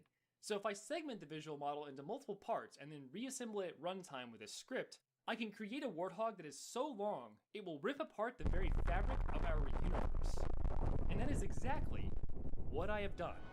Now gaze upon my creation, for it is beautiful and terrible as the morning and the night. Fair as the sea and the sun and the snow upon the mountain. Dreadful as the storm and the lightning, and stronger than the foundations of the earth. All shall love it and despair. And that wraps up today's video, but your suffering will unfortunately never end. If you enjoyed this Halo themed content, be sure to let me know and I'll keep making horrific videos like this. I might even make a second Cursed Halo, and that is a threat. In the meantime, if you've got nothing else to do, why not go try out my game, 20xx.io. It's free to play and it recently got an update, which is pretty neat. So thank you for watching. The fuck is this supposed to be? Anyways. Episodes, unsurprisingly, we created a lot of different types of cursed weapons. Cursed melee weapons, pistols, assault rifles, sniper rifles, explosives, RPGs, even animals. But we did not give enough love to the shotguns. We kinda left them out. I felt bad. So that's what I decided to do today. This episode will be a shotgun special. We'll be creating only cursed shotguns, and we will do that using this machine. The Weapon Mixer 7000. In case you are new, basically what this machine does is you choose 2 or more weapons from the panel, then you press the combine button, and out comes a combined weapon. To learn how to activate this machine, go watch episode 5. The sequence is still the same for now. Alright, let's create shotguns that should never exist. Alright, for the first one, let's start with something simple. Let's choose a sawed-off shotgun, and let's choose another sawed-off shotgun. And if we press the combine button, out will come the shot. When using a normal pump action shotgun, after you pull the trigger and fire it, you have to pump back to eject the used shell, and then you have to pump forward to put a new shell into the chamber, and then you have to pull the trigger again to fire a new round. That's 3 different steps that you have to do in between shots, and that wastes a lot of time. Shot eliminates that problem. The concept is simple. It's 2 front parts of the pump action shotgun joined up in the middle. It has no typical trigger or a handle to grip it with. You hold it by the pumping handles. And to fire the barrel of your choosing, you have to pump the opposite handle back. Yes, pumping the handle back pulls the internal trigger on the opposite side. For example, to fire this right barrel, you have to pump the left handle back. And to fire the left barrel, you have to pump the right handle. Oh my god, you killed Kenny, you bastard! This eliminates that wasted time. This one move ejects the used shell on the left, loads the new shell into the right side and fires it at the same time. And then you repeat, back and forth, with no time wasted. And this isn't even the best part. The best part is the gun bends. So you can position it in any way you like. First one I like is the hula hoop. Really fast and comfortable way to deal a lot of damage to your enemy. Fire rate as fast as most of the machine guns out there, but the power is just immeasurable. Or you could pull the pumps back together to fire the both barrels at the same time. I call this one the throat goat.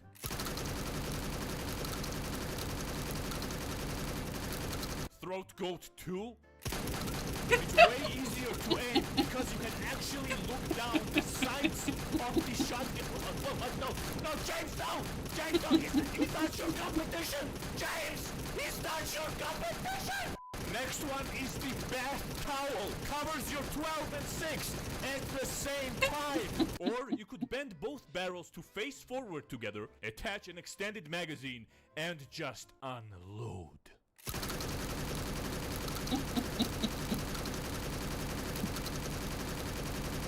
Shotguns are mainly used for a close-range combat because the pellets can't go very far. But has anyone ever tried throwing the whole shotgun at the enemy and pulling the trigger when it hits them? Shot can be used as a spear. It has a perfectly balanced shape for throwing. When you hit someone with shot, because of inertia, the rear pumping handle will move back. Well, in this case, forward, causing the barrel in front to go off. Or you can throw it even farther if you hold it by the pumping handle. If you swing and pause at the last second, the inertia will cause the whole weapon to move forward while the pumping handle stays, pulling the internal trigger and firing the rear barrel, which will propel the shotgun towards a longer distance. We're gonna test it now on the same target and you'll see how easy it is to actually throw it accurately towards a What? No, James, no. Don't throw it! Don't throw it! No! No! No! James! James! James! The shot, a deadly multi-tool. Just for fun though, if we take the same recipe, 2 sawed-off shotguns, and pull the reverse polarity switch, and if we press the combine button, out will come the opposite of shot, the gun. Not so lethal, but a good fidget toy to entertain you during the freestyle.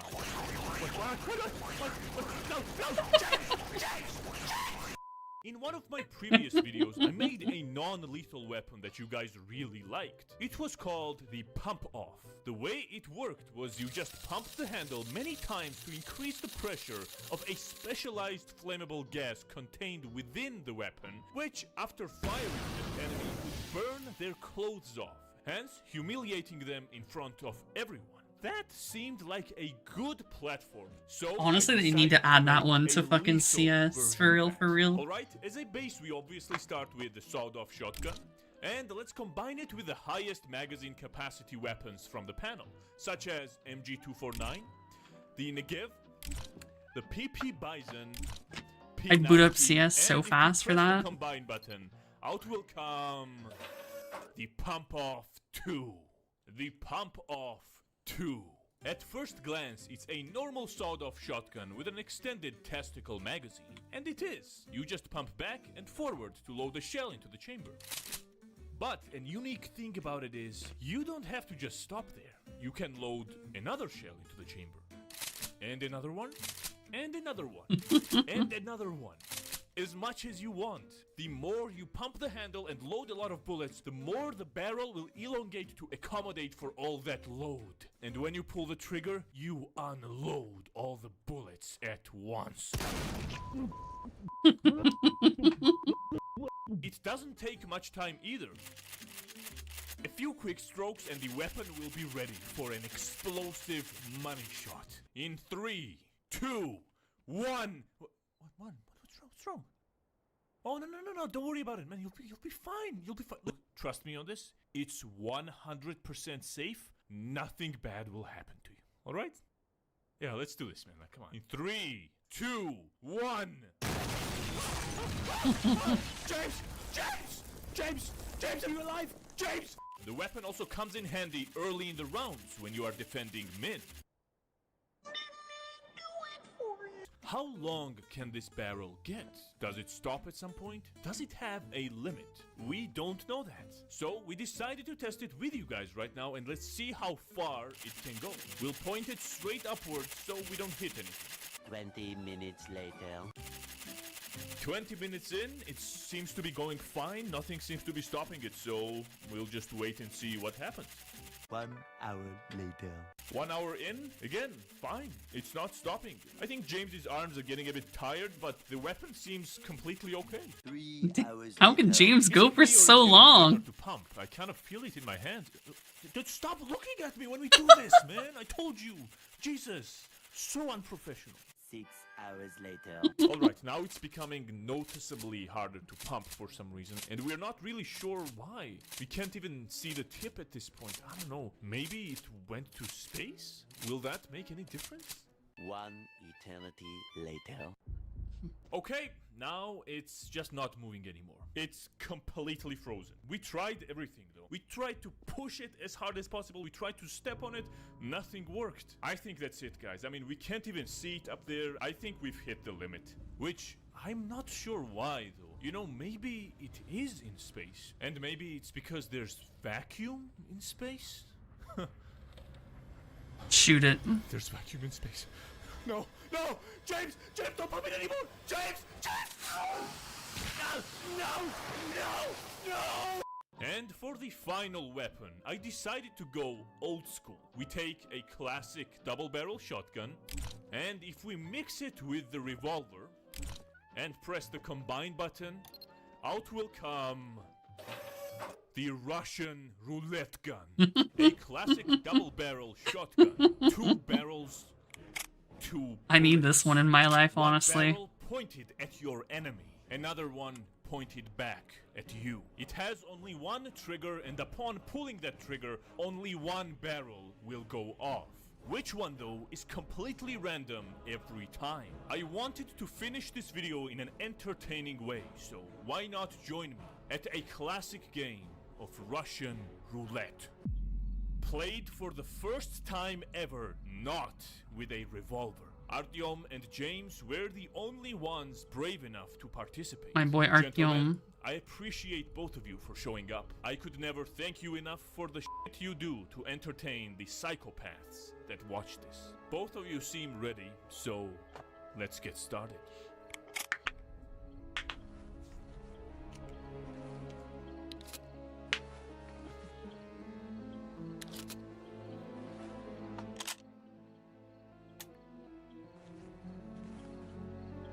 Whenever you are ready, gentlemen.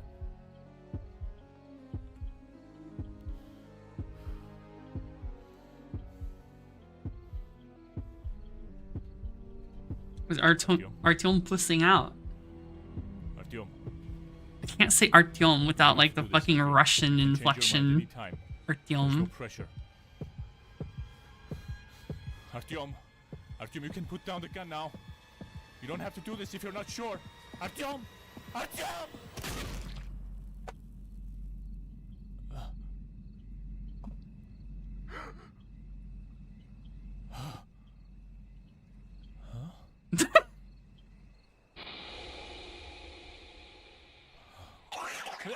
No! No! James, don't do it! James, don't do it, please! James, stop! James, stop!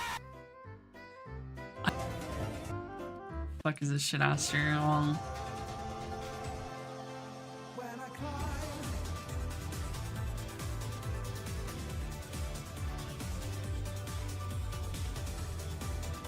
Damn, you right.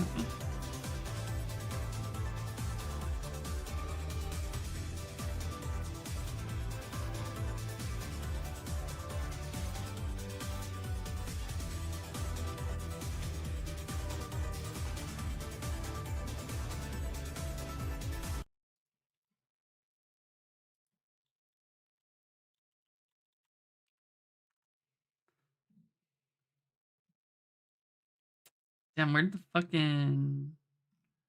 where's the fucking other like shotgun ones though? That's the problem.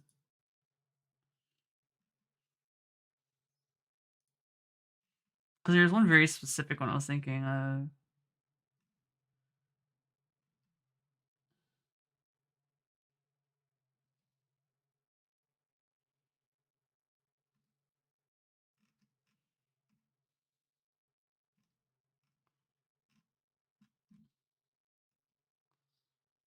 I don't feel like watching every single fucking one of these.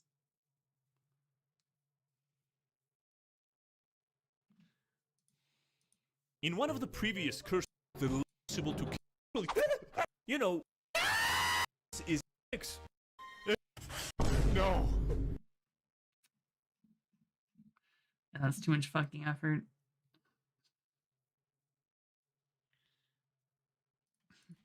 Well, hello there. Funny that you should turn up on this day in particular, for today is a red letter day. I am finally, after many years of work, releasing my first full standalone video game. And this time it's not going to get assassinated by lawyers after 2 weeks. Or at least I really hope it doesn't. So without further ado, welcome to 20xx.io.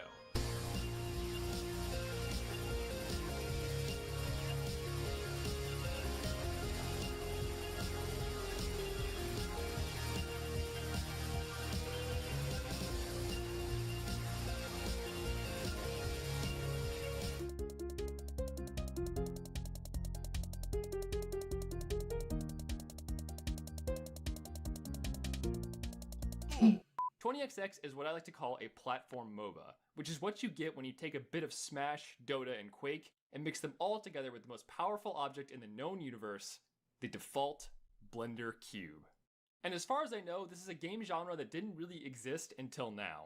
Though as I'm saying this, I'm sure there's at least 3 people in the comments listing off 50 different games that already did it.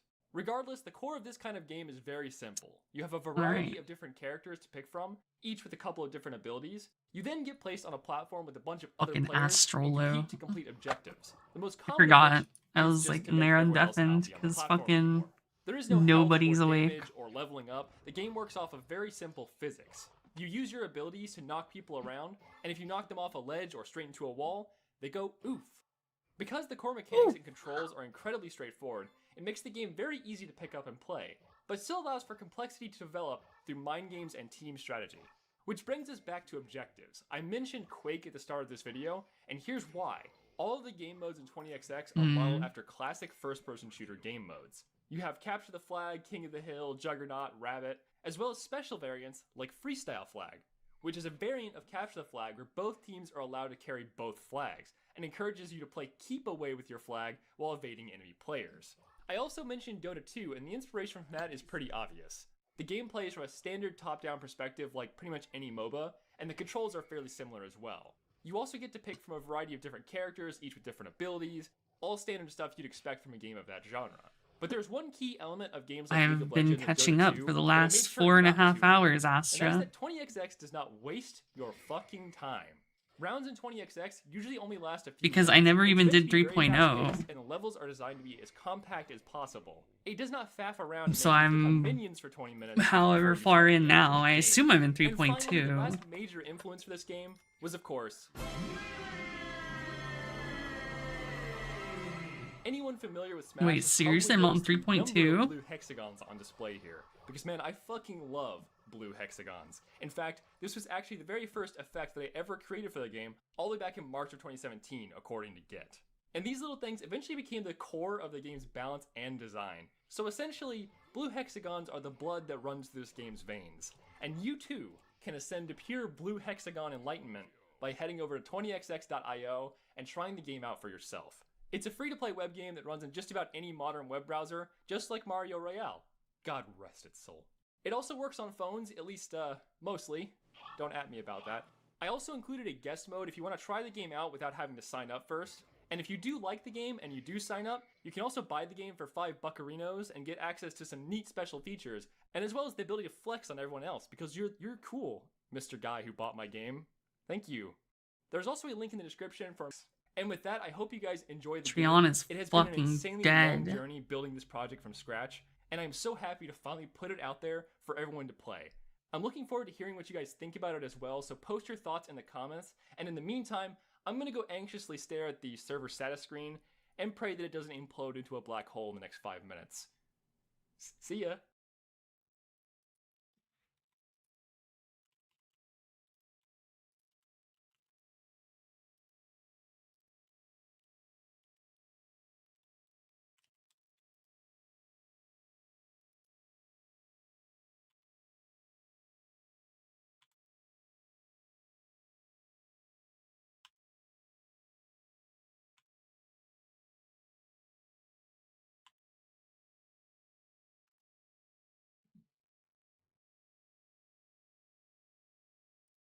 Bleep, new cutscenes!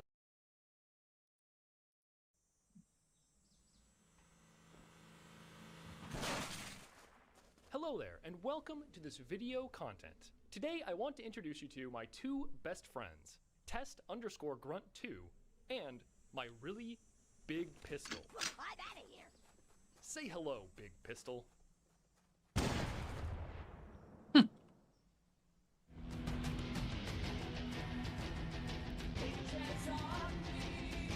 Wow.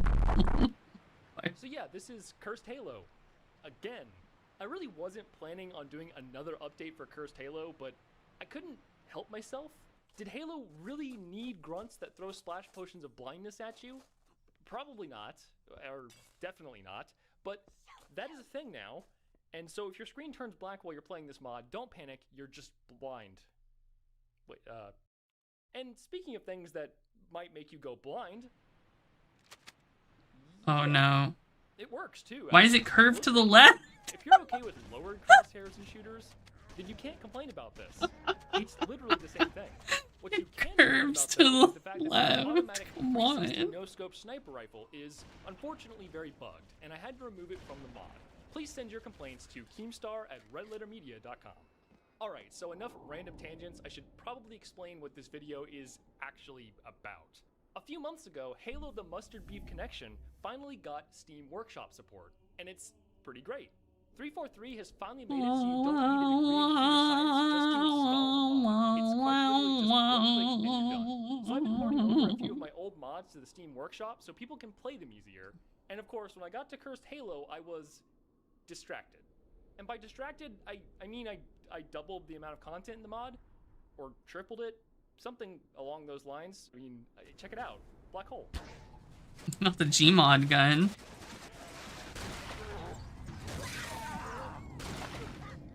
So yeah, I still plan on doing a Cursed Halo 2 or 3 or whatever, but I just got carried away adding a shitload of fuck to this mod. Most notably, new cutscenes. I love shitloads of fuck. There is a reason most mods don't have custom cutscenes. The amount of work I put into just adding a couple of new scenes to this game is mind-blowing. But it was very necessary for the new content I wanted to do for the campaign, which is completely lore-friendly suit upgrades. Hey, Chief, over here. The boys down at R&D asked me to give this to you ASAP. Some kind of upgrade to your suit.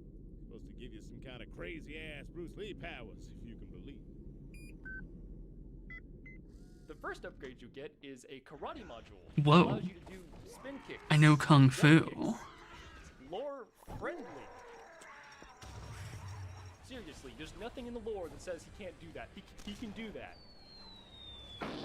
The second upgrade is, of course, 4 pistols duct taped to your legs, which allows you to double jump. Listen, the science is there. Look, XKCD did a comic about this once. Lore friendly.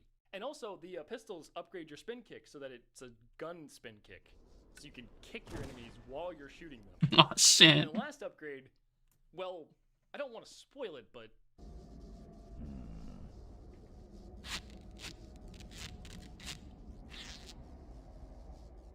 My only regret here is that I now have to come up with something even stupider for the next Cursed Halo mod, and I'm just not sure if that's possible.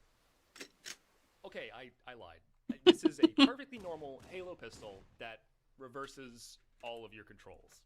It is technically the best weapon in the game by a fairly wide margin, but it's unusable. This is the game design equivalent of a brain hemorrhage, and I'm very proud of it. Okay, so let's actually talk about design for just a bit here. One of my main goals of this update was to expand the amount of content in the campaign. Cursed Halo was originally just a pack of goofy weapons and not much else, but in this version, I've done my best to add a wide variety of new enemy types and events to the campaign. Some of them are better designed than others. For example, here we have the Covenant Craft troops. The grunts have bows, crossbows, and splash potions and will generally harass you from a distance, while the jackals have a diamond sword and shield and will rush you down and stab you. And the elites have a firework crossbow and diamond axe, and they will just bombard you with TNT from a distance. I fine-tuned the AI for these enemies pretty well, and I gotta say, the sword and shield jackals are just kinda terrifying. I animated them so they can run with their shields held up in front of them, and it makes them really difficult to hit without an explosive weapon. And for some godforsaken reason, I gave their shields the ricochet property so that projectiles bounce back at you. Here's my pro tip though, if you're having a bad time, don't panic, just spin kick them into orbit. Another enemy type that got a massive redesign in this version of Cursed Halo is the Hunters. And to put it pretty simply, I made them into a bullet hell.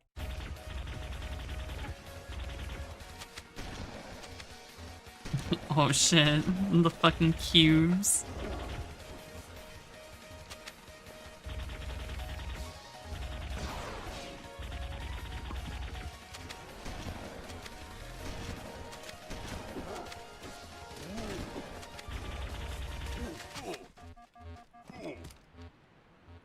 Hunters have 3 firing modes now: a giant quad laser beam, a quad laser projectile, and a laser rapid quad laserlet. Wait, what the fuck did I just say? And if you somehow survive all of that, I also gave the Hunters a special flying spin slash maneuver, which makes them the official anime adaptation of Halo's Hunters. You're welcome, Japan. Now I could talk all day about enemy designs because there's just a ton of new content in this mod, from the magnanimous RGB Special Forces unit to the humble piss grunt. But I don't want to spoil all the surprises that this campaign has to offer. I gotta leave some mystery and pee on him. for you guys to discover. Like, is that grunt holding a tool gun? I don't know. Are those perfect accuracy sniper jackals? Maybe? Or am I just trolling? Who knows? Alright, so now let's talk about the biggest change in this version of the mod. The, Halo Kart Grand Prix.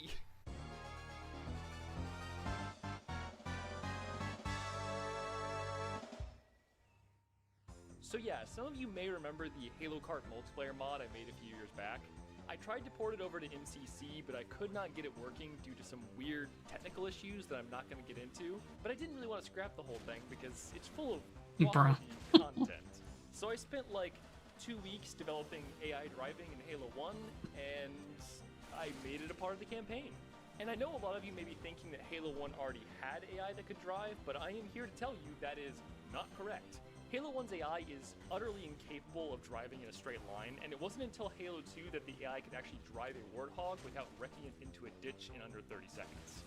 The code I added to make this work is an unbelievable mess, and it pushes the game engine way past its limits. But it does work. And trust me when I say, it is a miracle that it works. So yeah, now you can enjoy this racing game in the middle of your shooter game. Oh, and for anyone who's worried that this is a non-lore-friendly edition, I actually went ahead and added 2 new cutscenes that give perfectly logical explanations as to why there's a live race Grand Prix right in the middle of the Halo campaign. So yeah, it's all good, gamers. Don't worry about it.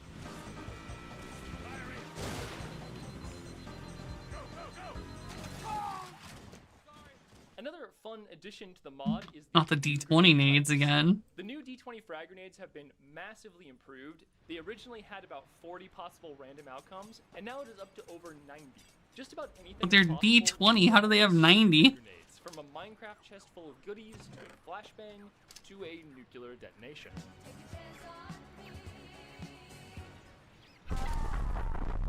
The plasma grenade has also been reworked to be more chaotic and not the bukkake. And overall, it just works a lot better than the old versions.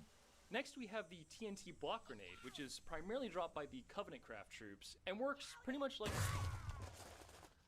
Though you should be aware they are very temperamental, and if you shoot one or accidentally hit one with another grenade, it will probably kill you.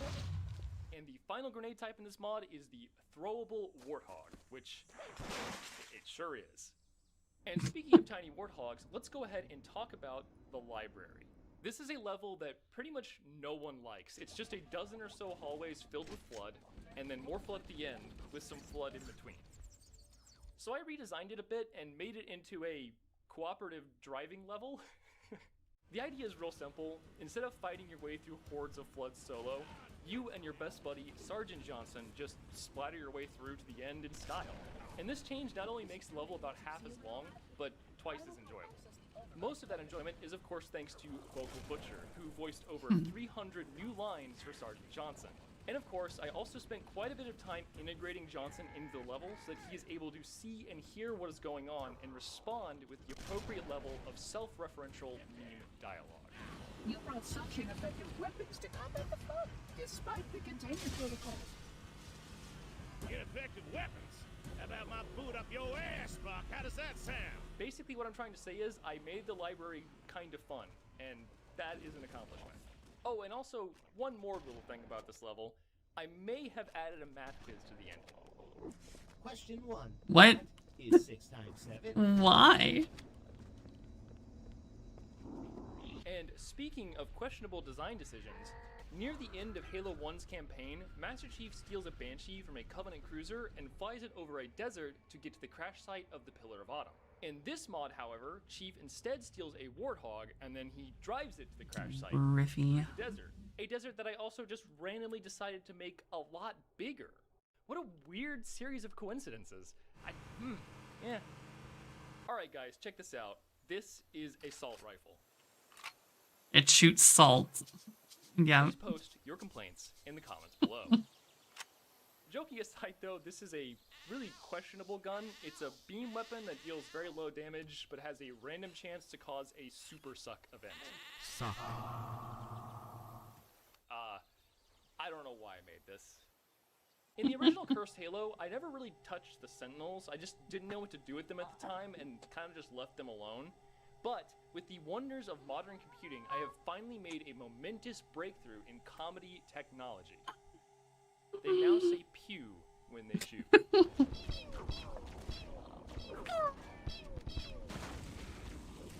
Oh, and also, Aperture Laboratories sent me over some prototype Sentinels that are pretty interesting. Goodbye. They even have a small chance to drop an AR-2 if you kill them. I don't hate you. Okay, so you see the joke is that I could have imported the model for the actual AR-2 from Half-Life, but instead of doing that, I just copy-pasted the Halo Assault Rifle model and renamed it to Assault Rifle 2. So it's an AR-2. Please post your laughter in the comments below. Another big improvement I made in this version of the mod is I've reworked and expanded all Well, I'm of the prepping for Minecraft Guild War with ways since you The mod skipped now out has on a this Guild wider War. variety of Damn, weapons, what the including fuck? some neat little enchanted variants. And there's like a dozen Unfortunate. different Minecraft potions now as well, which includes both drinkable potions and throwable splash potions. And the best part is, they all just show up as unidentified potion. So you guys have no idea what any of them do. And I'm not going to tell you. You just have to test them out and try and remember what they do based on what color they are. And while that is fairly sadistic game design, it is far from the meanest thing I've added to this mod. Another It's addition also that I quite spent a fair amount of hilarious. time on was tool guns. There are now a dozen or What so the fuck? different tool guns in the mod that each have a unique function. Some of them are useful, some of them are chaotic, and some of them are... Personally, my favorite one is the pull tool gun. It combos really well with a diamond axe that has the knockback enchantment. Oh, and of course, honorable mention to the thruster tool gun, it's just an absolute treasure as well.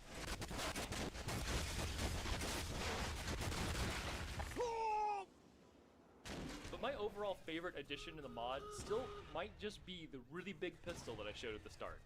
It was obviously inspired by an old Hyper video, which a lot of people are familiar with, and yeah, it's just super satisfying. I even set up custom impacts so that when you hit a Damn, grunt or imagine getting something, yelled it at just by your crew. vaporizes them and sprays blood all over the walls around it. It's like modern art, but kind of actually though. And with that, let's go ahead and move on to our last little subject here, which is the multiplayer. Cursed Halo version 1 had a set of multiplayer maps that were interesting, but Cursed Halo version 2 did not have those multiplayer maps because I could not be asked to actually update them. This new version also doesn't have multiplayer maps yet. I'm leaving it up to you guys to make that happen. I'm setting you all a challenge. If this video can get 1 like, we will do a follow-up video with Cursed Halo multiplayer expansion. If you want to play the mod, there's a link in the description. If you haven't seen the videos for Cursed Halo version 1 and 2, then check them out, they're on the screen.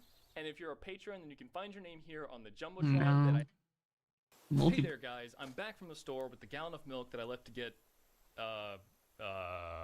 forget about that actually. Here, have a glass. I'll pour you up a nice, big, that is not milk, that is Halo 1 pistols, damn it. So, yeah, what was this video about?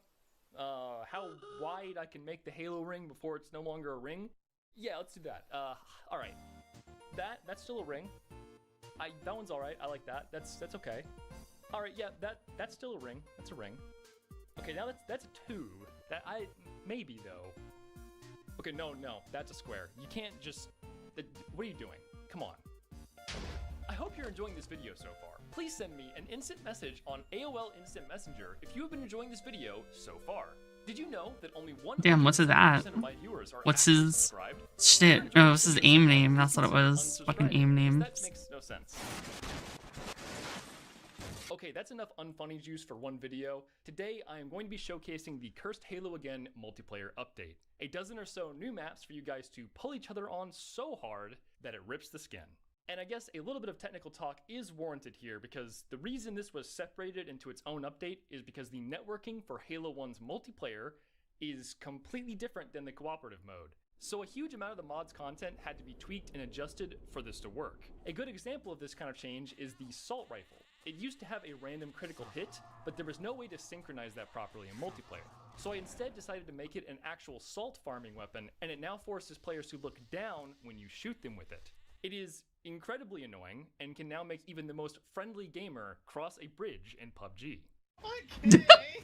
And for you suck enthusiasts out there, don't worry, I moved the super suck into a tool gun, so you can now suck the enemy team on command.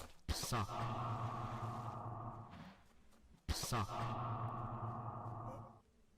In fact, there are actually many new tool guns that are exclusive to the multiplayer, like this one. Oh my god, are you kidding me? Dude. But that's enough about guns. Let's instead talk about cars with guns. One little change I decided to make in this update was to give the Big Hog a more appropriate gun. So here is the double-sized chain gun. And the quadruple-sized chain gun.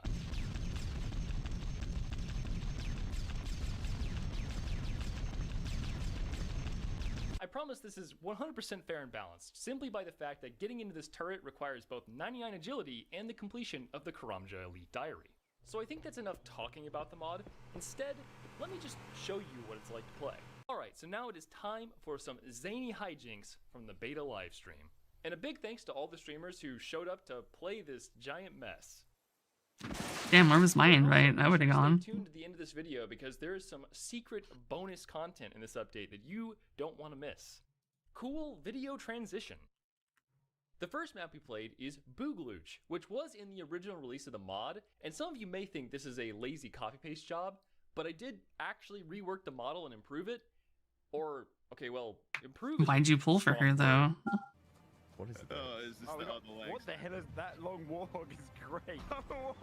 It's amazing.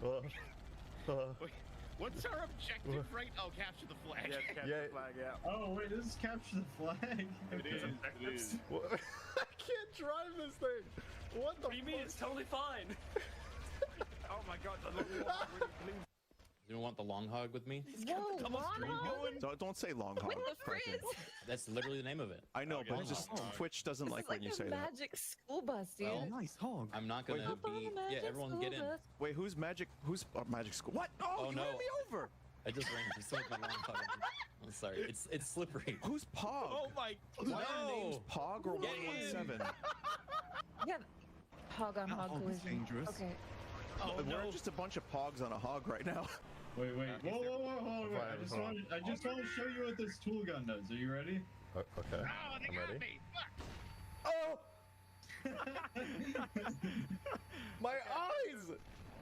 The tank doesn't aim straight. It has a bifurcated turrets. When you're trying to use the bifurcated bathroom me? first thing in the morning. Bifurcated's a real word, Crichton. Where it's split down the middle? Yeah, it's like split. Oh god. Terrible. Man, you're so smart. I didn't know you had such. I've got a pistol. I studied the dictionary. Yeah, I was an English major. I'm just tinkling. Here we go. I've got What the fuck? Yeah, get shot. Yes. The second map we played is Canyon Danger, and I'll just let the footage speak for itself here. Team again. Yeah, don't jump Up down. is down? Down there is you go. down, but up is also down. Oh, this I'm is gonna puke, fucked. man. Oh wait. So how does driving work? Play, get out and get the flag. All right. Oh. Fine. Wait, you driving all the way to the flag? Wait, this is Okay. insane. I can't get in. Oh You gotta yeah. back up. My brain. My brain. That is literally these sections. Wait, so if we get out, we fall into the sky. Oh, Perfect. Unless there's a ceiling. the void below me. That's like a challenge failed immediately My though. brain hurts. Like it's just gonna fucking happen. The map's upside down, my gun's backwards. What the fuck? All right, let's go. I hate this. What the fuck? My brain. Oh, what's this gun? All right, let's go for a drive. God, it's like a leap of faith. Oh god, being in the passenger is fucked. What is going on? Oh my god, you can drive on the ceiling in a warthog. Oh my fuck. What? I wonder if YouTube has banned me yet. The right side up Banshee is also up or down? Huh. I can't tell. Yes. YouTube has not banned me for streaming not Star Rail while playing Star Rail. Because I already have a strike on my channel for streaming shit when I'm playing video games. Oh no! Damn it! What? So many times that. Alright, they have the flag again. Wait, what? Yeah. Southwest, 165. I keep forgetting about this. They're southwest. Oh God! What have you done? I keep shooting myself with the He's running, he's running, he's running. Keep throwing pistols. We'll get him. Get him! Get him! Yeah! Yes, really. Wait, it's still flying. It's still flying, man. Someone kick Inferno! He's a traitor! Where did you go? What? Alright, there you are. I just saw it. Yeah, enjoy this. Just be very careful where you shoot it. It's We got a banshee on our I'm like tail. genuinely nervous holding this thing. This feels like a. Oh God! It's shoot it at their base and drive away. And enjoy Okay. Joe, we got this. gonna deliver the payload once we see it. Skybox immediately. Okay. I see it. Ready? Okay. 3, 2. Is it this way? What is happening? My eyes. It's fine. We're good. We're fine. We're good. We're good. We're no longer We're not good. fine. We're not good. Wait, I'm fine. Oh my God. I am not fine. There is coins. We were Oh my a God. little too danger close, apparently. There is so. I just killed like 5 people. It just keeps saying more death. Dude, you're the best Halo player that ever lived. I got him.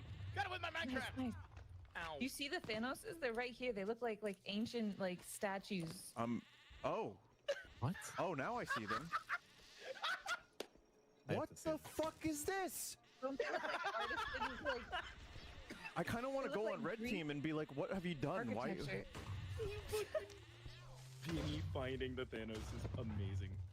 Oh Hang my on, God. I'm joining the other team. What is this Thanos shit? What is this? Oh, that's not a Turcotte army, is it? It's tastefully censored Thanos cock.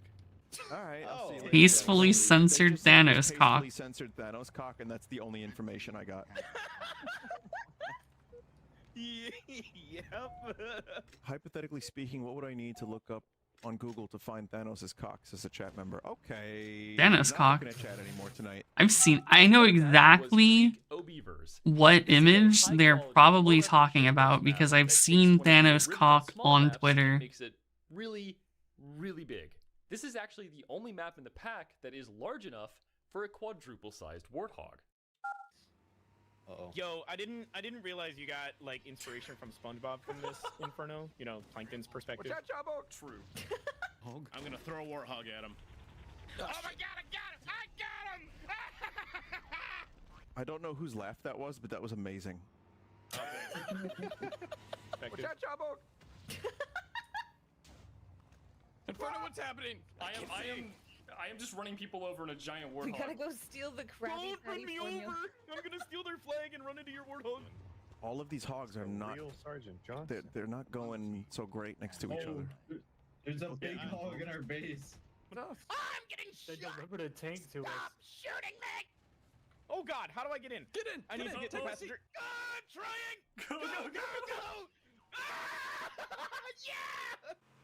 Oh my God, the bigger warthog! Alright, just jump up on the wheel and then jump up on top of it. You can do it. Oh no, if I can. It's tough, but you can do it, I promise.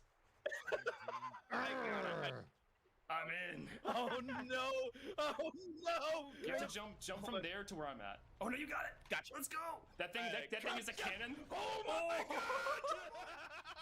Oh my God! Help me! Oh my God! They'll be afraid to come out of their hole. If I can see them, I can't even see over the gun. I'm too short. I'm not tall enough for this ride. True. It is designed for someone who's at least 6 feet tall. I'm like 5'9". Get up! There's one right there. I can't turn the gun! Ah! Oh my God! Oh, dude, I got a headshot! What? Currently on the ground, trying to get air. There we go, we got air. Don't worry, I've got my axe. The door is almost there. If you hold space, you'll just go up. What in the world are we coming out here? That was not a lot of fun, was it? Oh, it's he bad. he is Rail is camped in front of our base with a big gun. Hey guys. Hey, Kraken. You want to get in the giant hog with us? Yeah. Here. I'm gonna use this as a step ladder. I will. How about I drive closer to this rock and jump from the rock? I can do it. Yeah. Okay. Got this. I'm an AA gun. Whoa. Oh my god. How did they get a warthog that big? We got it in America. Are these golf clubs? Ate his vegetables. It's the American warthog. Is this a? I have a power washer. Yeah, I don't know. Oh, Jump from the rock, Kraken. Get on top of this rock right Rock? here. Okay. Yeah. Like. Alright, I'm taking this thing and I'm getting out of here. Come on. Wait. Oh my god. Come on in. Literally 1 health left. The Alright, just insane shoot him. upper body strength to stay on top of this turret. I can't shoot it. I'm blocking him with the middle. I'm making a wall. Working through our defenses. Let's do this Oh thing. no. Ooh, Get him, baby. your long hog touched the tip of my long hog. Knock him out. Shoot him. Make him dead. What happened? I've got their flag. Oh, it's just like Stuart. Oh my god, I can't. Oh, I it's can't. tipping. Oh no. It's tipping. Wait, what? why are we still in it? Because it's. Let me. I'm in. Okay, now straighten out. Hold on. I'll try to. Hold on. I got this. Ready? Oh ready. no! Oh lord. Are you gonna? Come on! Holy shit. We can't do anything. It's just. Oh, okay. There you No, go. okay. Press E to finally flip. There we go. Oh. Oh my god! What's in the Hot Wheels? I want Hot Wheels. Whoa now. Settle down, Kraken. Woohoo! I love Hot Wheels. What the fuck am I looking at? Okay. Let's go. Wait, I need this. I need this. Oh, how does he have a out of nowhere? lean on his like, car? kill. Jeff was killed like 8 of us. Go. Gotta go fast, motherfucker! Oh, they got Oh, I can't do that. Oh, It's fuck on me your in the shoulder, ass. in the river. I got him. Nice. Oh, they're running from me. Hold on. They won't see us going this way. No, it's fine. This is why we've got helmets. It's fine. I'm trying. Right. Oh Yeah, we're my almost- god. Oh, I almost got him. You knocked him over. So they count for you, cry. Bob and weave. Jesus Christ! Boy, them hog physics just age so well. Get back in! Oh god! Get in! I'm trying! No! The fourth map is Tundra Biome. This is actually a one-to-one remake of the original map Sidewinder in Minecraft that I then ported back into Halo. Flame It's the Pow and World Pow Highway Cord. The fuck did he do double this port. time? It's also, ironically, the highest poly map in the entire mod. Level 2 allegation denied. Oh, Let's okay. go. We got the Alright. Hot Wheels monster hog, man. Let's freaking go. God, what'd you do to Stop. Sidewinder? Hold on. Let me get this gun. Oh god, I'm What'd you got? sliding. Here, I'll slide back to you. Oh my god. Oh my god. That's fucking sick. Oh god. What'd I do? Am I invisible? Holy shit. Yeah, you're invisible now. I'm trying to get him. On a Oh, stealth look mode, out! nice. Oh my god! Oh my god! Oh my god! That was awesome! Oh my god! This big pistol is carrying our whole team right now. Let's go! This poor guy in the fucking ghost! Oh, it's Vinny. Fuck! Speed.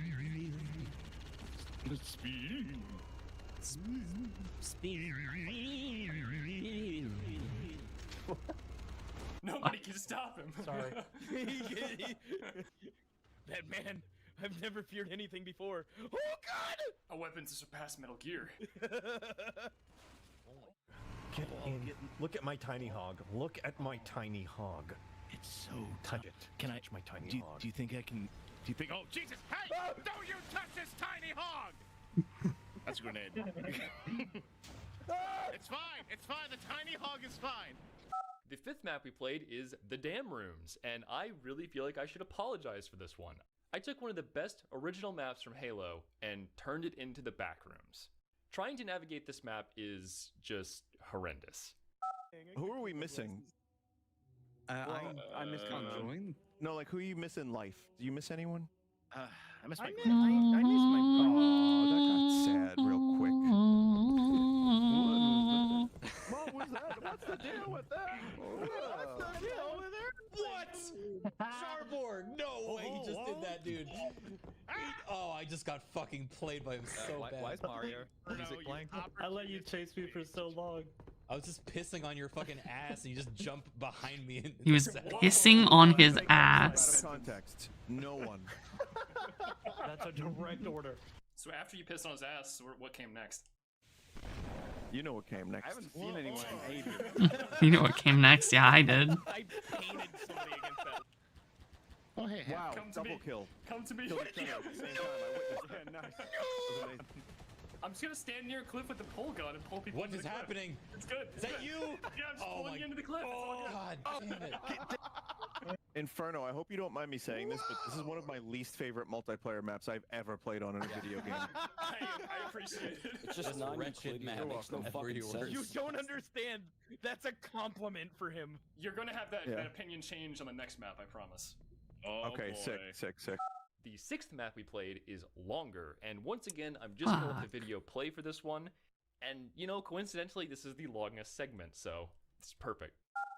So, how much suffering do you want to endure? Everything. Yes. Yeah, I want to hate myself. Just give it all. Give it all. After that, yeah, I think we could probably go a little bit more suffer. Alright, so I want you guys to notice a nav marker that it has a distance. Oh my god, I hate this. 1.5 kilometers. What? What the fuck is this? Oh, I see. Well, that fucking base is there. Oh. So in the base game of Halo, there's a map called Longest. That's a hallway with bases at each end. I made a version that's longer. God, this is so stupid. That's fucking devious. God. So what you're saying is we'll be able to like attack each other one time in the middle, and then we're just gonna have to stop playing the map, right? I'm assuming you find a gun that isn't a pistol. What it is you keep playing until you get good enough to beat the enemy team all the way back to their base without dying. We've made it 0.2 kilometers. I hate this. This is so. I'm gonna get salty when I die. I'm genuinely gonna get salty. We have cars. Why can't we use cars? I'm lazy.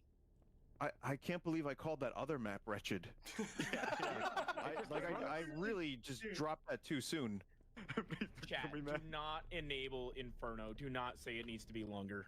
I don't think you can be longer. I think I'm at the triangle limit. I think it could be a little longer. No, I mean, like, the game engine just can't. It just won't go any further than this. This might be the limit. What if you put a staircase? Oh no, you found the limit. That's true. You could build it so you have to go forward and then come back on a hallway. Approximately 10 hours later. Corner, hide in the corner. Hide in the corner, hide in the corner.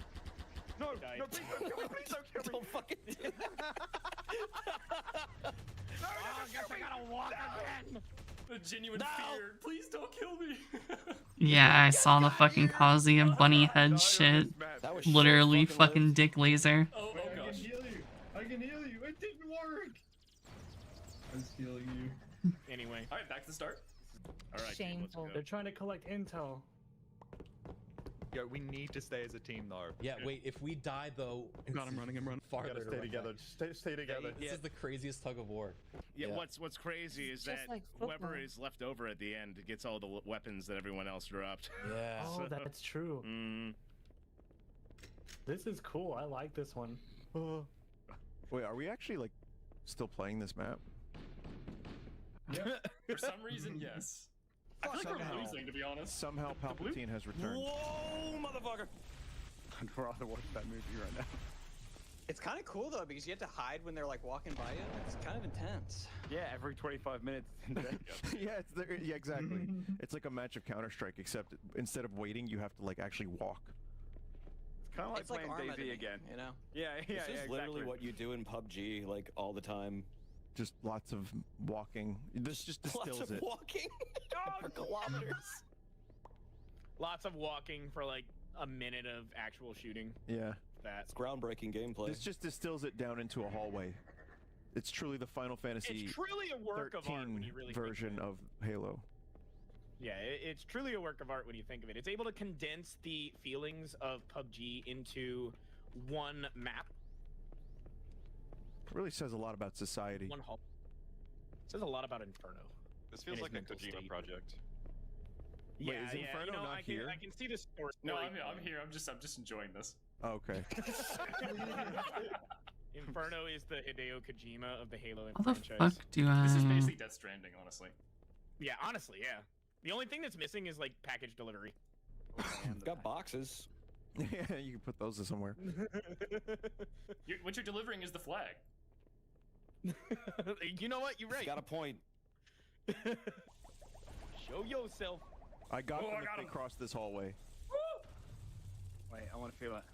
Nice. Got you. I'm warmed up. Get out of here. Hell yeah! We're making progress. We're pushing forward. Let's go! It's like World War It's like World War I. We're moving the trench line up, boys. There's the one fucking I challenge. like this now. That's kind of cool. Push mid. That's kind of There's cool. only mid. There's only mid, dude. Oh, I hate it.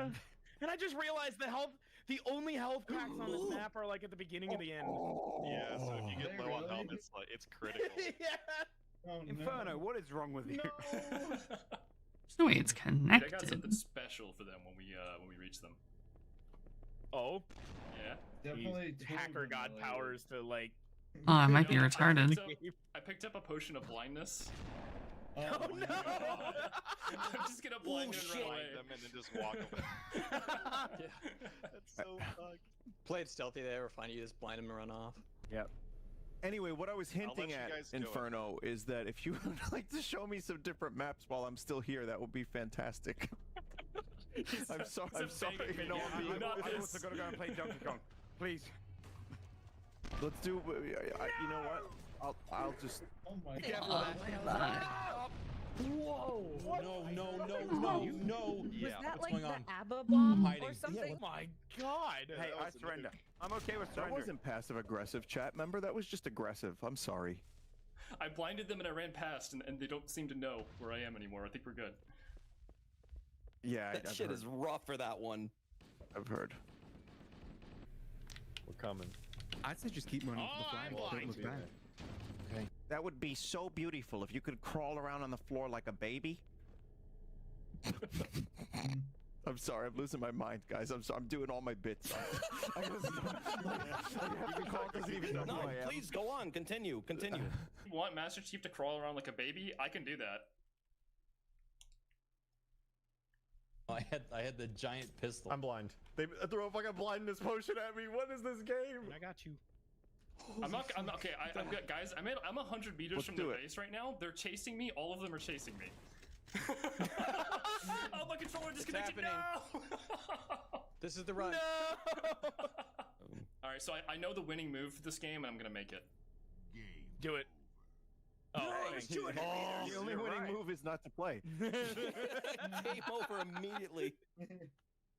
You know, Seems I like it'd be a good specifically level, designed this honestly. map to I'd be down. torture everyone, and yet for some reason there were multiple people in that game who said they thought it was cool and that it was nice and fun. I'm not quite sure if that's a failure of game design on my part, or maybe they're just into that.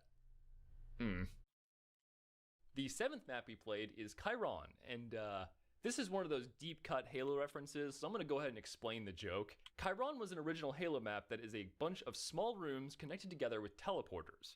It's one of those maps that most people didn't like because of all the teleporting, so I decided to make my own version with 10 times as many teleporters.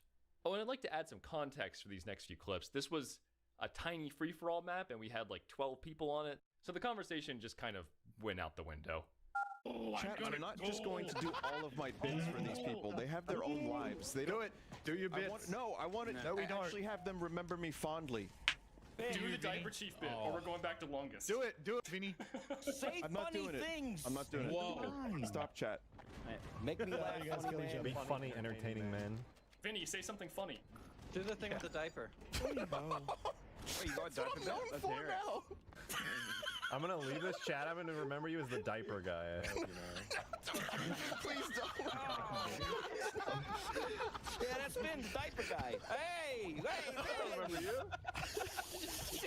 It is one of the tags on your stream right now. I don't know if you saw it. It's just like diaper tag. Yeah. Do the diaper bit again. Do the diaper bit. This is just, Holy shit, good this is kill. chaos, but it's like a fun kind of chaos. Yeah, it's kind of fun chaos. I actually like this map. Yeah, this is good. This is like a complete opposite of what we just played too, so that's kind of neat. I like it because you can actually fucking play it. I would have enjoyed anything. Oh god. Hey, I like the jogging simulator, all right? The 8th map we played is Ring 'em Round, the Elden Ring of Halo maps. It's around the actual Halo, isn't it? I gotta pick up the boys. Gotta pick up my boys. We gotta go to school. My boys gotta go to school. I gotta pick them up. Oh, I'm over here, Mom. I mean, Butcher. I'm over here. It's okay. You can call me Mom. It's fine. My chat calls me Dad. You can call me Mom, though. It's cool. Hey, pick me up. Where's it going? It's over here. I'm gonna try hold really still. I like Master Chief. I like. Oh, that's a black hole! What's happening? Oh, that's a black hole. That was the black hole. Oh no, it's moving back in their That direction. was sick. Oh, incoming. Did you just get in the ghost? Yep. Oh, there's a black hole! Shit, what the fuck is happening?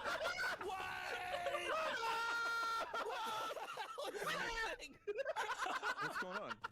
We all got swallowed by a big black hole. Did you just join the singularity? I just heard incoming and everything just fell apart.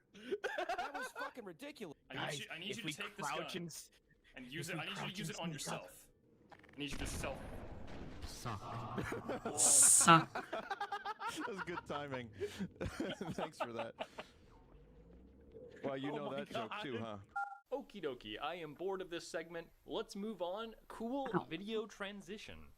So, this should be the end of the video now, because I told myself I would be done with Cursed Halo 1 once the multiplayer was finished. But, of course, you all know what happens every time I say something like that. So here is the Cursed Halo Hunter Survival Challenge. One of the things that I found to be really fun in this mod was fighting groups of hunters. As I mentioned in my previous video, my goal was to make them into a bullet hell, and this new mode takes that concept to the absolute maximum. You and one friend can now face off against 22 waves of hunters. Each wave you defeat rewards you with random weapons, equipment, and ammunition, and to make things interesting, you can only save a checkpoint 3 times for the entire challenge. So you gotta be tactical. To be completely honest here, this challenge is way too hard. It's effectively Kaizo Cursed Halo, and I would very much recommend playing this in co-op on easy mode because it's just too brutal solo. But we both know, some of you absolute gaming units out there are just going to beat it solo on Legendary anyways, and I'm looking forward to seeing a video of that soon, Mintblitz. Oh yeah, and also, I updated the Dark Souls Remastered mod and added some stuff. This update contains a whole bunch of new community-made content as well, and it's pretty neat, so go check that out. It's somewhere, probably on the second channel. So yeah, thank you all for watching, and sorry this took so long to release. I have a video on my second channel talking in more detail about the mod if you're interested in hearing me rant about stuff for an hour. I also want to thank Green Knight for helping me put together one of the maps because I am very lazy and I didn't want to model it. And of course, I want to thank everyone who showed up for the beta test livestream. Who would have thought so many live streamers would willingly show up to get tortured by a deranged modder Hey, I would. 4 hours straight? Blessed. And of course, thanks to all my patrons, because as always, I would not be able to do these long-term projects without your support. There's a link to the mod in the description, and feel free to join our Discord if you're looking for a group to play with. Have a wonderful day, everybody, and don't forget to dodge the warthog. Wait.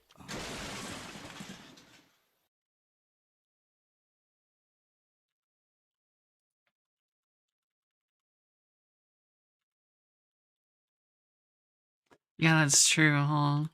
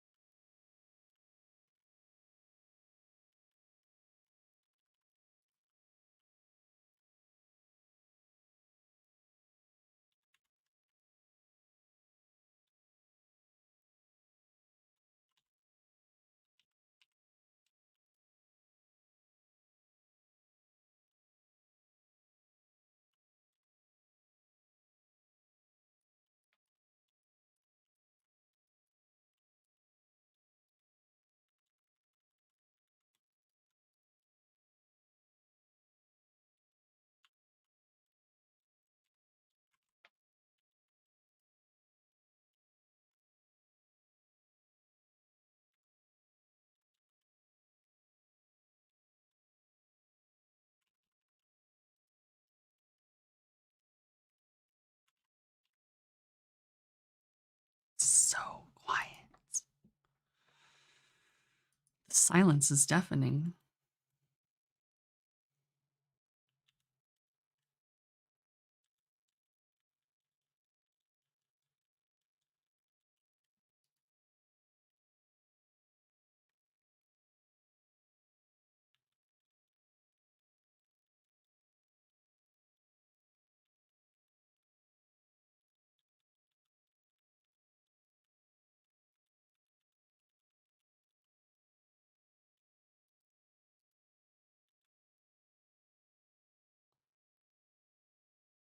No, it's not.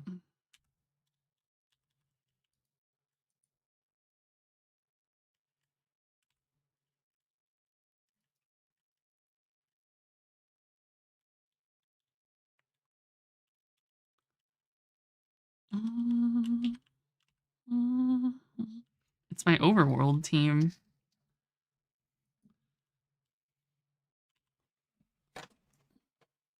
Yeah.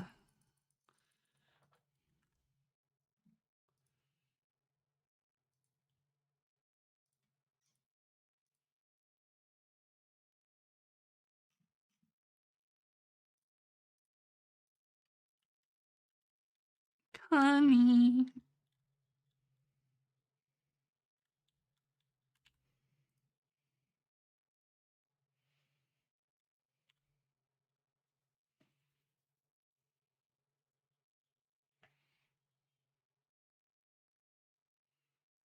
What? The song is goated. What?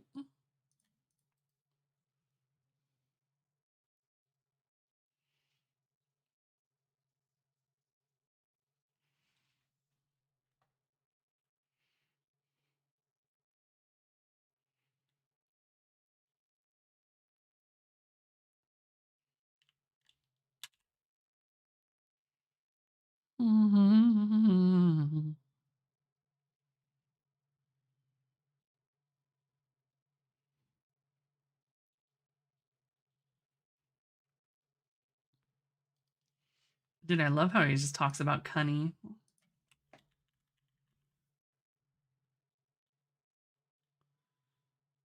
All right.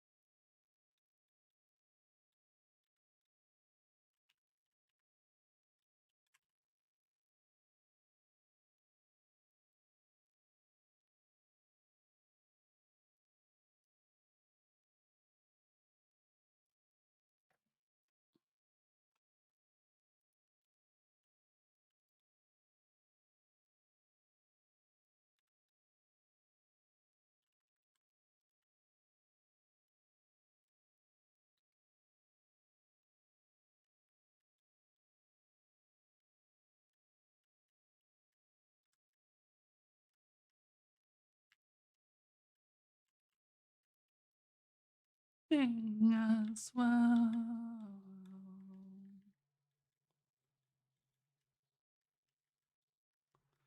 Right. It's gonna be so fucking good.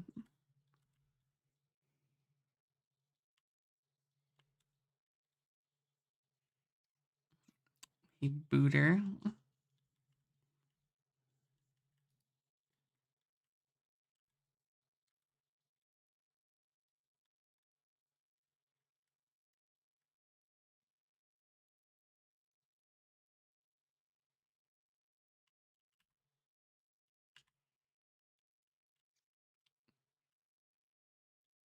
Well, I mean, I'm not calling you daddy.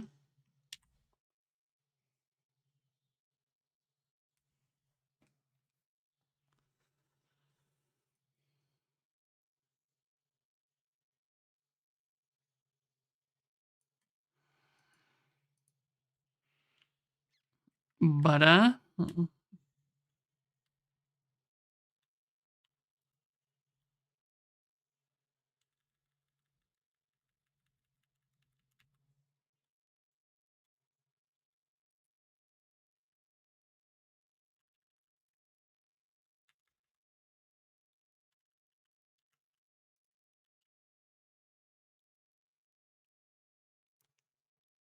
E1 Fushuan, the most like not used anything. I haven't used Fushuan in like a year. Ever since Link, okay, I haven't used Fushuan since Linksha came out, rather.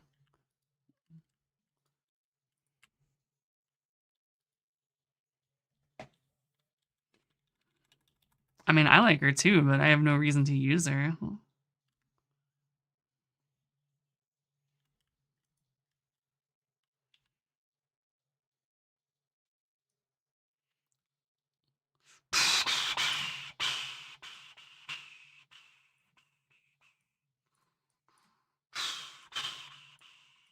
What the fuck? How am I supposed to make this penis?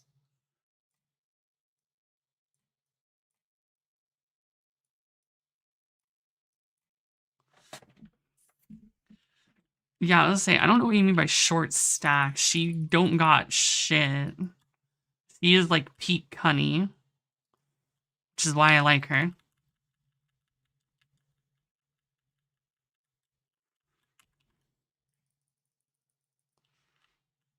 Yeah, dude, look at that stack. Stack of literally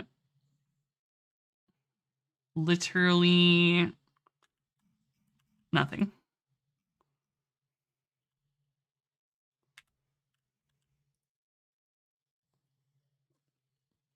I also see them for who they are physically.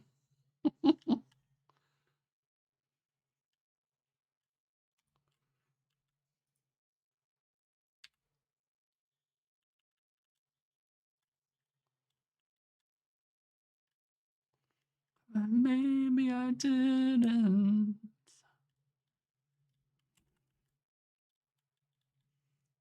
What do you mean, why don't I have mods? For what?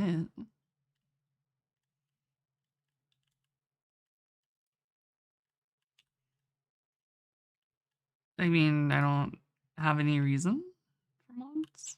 I don't know. I haven't felt the need to have mods in this game.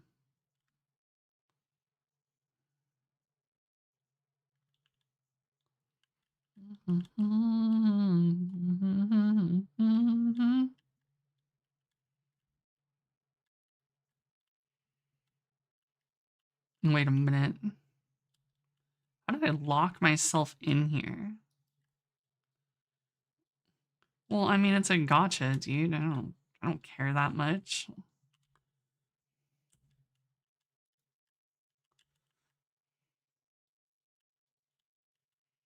God, I wish Mona were in this game. God damn the things I would do to Mona.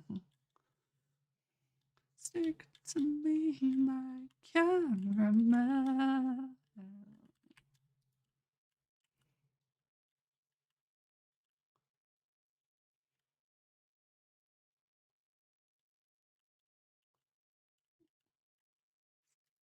I mean, yes, I would do many things to Topaz too.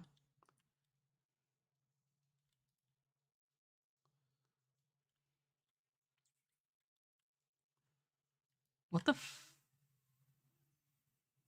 frickety fuck?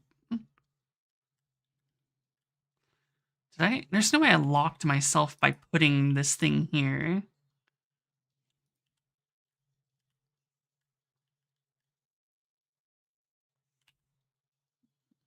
I just have to be literally blind.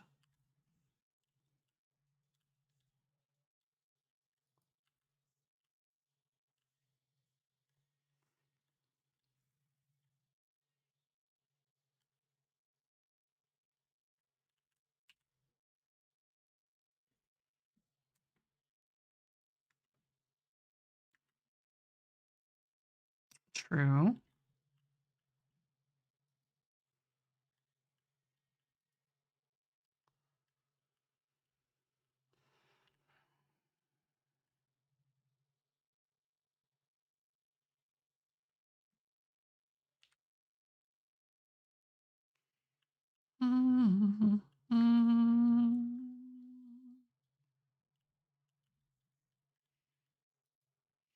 But yeah, I don't really care about mods in this game. If I played ZZZ, now that's something I would definitely use mods in.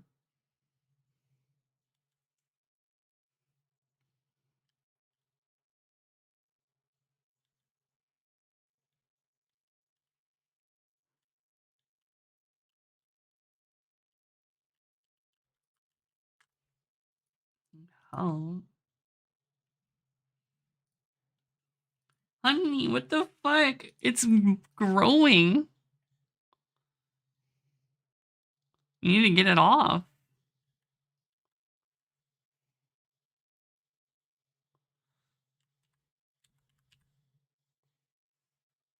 Hana has like a sentient orange mold ball in her room.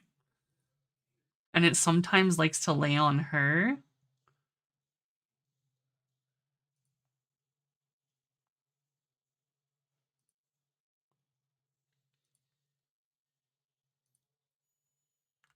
Hana, do I show this on stream?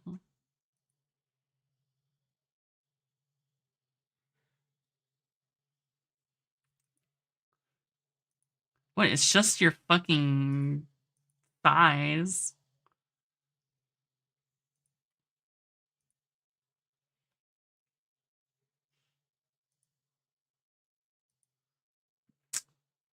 Yeah, you're fine. Yeah, see, she has a little fucking orange mold ball just laying on her, and it's sentient.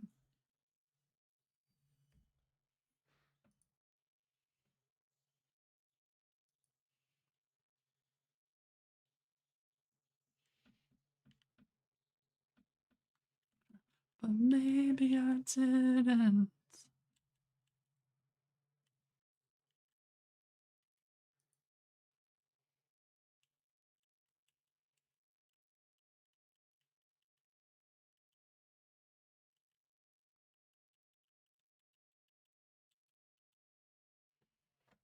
I mean, it is a Australian level threat, dude.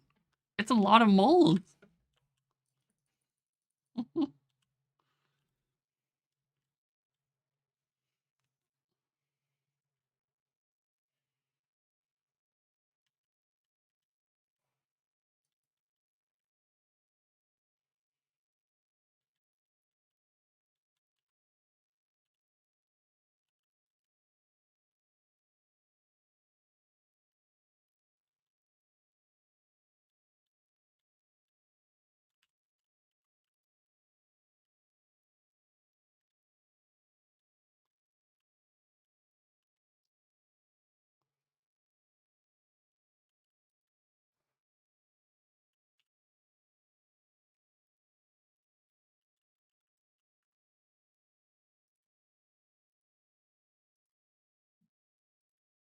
Yeah, I don't know how to help you, hun.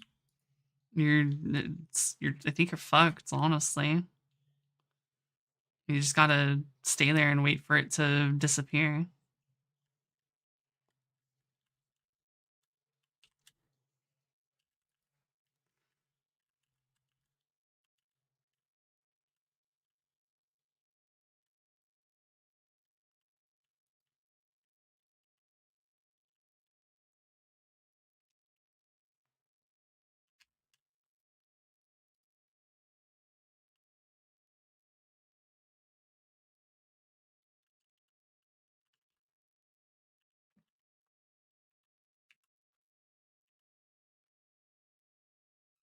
What? There's still one?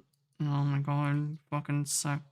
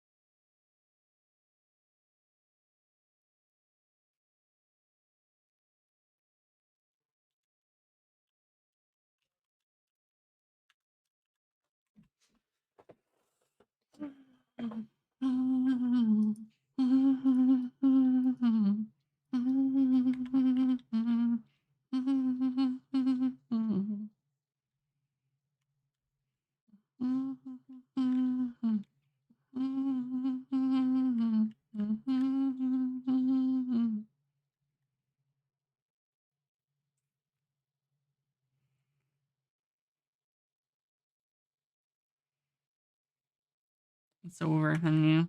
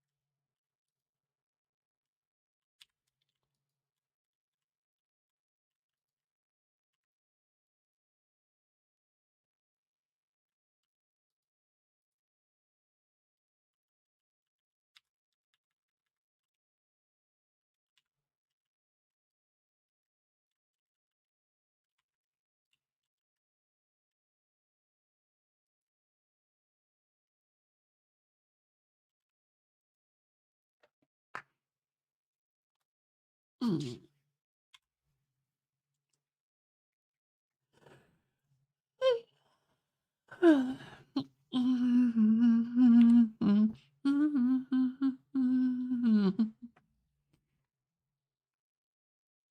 Mimi.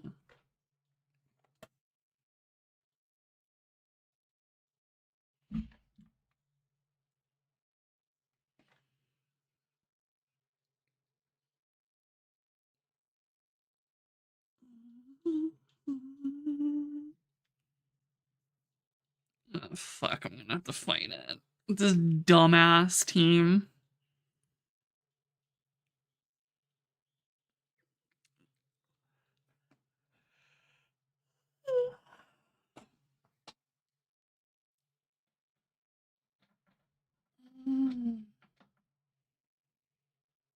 Boy, I don't play games with sound on most of the time. So yeah, I know.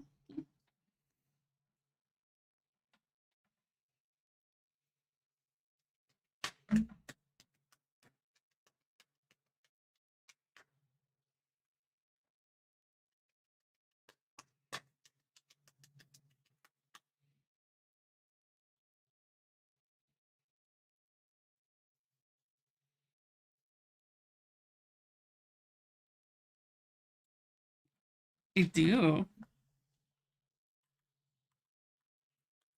Alright, here, you wanna hear?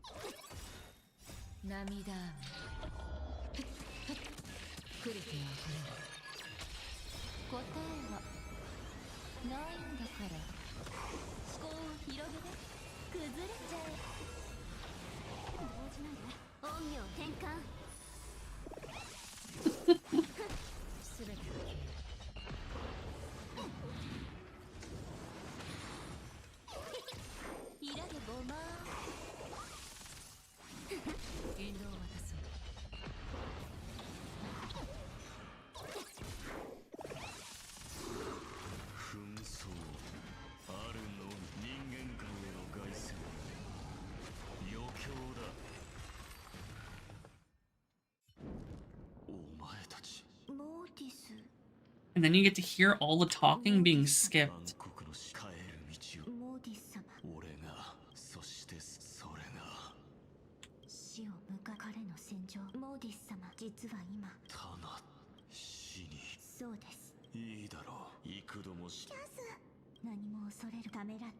Mami. I don't fuck with sound.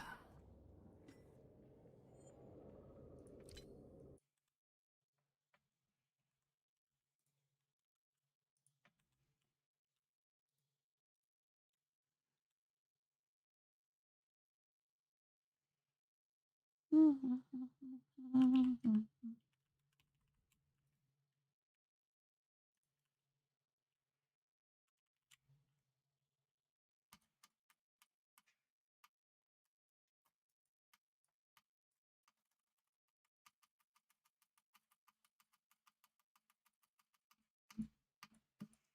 this is how I play.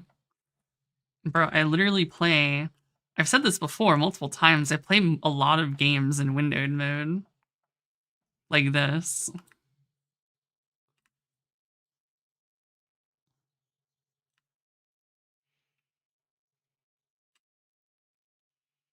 He's a normal sized cat.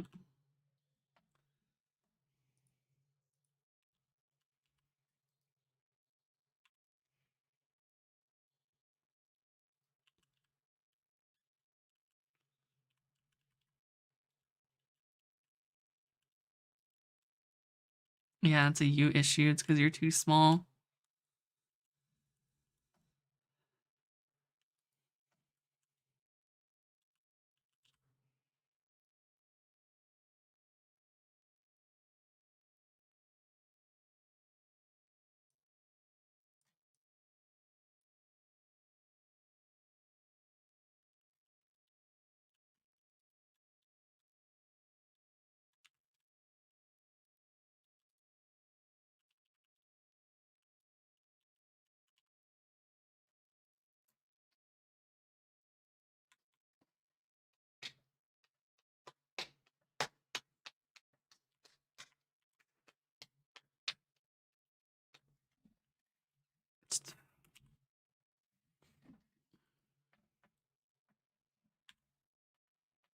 Nani?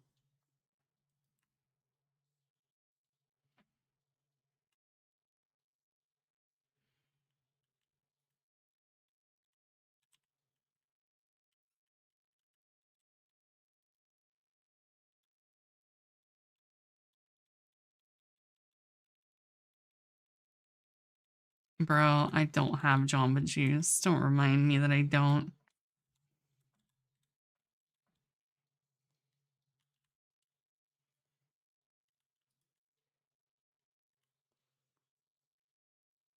How the fuck do I get down there?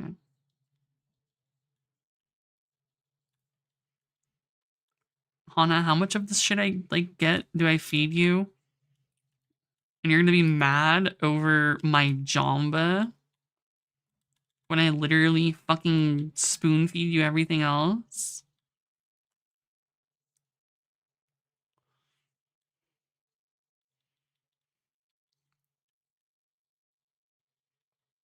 Yeah, but I wanted mine too.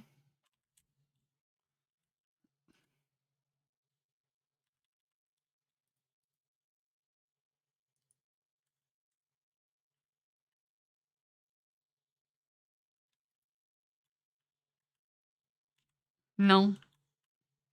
I do not believe so.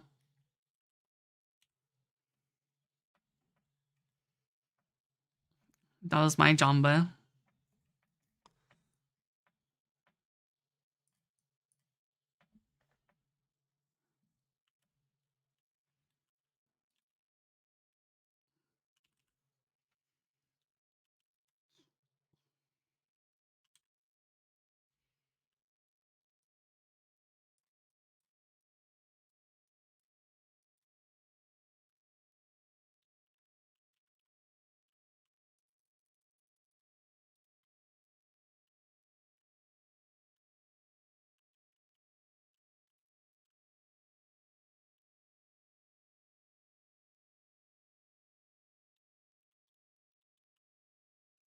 And that's really it.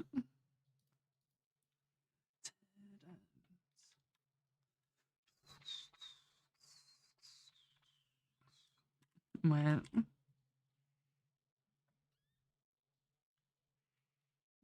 I could fix what?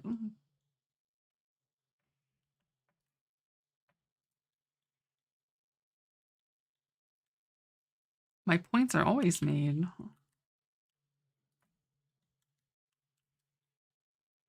What, you don't want to see it the way I see it?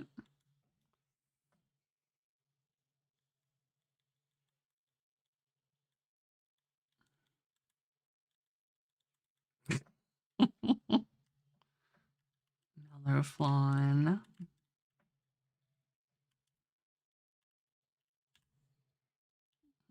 Straight booger energy, for real.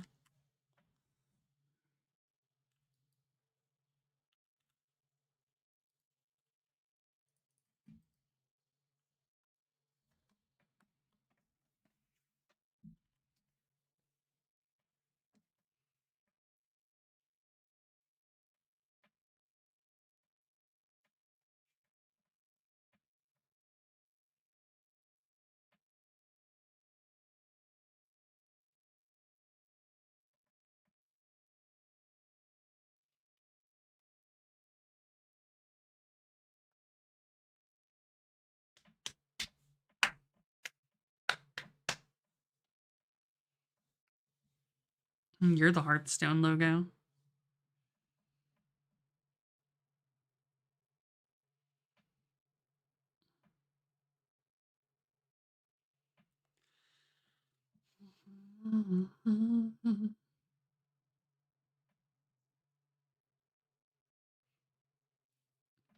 I mean, it makes sense because just like Hearthstone, she's dead.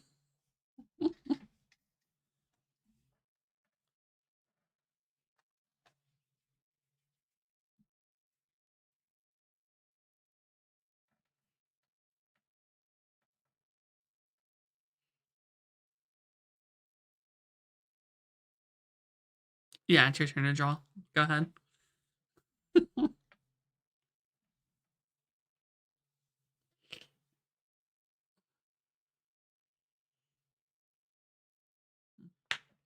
Ow. Mm.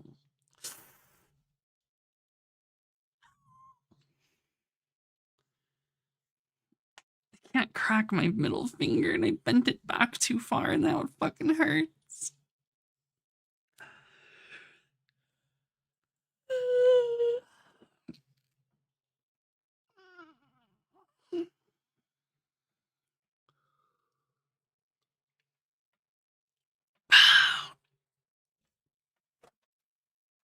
It's okay, it'll crack. Okay, maybe not yet. It'll crack soon.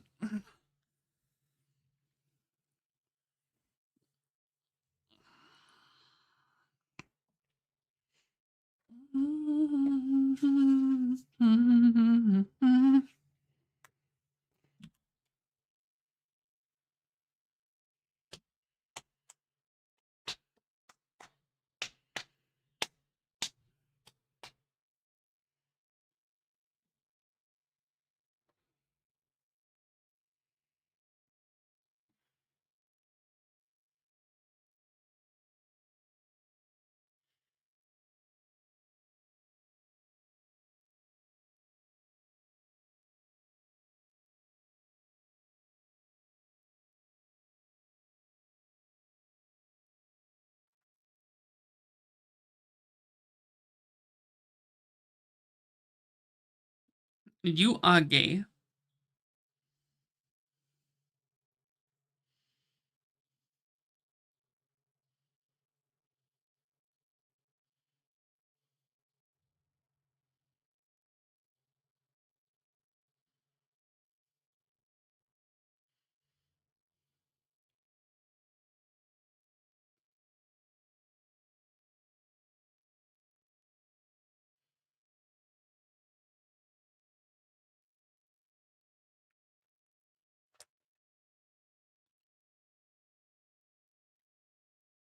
I mean, if by that you mean non-limited, sure.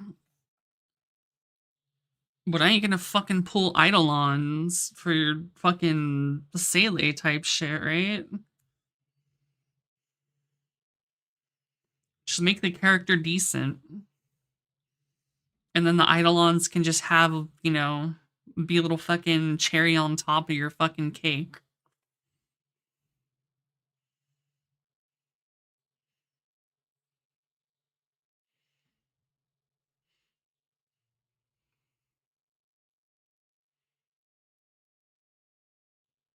Ultimately, though, there's no real incentive in them doing that because they make their money on new banners. A new character comes out, everyone fucking wails, and they have their money. That's it. Nothing else matters. So the fact that they're even reworking characters is like a fucking miracle in the first place. But expecting them to be anything substantially better that can be like even equivalent with like some like current characters is I think is insane. And they have no real reason to do that. I know.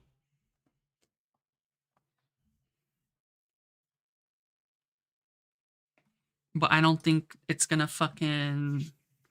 I don't think they're gonna do that much.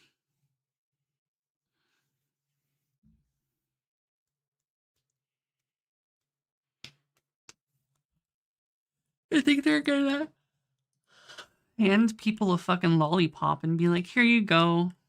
And everyone's gonna be like, oh my god, thank you, Hoyle. I'm gonna go back to slobbing on your fucking balls. And then in like a month, people will be like, wow, these buffs were literally nothing. I wish they would have done more. But, you know, it doesn't matter. They said they would buff it and they did. They never said how much.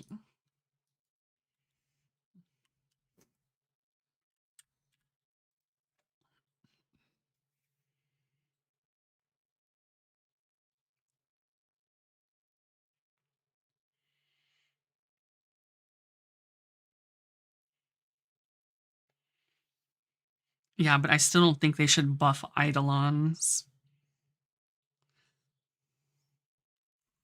It's your fault that you pulled for Eidolons of whatever fucking characters because you liked them and invested heavily. They should only really fucking buff base, like, baseline.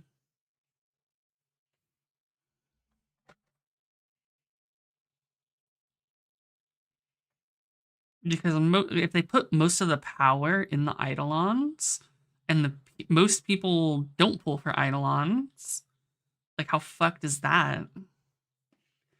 Well, they don't have to buff stats. They could just change fucking talents and shit. Like, they could literally rework the character and not just, like, give numbers buffs. They can rework the character while keeping their identity. To make them more in line with current age characters, it doesn't have to just be numbers.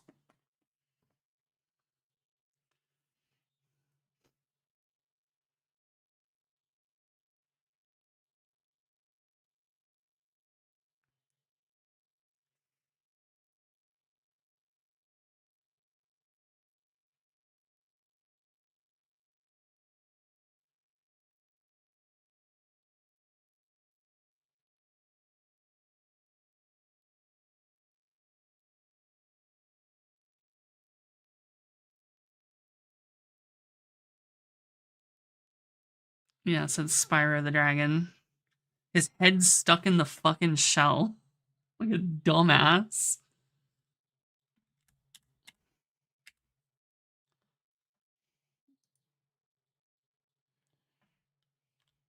Yeah, words. That said something that I don't care.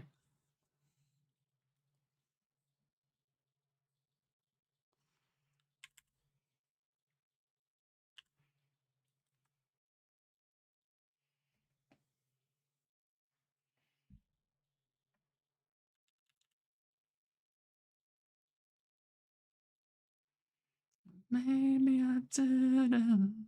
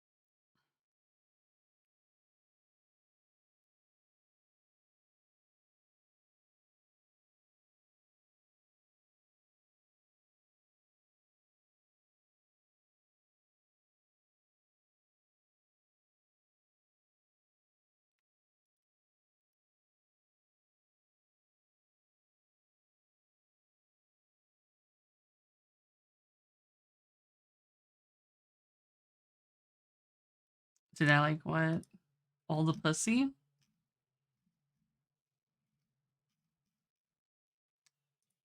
Yeah.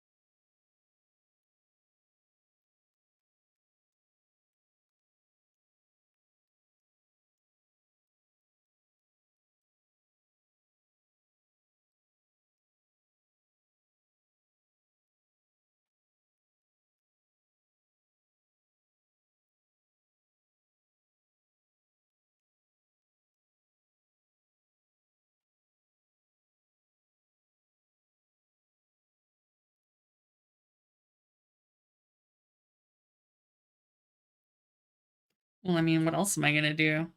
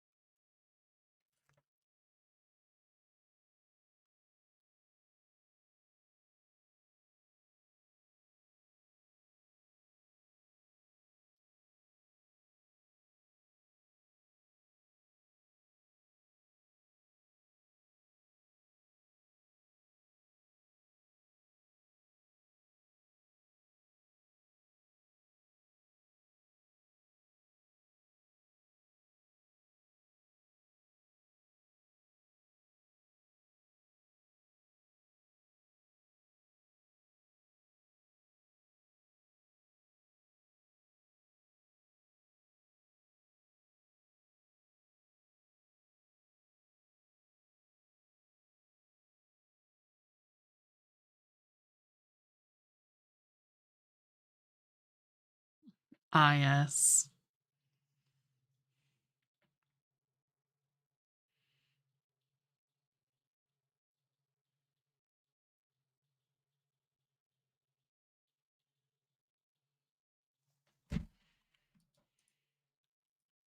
Yeah, but I can just do it faster myself if I had to.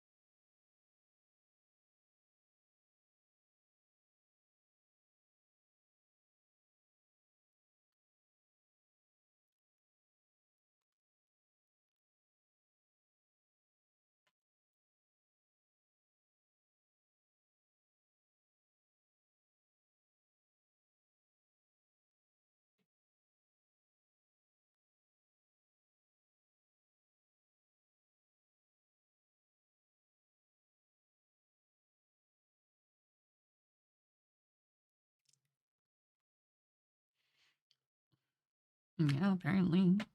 Never know when you might have to cap someone.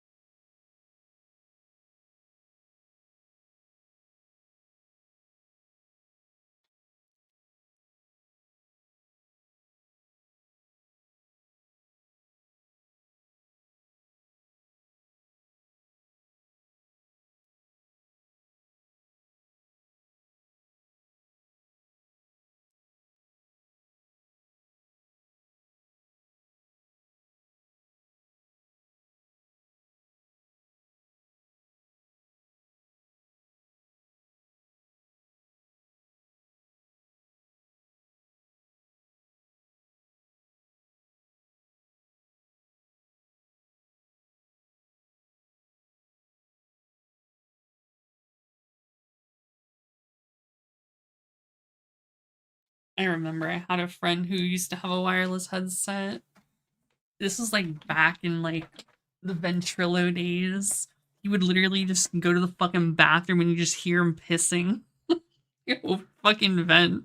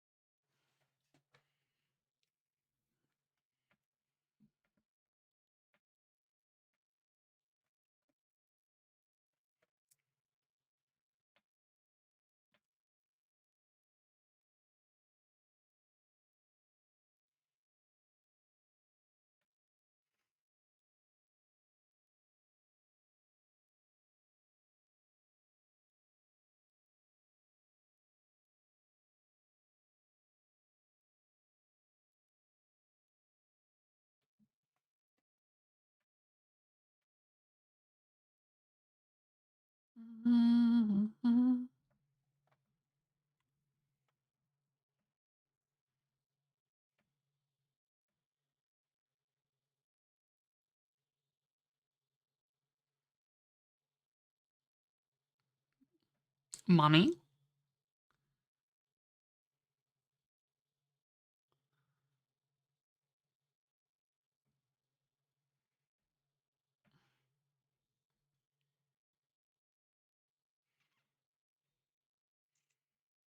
You've been stress smoking packs straight? Bruh.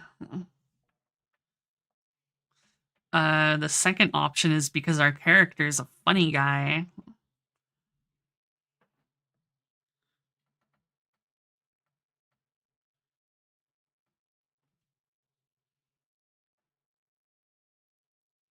Yeah, it's for the memes.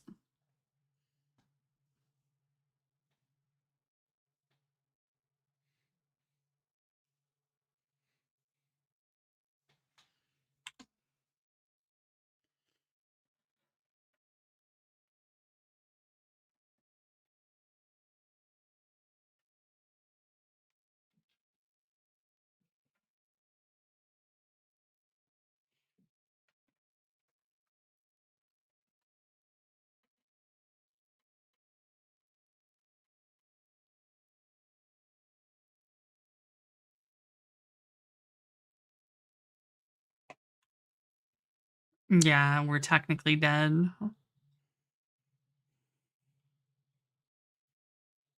Not for long, but we're technically dead.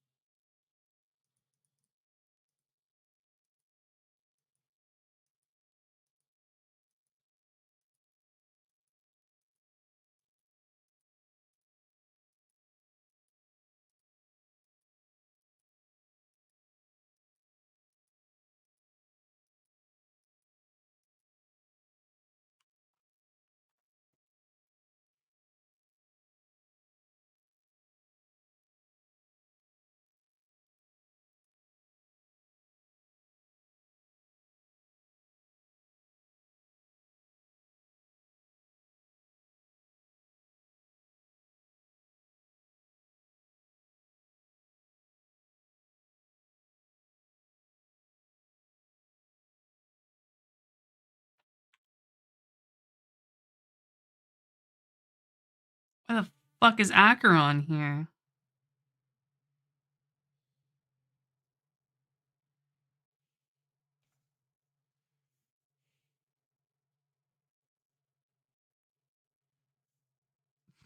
Oh, fuck.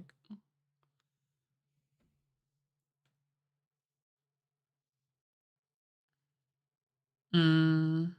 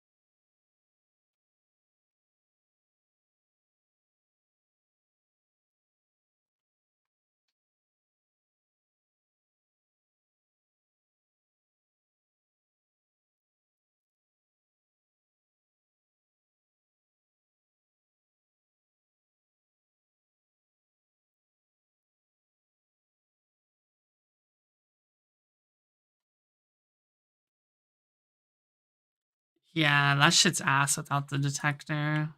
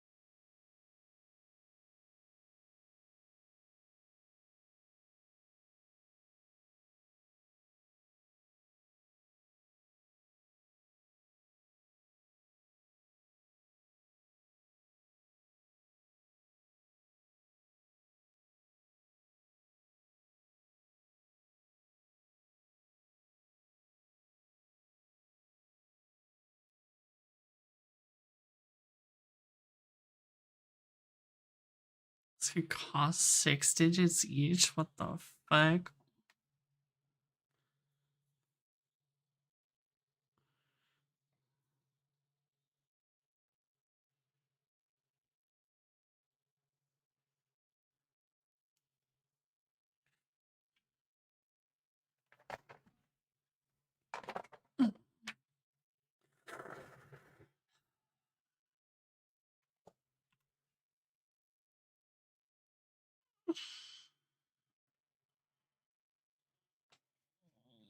Bro, he's about to roll in the bank.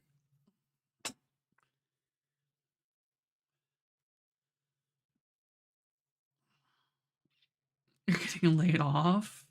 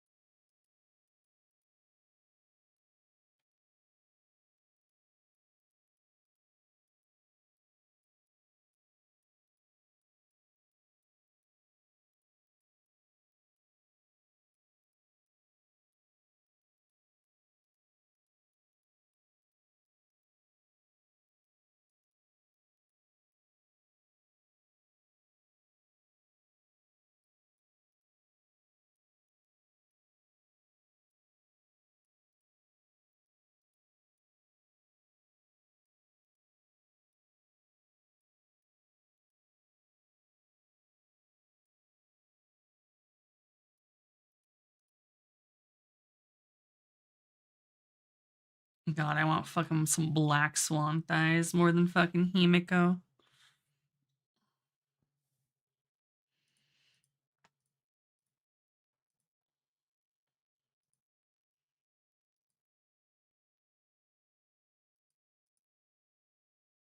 This one, the purple one.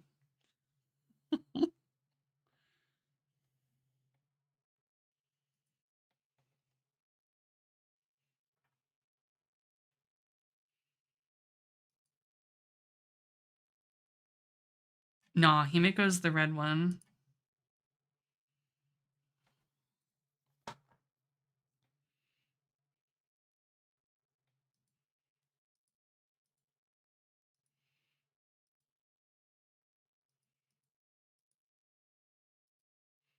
There's Himiko.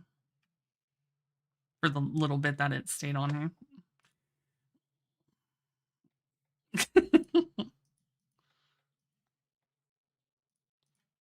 Yeah.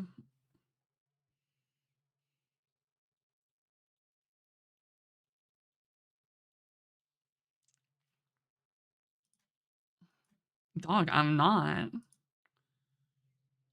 It's the auto skip.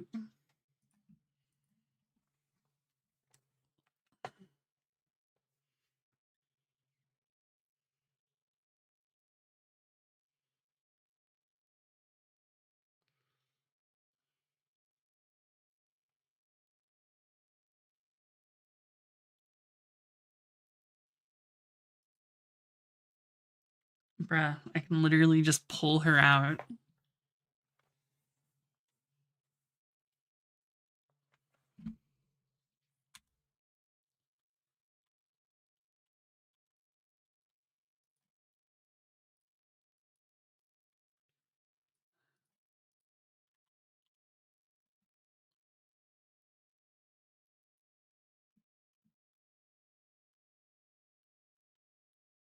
Yeah, I got hella hose.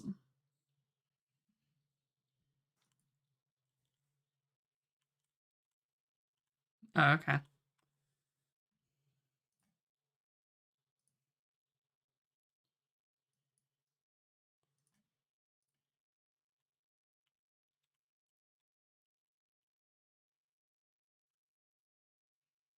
My top 3 hose?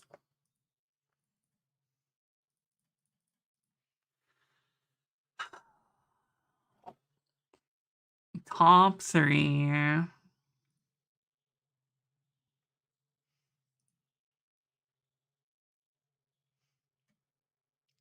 See, this is hard because there's more than 3. Hmm.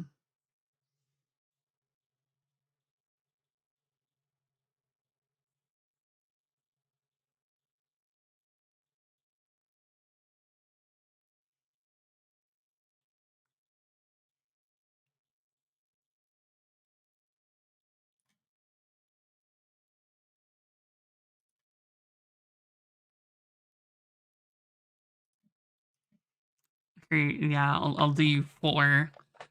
I'll give you a team.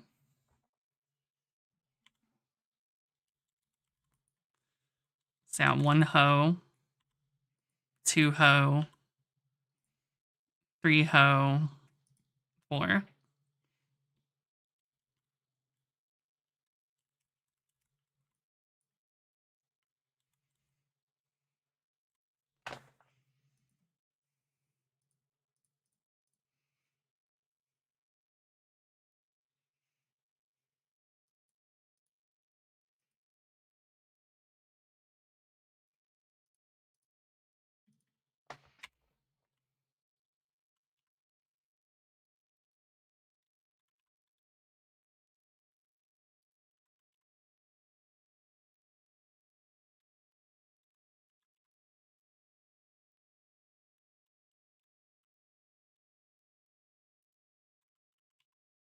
Welcome to my world.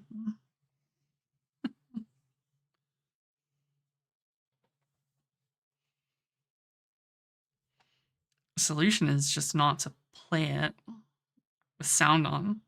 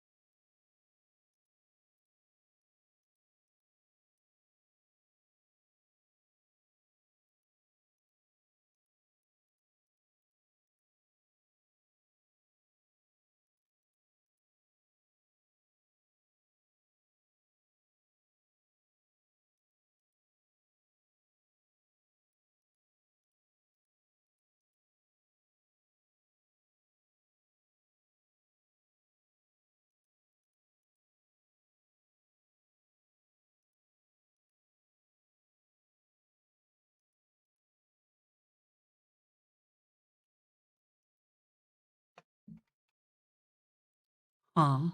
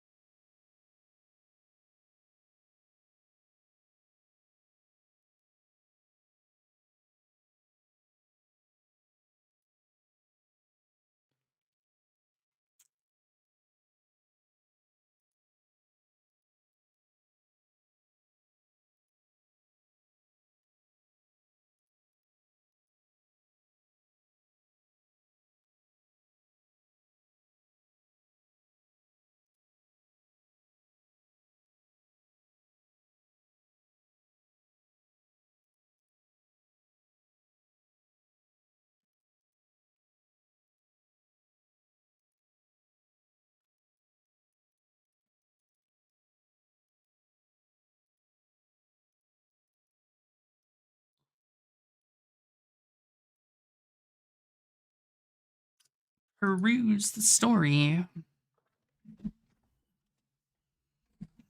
Hmm.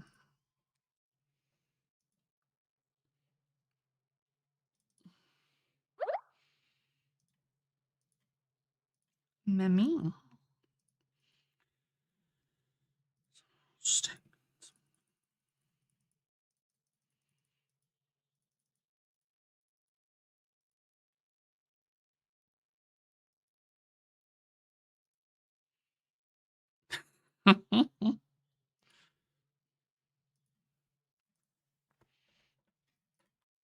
It's alright, you don't need to know.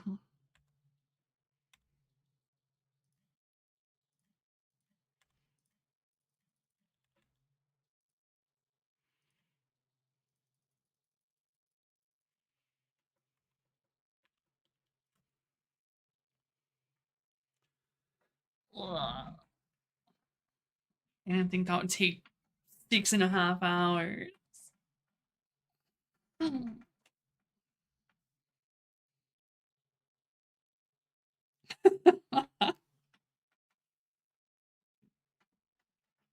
not gatekeeping a story. You can go back in the VOD and look at it all. Just pause.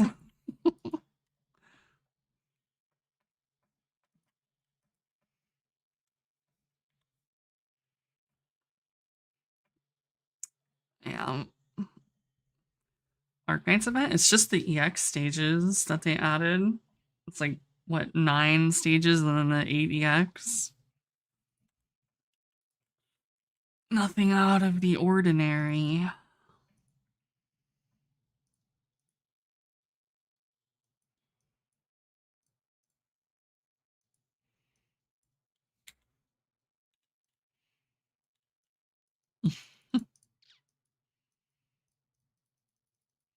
Yeah, it's like a silent movie.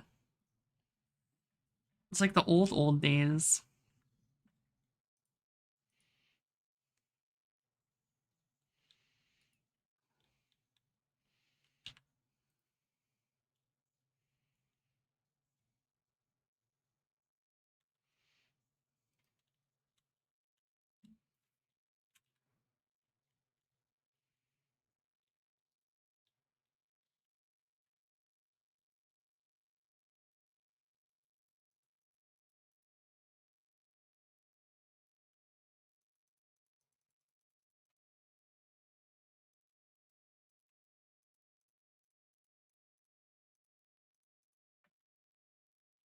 Forget what fucking game was this? Oh, right, it's the fucking idle game. Duh.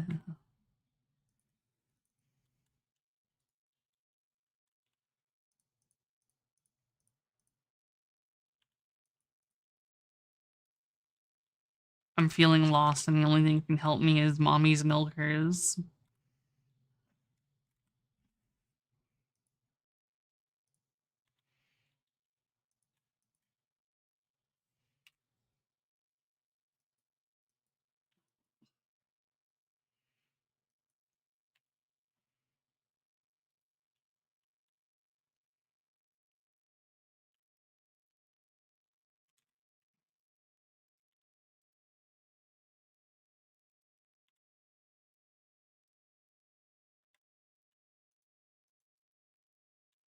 Yeah, I'm surprised they haven't added more shit yet.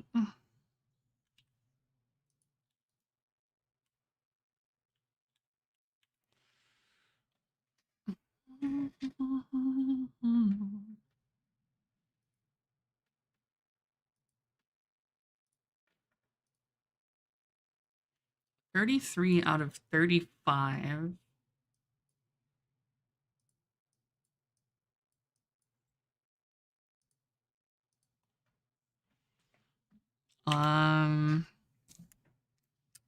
I'm 16 in the banner. So it's 49 plus a full pity, a guarantee. Rather. Yeah, it's the Anoxa fund. So 50, 160, 210, like 220 something pulls. I don't know if I'm in late cone. I'm not, so yeah.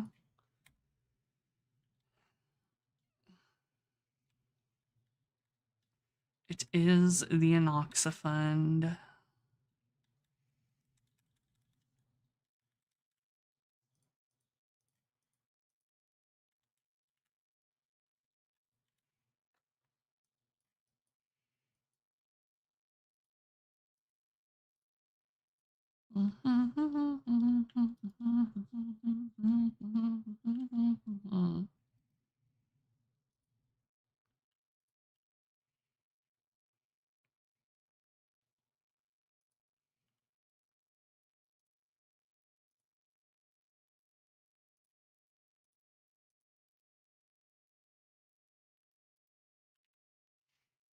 Shinko. And I understand.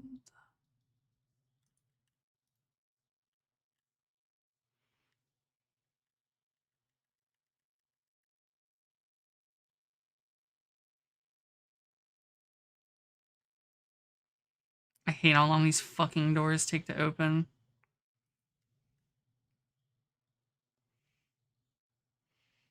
I have considered Eidolons for her to... Just because of like how big of a fucking difference it is having them versus not, but... Eidolons are fucking trolling.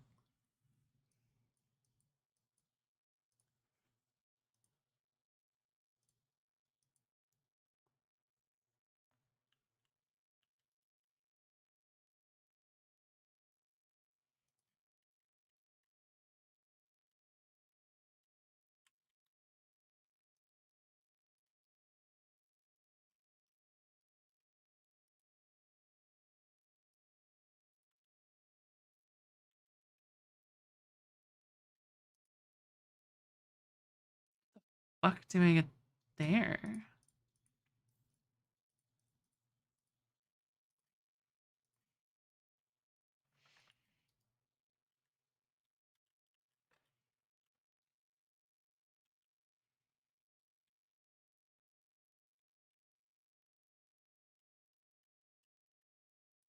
Man, fuck the fake collab. Fake collab's gonna be ass, and you know it.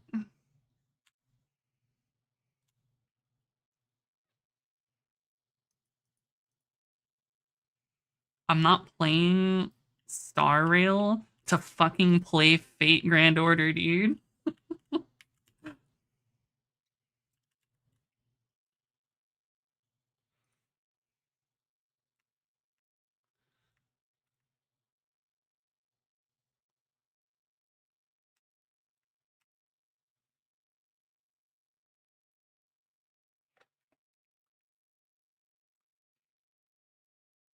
Yeah, I mean, it's gonna be Saber, it's gonna be Archer, probably Gilgamesh, even though we have Maide, who is just Star Rail's fucking great value Gilgamesh.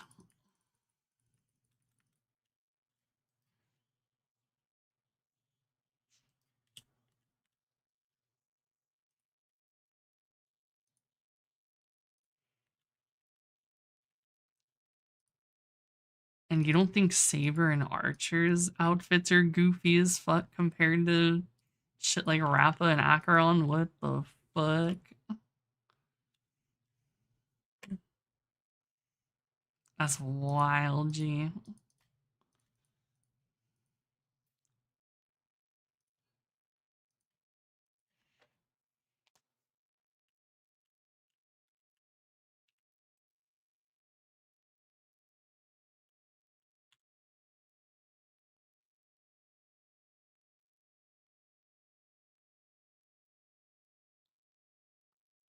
Stripper? What?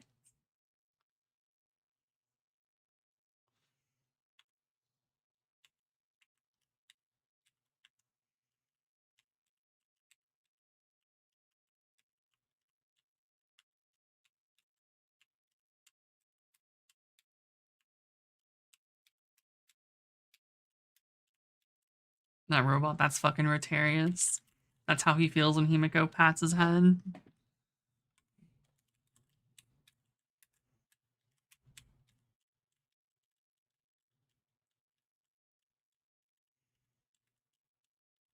Look, they really just wanted her to be Crimson Weave.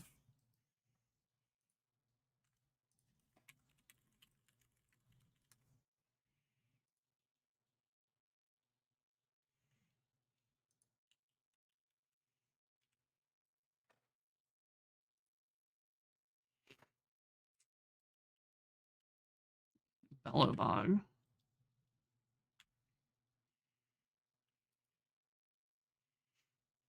What?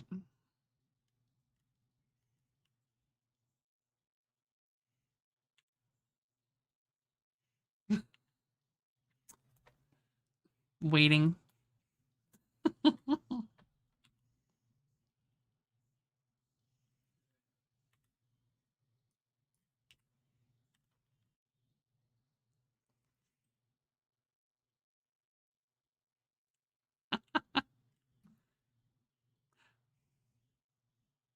I mean, I don't see what's wrong with the song.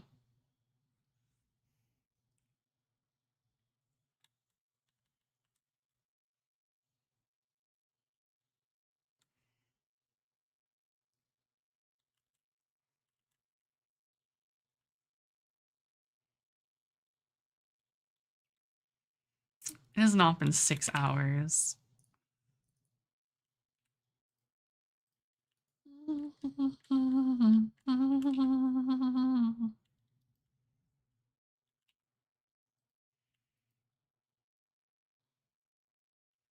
It hasn't been 6 hours for the song. Shrexophone? What the fuck is a Shrexophone, dude? Is it like a Shrek saxophone?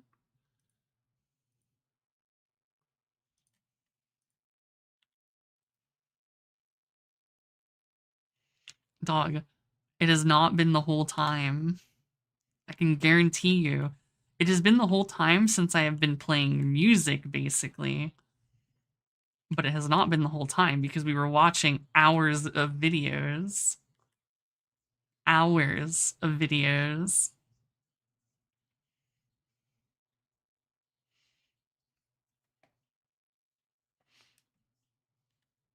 You know, don't you fucking watch this, pants grab.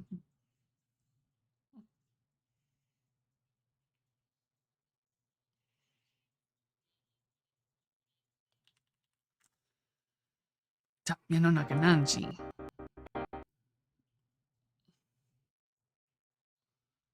What the fuck am I looking at, dude? It's actually 100 hours. It's not even me.